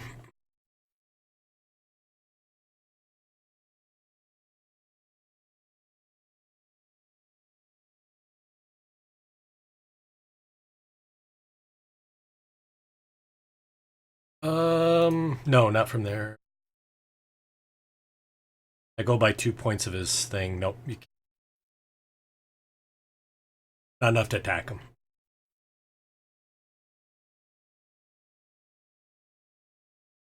No.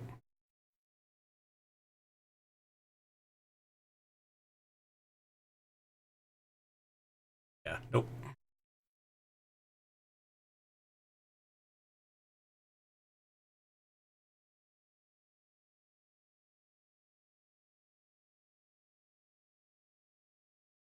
Alrighty. Sounds good.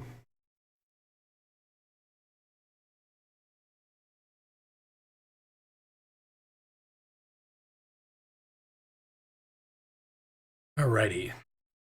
Haleth.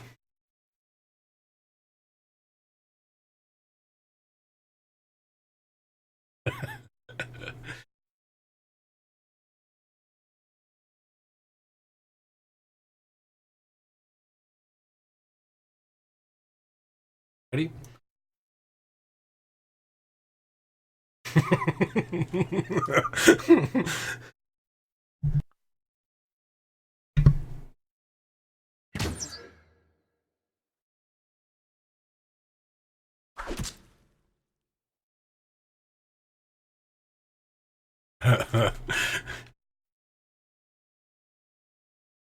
Yeah, he is stunned. Oh, I thought you were asking he's almost done anyways. I thought that's what you said.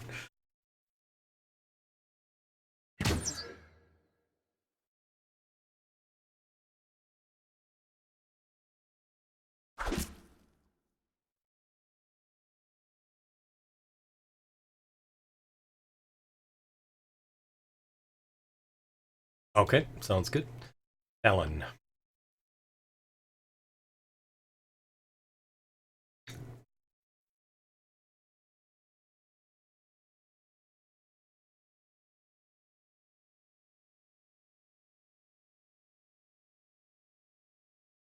Okay.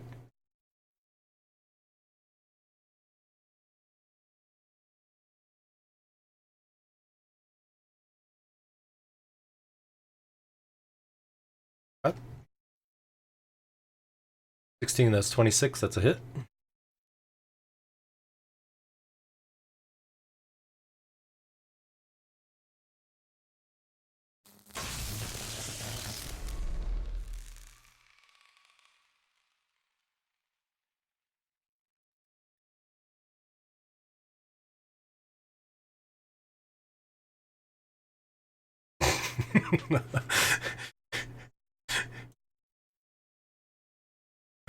Alrighty, sounds good.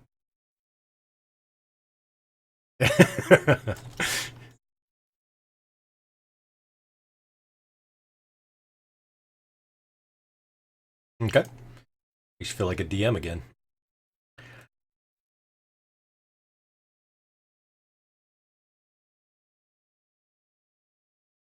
Alrighty.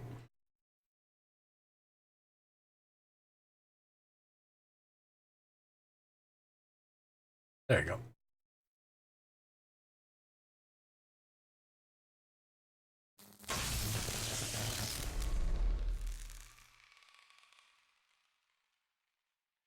Okay. Merrick.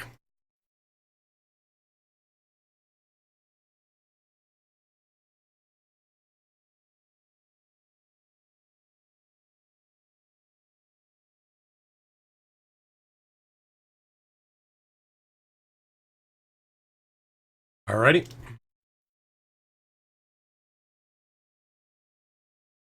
And Merrick and his crits. Oh my god. That's crazy. Good job, Merrick. You got inspiration? Nice job.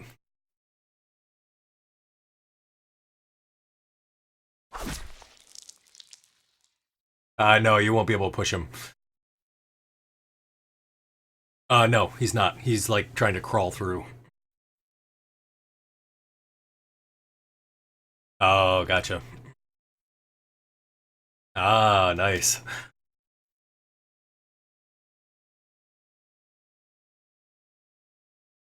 2 damage. Okay, cool.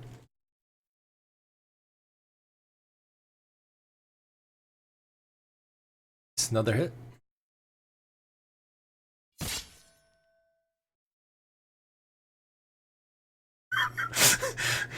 Nice. Nice job. Tearing it up with the crits.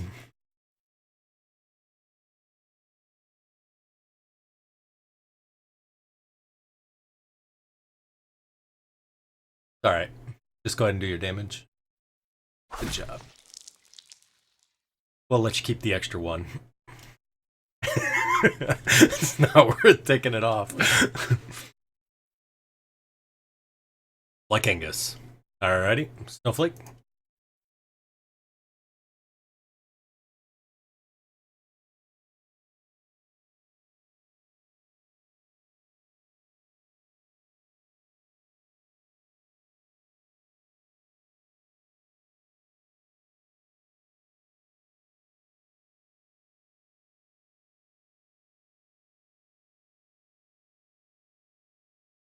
Okay, gotcha. That's perfect.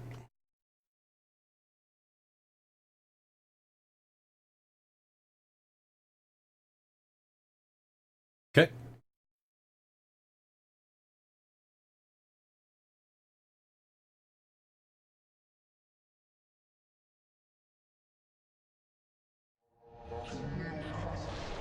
Alrighty. Mm-hmm.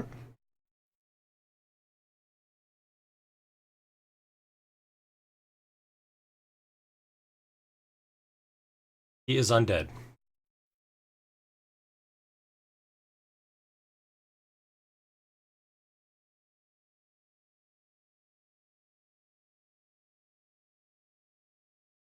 Alrighty. Puff.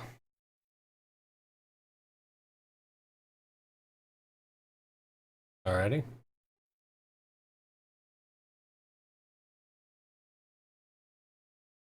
So, as Puff stands put, you see this wyvern come flying through the doors, sees the worm dragon sort of stuck there, flies up and over on above him, and you see there's a small derro sitting on his back.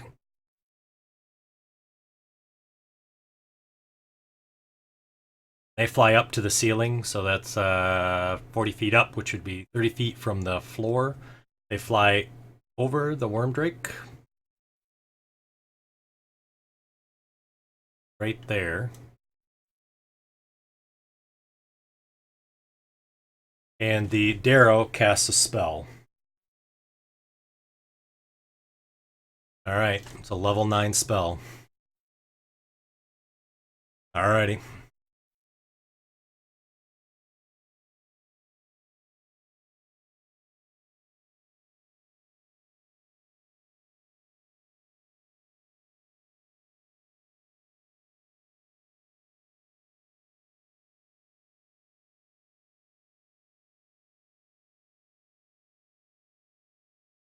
Alrighty.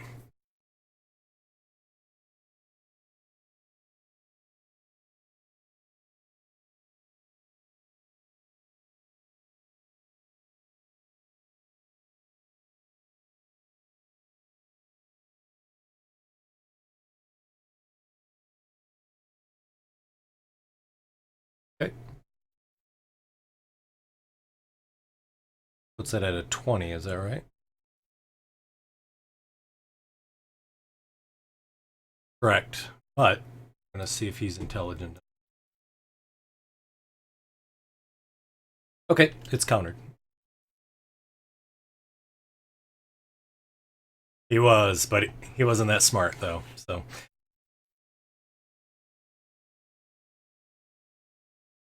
all right. Spaz. So they are 40 feet up.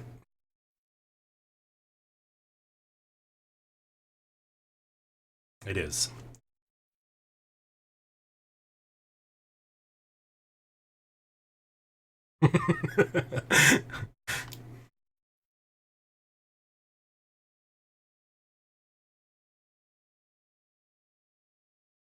Okay.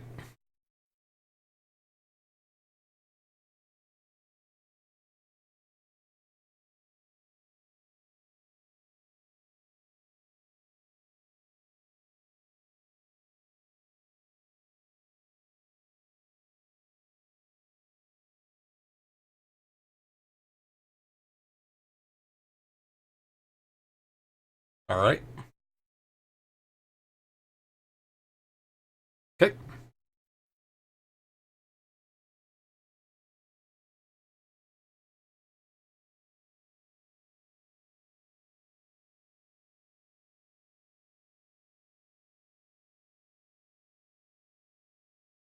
They both fail.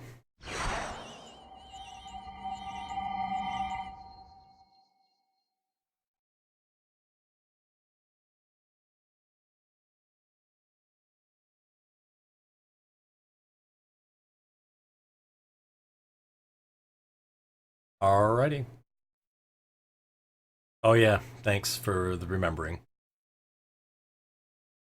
Gotta get this. Wow, you have. I can't believe. That's crazy.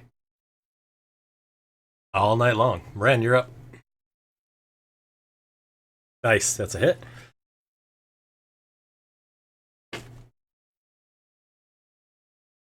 Okay.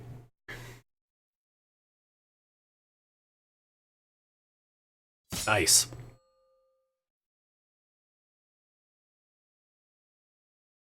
That's another hit. Alrighty.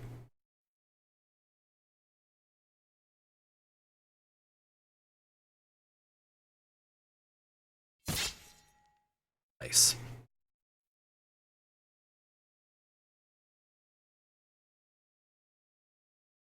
Alrighty.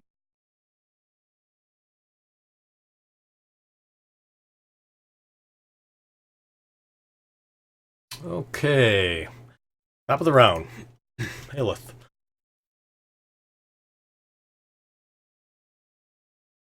Alright. Yep. It's a hit.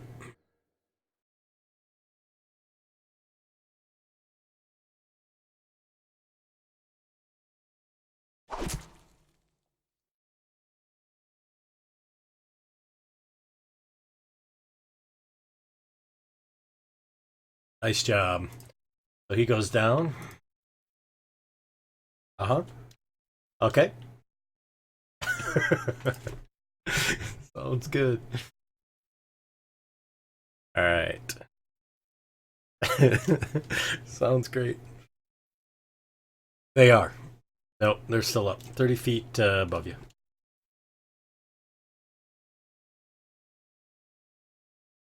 Alrighty. Alrighty.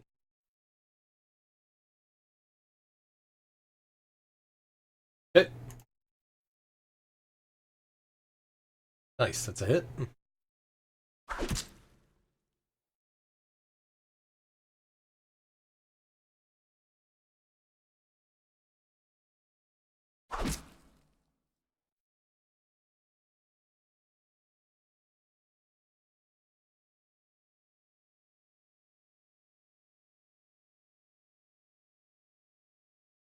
He has.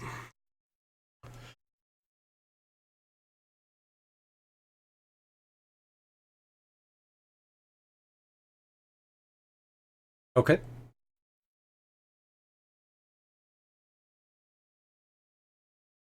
My understanding is incapacitated means they can't move or they're just stunned, right?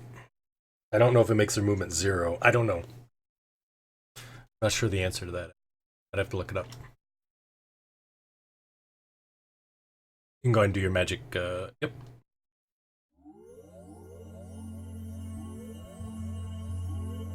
Yeah. Oh, that's it. Okay, gotcha. Which would be movement, right? Oh, I think you're hitting the wormdrake.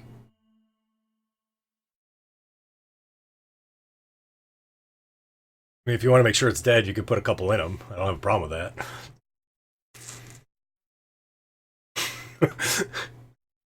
All right. So that's you put 3 of them in them, and then you had how many left? 2 more. If you can just drop 2 more on the Vank, then. If you wanted to put all 3 into the wormdrake.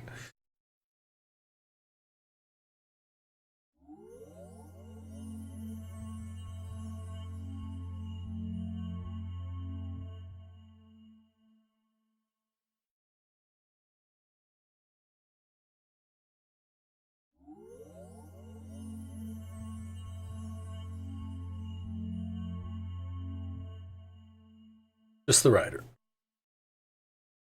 Thanks, Mike. It is, but its body's still there, so that's definitely difficult terrain. It's kind of clogged up with this worm. And you see there's tiny little worms writhing all over it, so you'd have to climb over this worm-ridden corpse.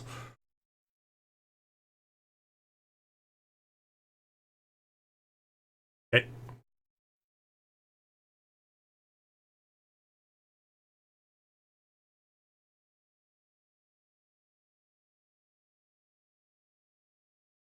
Now he's 30 feet up, so he can actually. He can't reach him.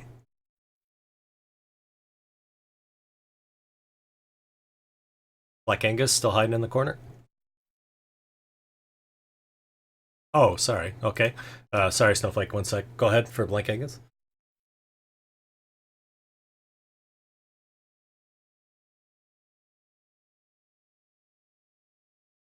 What would you like him to do? Okay. Is he flying?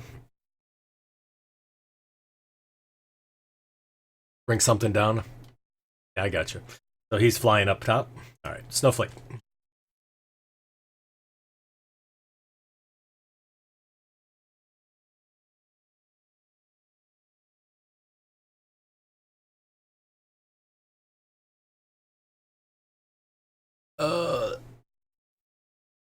All right. Sounds good.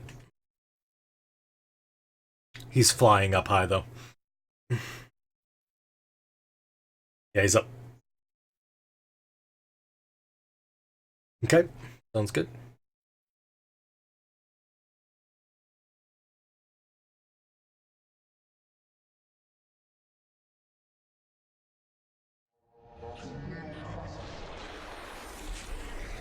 No.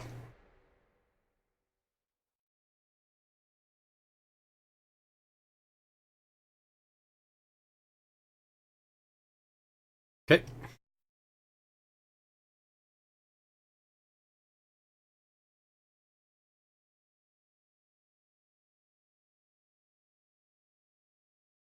Puff, I assume's chilling. Alrighty, sounds good.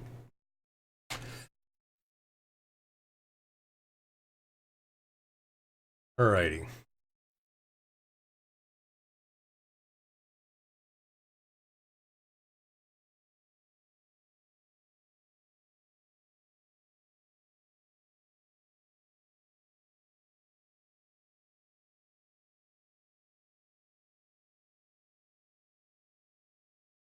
So he's going to go ahead and cast a spell.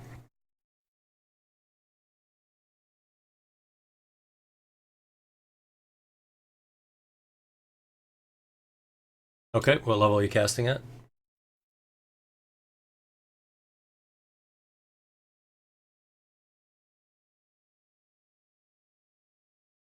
At 5th level, that cancels it. Make sure. Yeah, cancels the spell.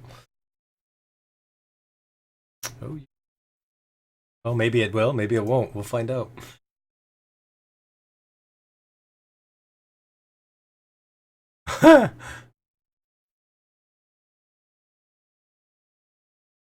Wow, I know what you're taking. No doubt in my mind. Those are really good. We've never seen either of those.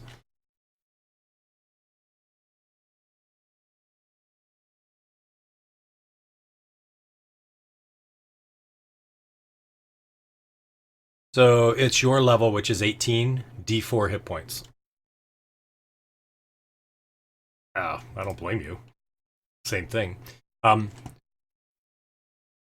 yep. So you see that you're taking the second one? The yeah. That's what I thought. Yeah. Okay, good. I was just checking. So did you roll that as a 1d2? No, you rolled that as a d4. Yep. So you guys see that yeah, that's a lot of points, right? So the derro immediately turns to stone. Well, yeah, turns to stone.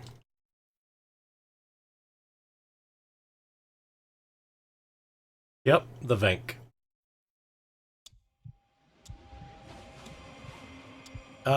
Nope. He's on top of the mountain. His legs are wrapped around it all. He can't come off, I don't think.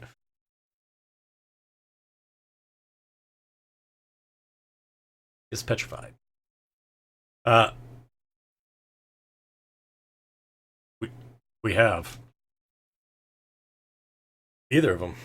All right, Spaz. Okay.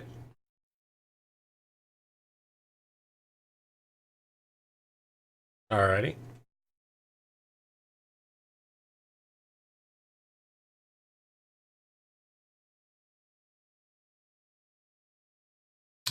I got it. It's a miss. Remember, it's his AC. Yeah,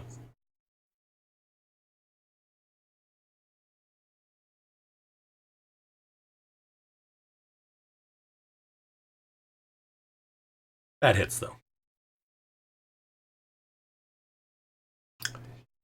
Does half damage.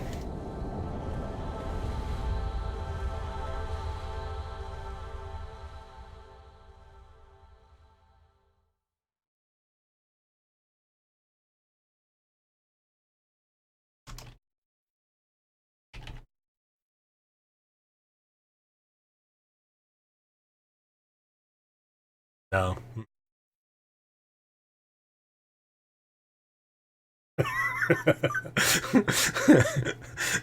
All right, sounds good.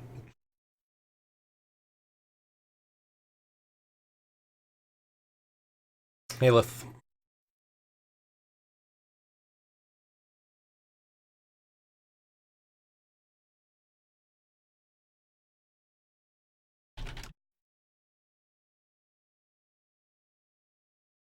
Yes.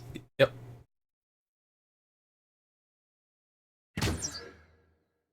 That's a hit.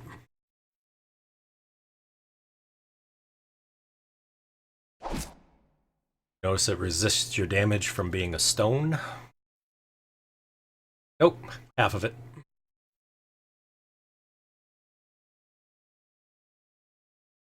Yes, you do.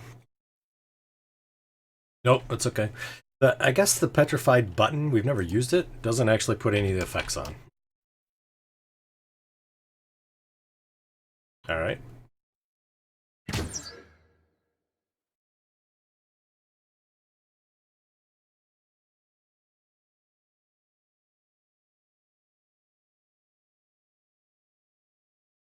No problem. Alan.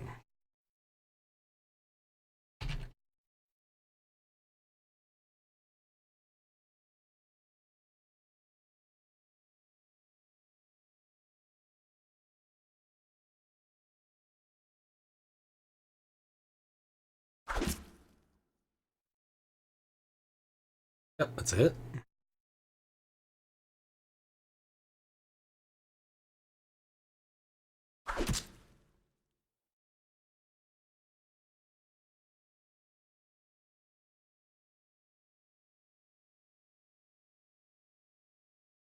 Okay.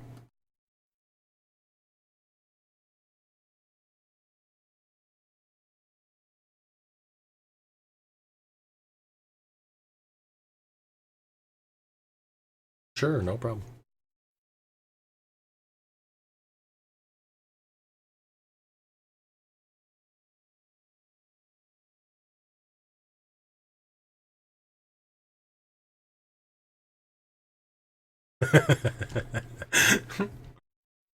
The one time, right? The one spell.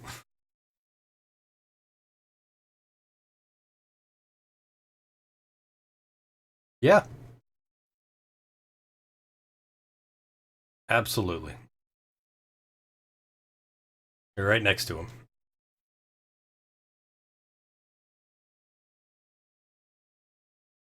Okay, sounds good.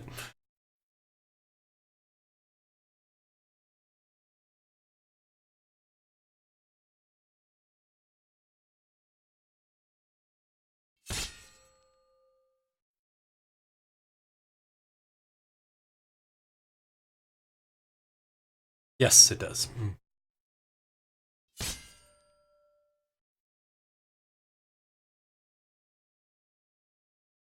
Chipping off pieces of stone. Nice rolls, by the way, for damage. Jeez.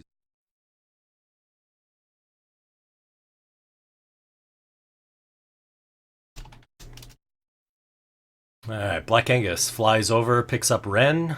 Right, Ren? Alrighty. Yep, he can get up there.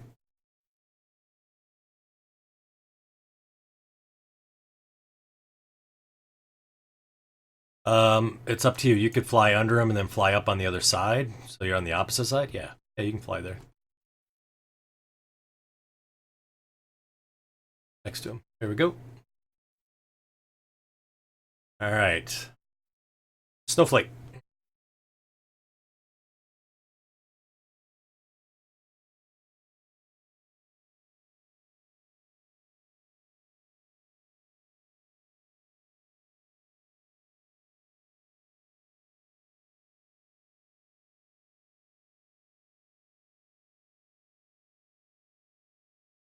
Yeah, it's just all stone. Everything he owns is stone.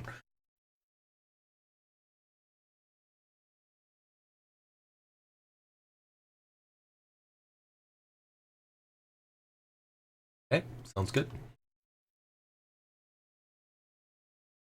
Nice, that's a hit.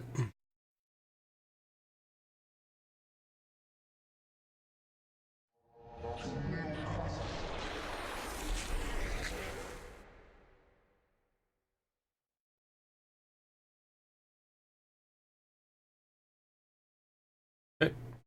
Off, staying where he is, I assume. Alrighty. Petrified. Using capacitated. Spaz.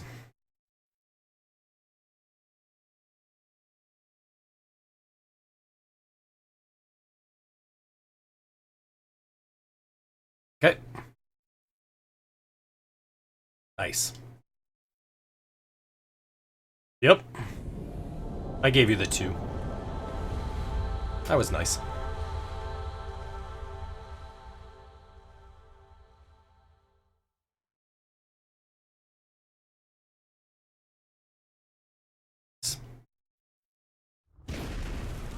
Wrong work. I like doing odds even, so that's how I usually. Alrighty, Ren.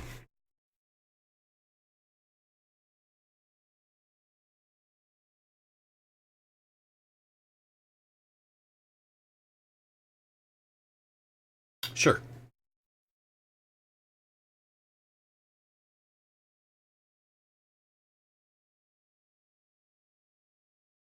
Damn. Well, it's just a standard crit because you can't knock him unconscious. He's petrified. Alrighty. You would have got advantage anyways because he's petrified. He can't move. Nice. Okay.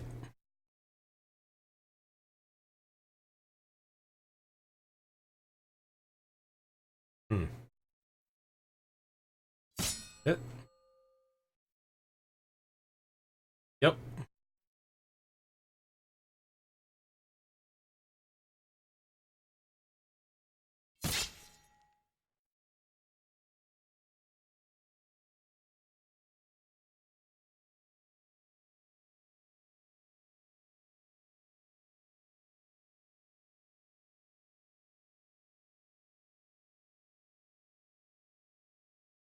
Oh, sorry. My bad. That was me. Haleth, you're up.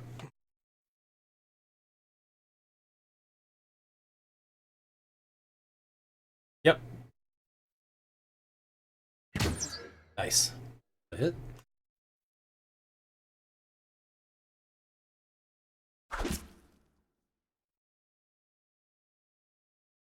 Mm-hmm. Hit.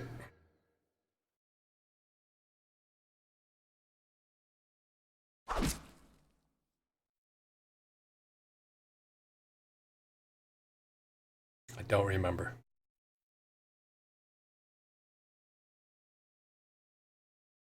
Not sure.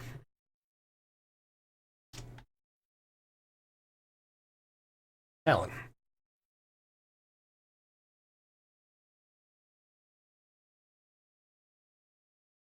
He's right.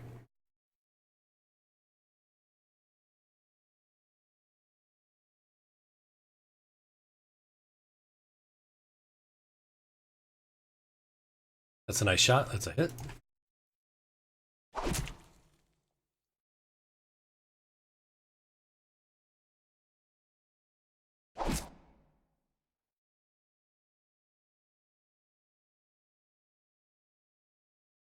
All right. Sounds good. All right. Merrick up on top of the capacitated wyvern.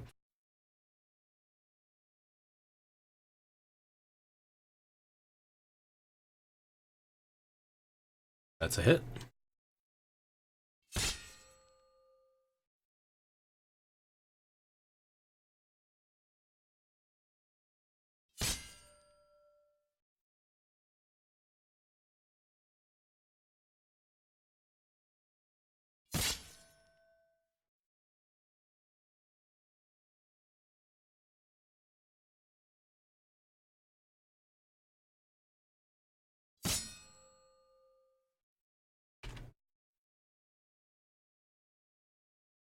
Dang, nice job. Another crit. Oh, that's the nice one. There you go.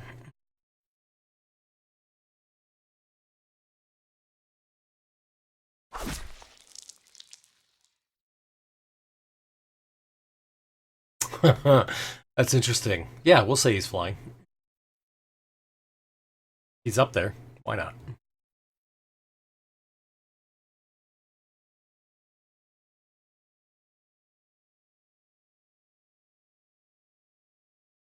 ND10, right?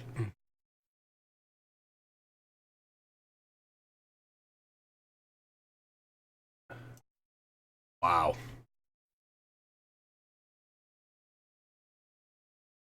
And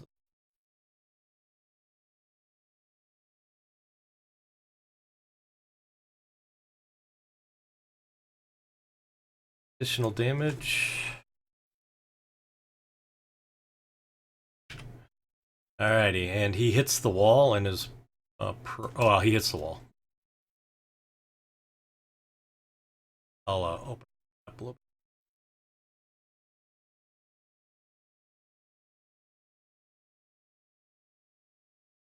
Alright.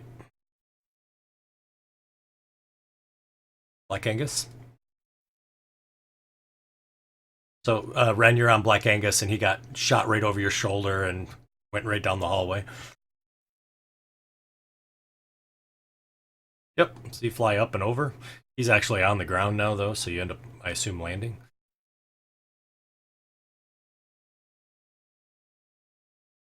Alrighty.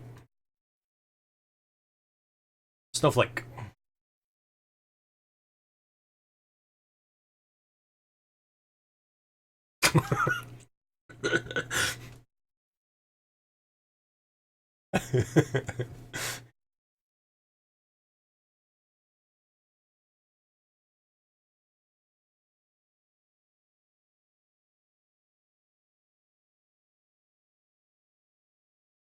Okay.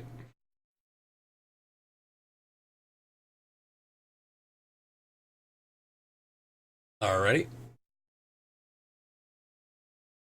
Yeah. I mean, you're at standing at 30 feet height above the floor, right? Yeah. Again. Okay. I think so too. A hit.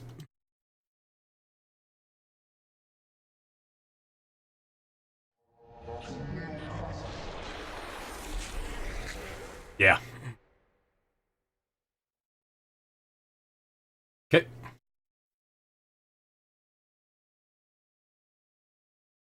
Puff staying where he is.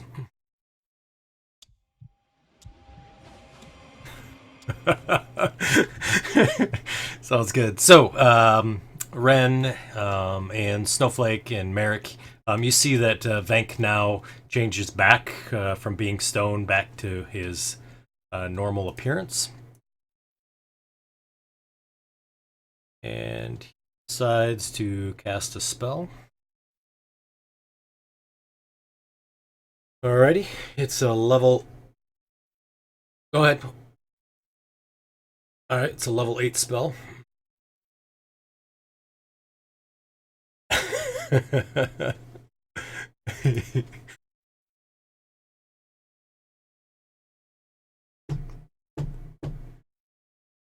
Yep. Nice job. So you cancel another spell? Oh, actually, hang on. I gotta make sure he's smart. Really not this time. Alrighty. He curses.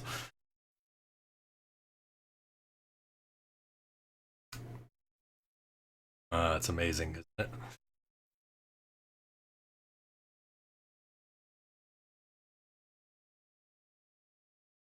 Alright. You guys will never know because you keep canceling all his spells. There you go.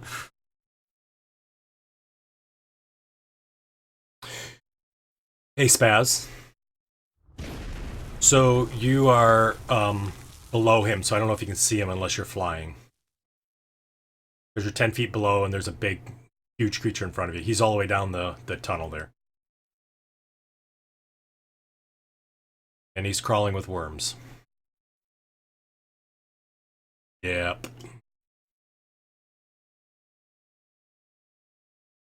So, I mean, you can, it's just, I just want to let you know.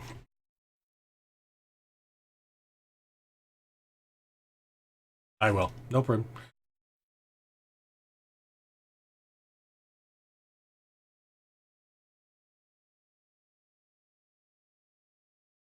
Put you back. You have the wyvern. Incapacitated. Okay. Uh-huh.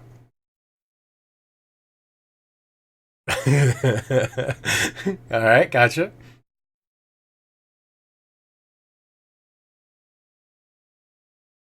we go.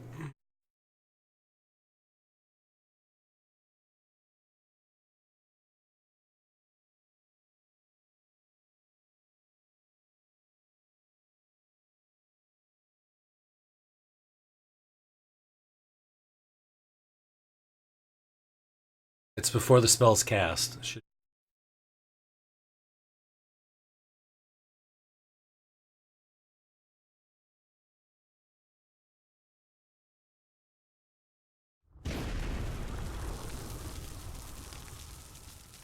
Oh, I did, didn't I? It would have been really cool.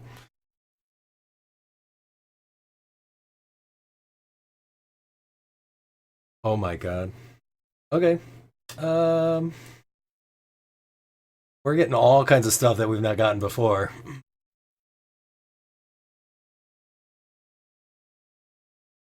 I know which one I take.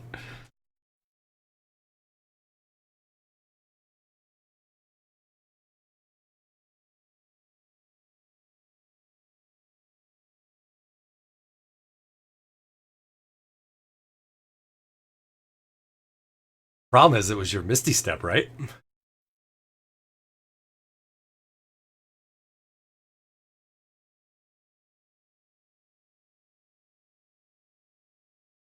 You'll take the second one? Yep. So you land on Black Angus.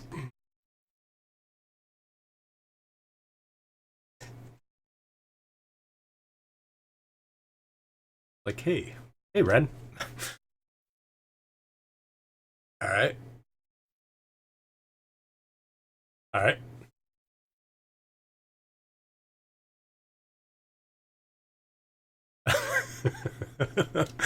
Nice hit.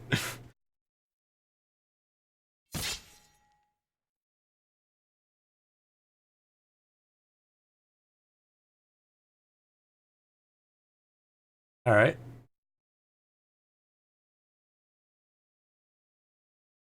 Okay. Nice.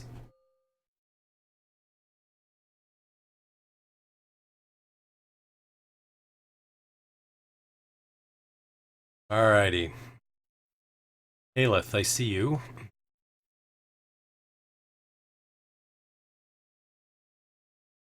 Uh-huh. Okay. Okay.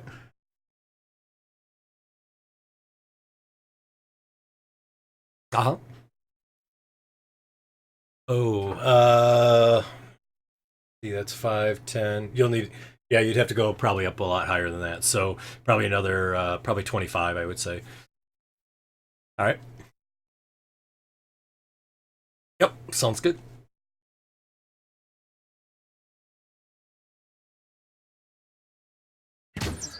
Nice, that's a hit.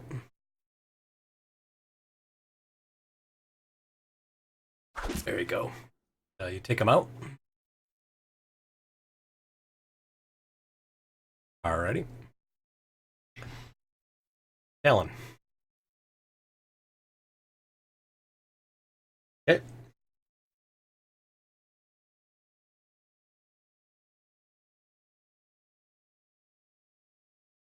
All right, sounds good. Okay. A hit. I bet you do. I would too.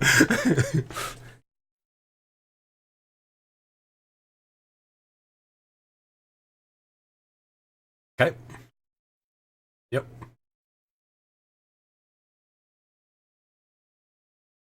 Merrick.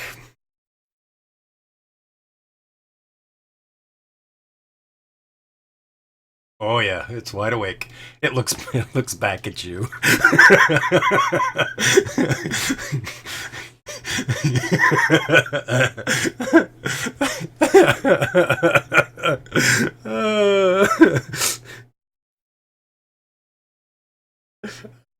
There you go.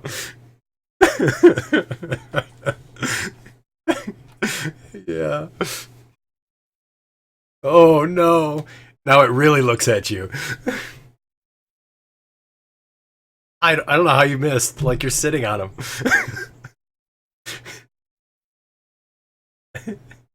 Right, right. Right. That's awesome. There you go. That's better.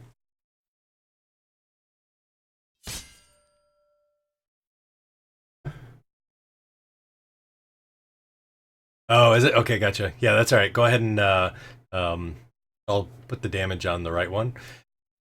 Yeah, and then roll a crit on Zeroth. Yep. He's flying too, so he takes extra damage.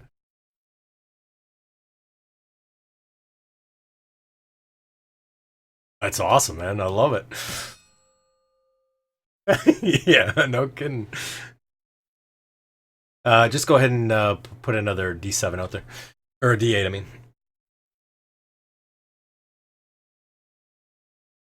Yeah, that's exactly. All right. And then do your 2. Nice. That, what? 2D6.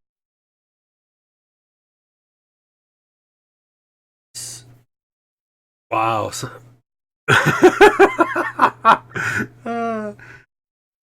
So, 1, 3, depends.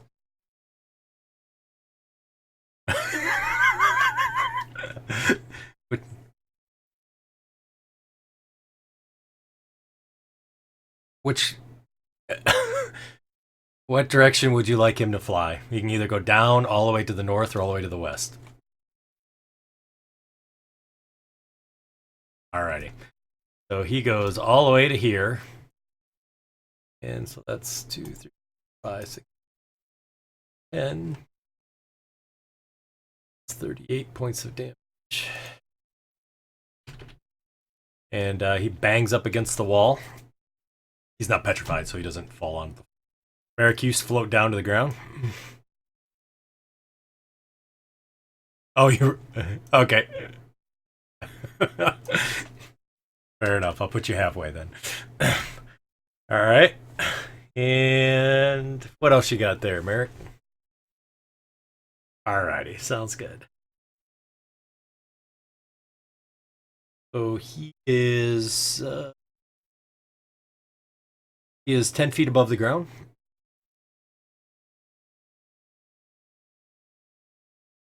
No, he just got knocked back and hit the wall. Alrighty. Spaz is on him too, but Spaz is riding him.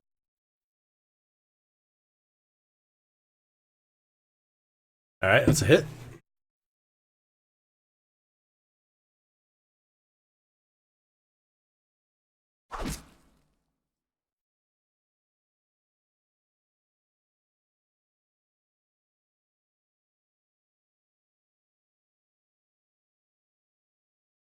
Hit. Alrighty. Snowflake.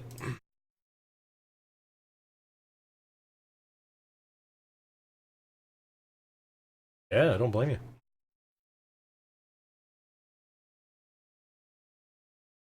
That's a hit.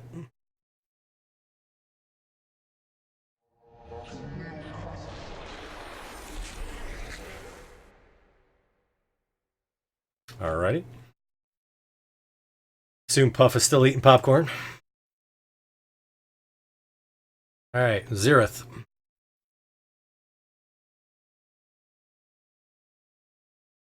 Does.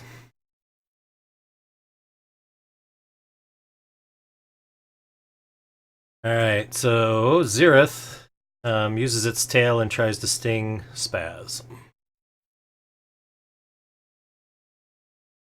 Hits.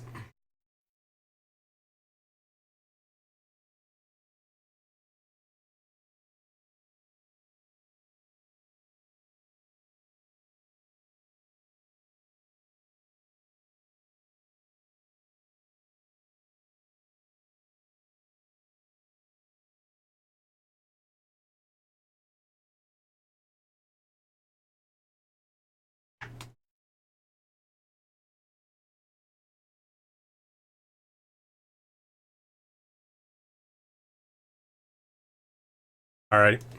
Need a con save from you.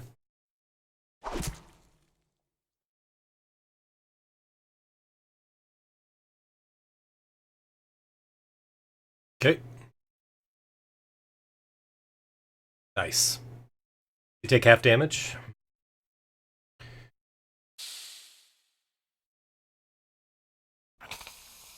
Alrighty. And he takes a bite. Spaz and misses. Spat. He saw you paralyze his mount.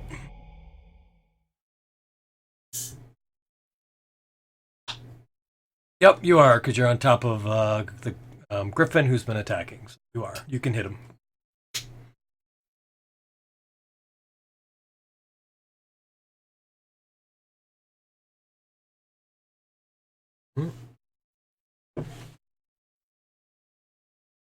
Okay, dokie. It's a hit. Nice.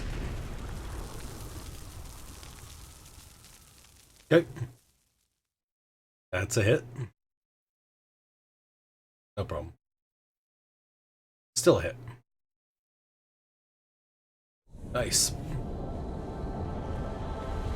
Alright, Ren, he's 10 feet up.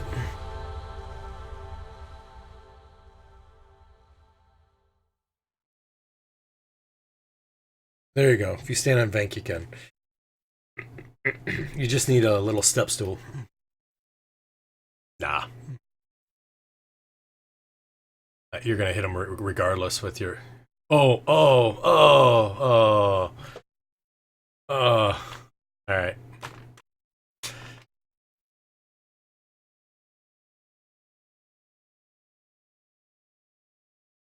Nice, that's a hit. Here's a question. If you kill him, I need a dexterity saving throw. Because you're right underneath him. Oh, yeah. You dodge out of the way quickly and he lands on top of Venk.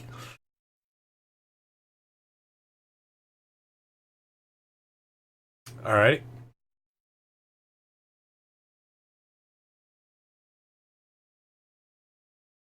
And that kills Venk. Alright, I don't think I have anything else left to throw at you all, so I think that ends combat. And it's 3:30, so that probably will end the night. Unless anybody has something pressing that they need to bring up or talk about. Or need to do. He does. He has a short sword and he has a lance. I don't know if he has anything else, though. Let's see if he has any... A second.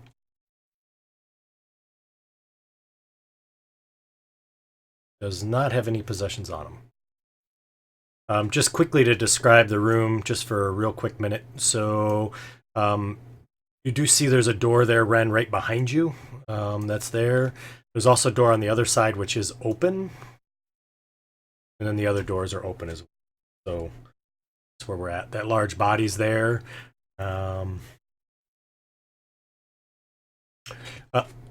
It's an undead dragon. It was essentially... like one of the worms and the dragon mixed. It's called a wormdrake.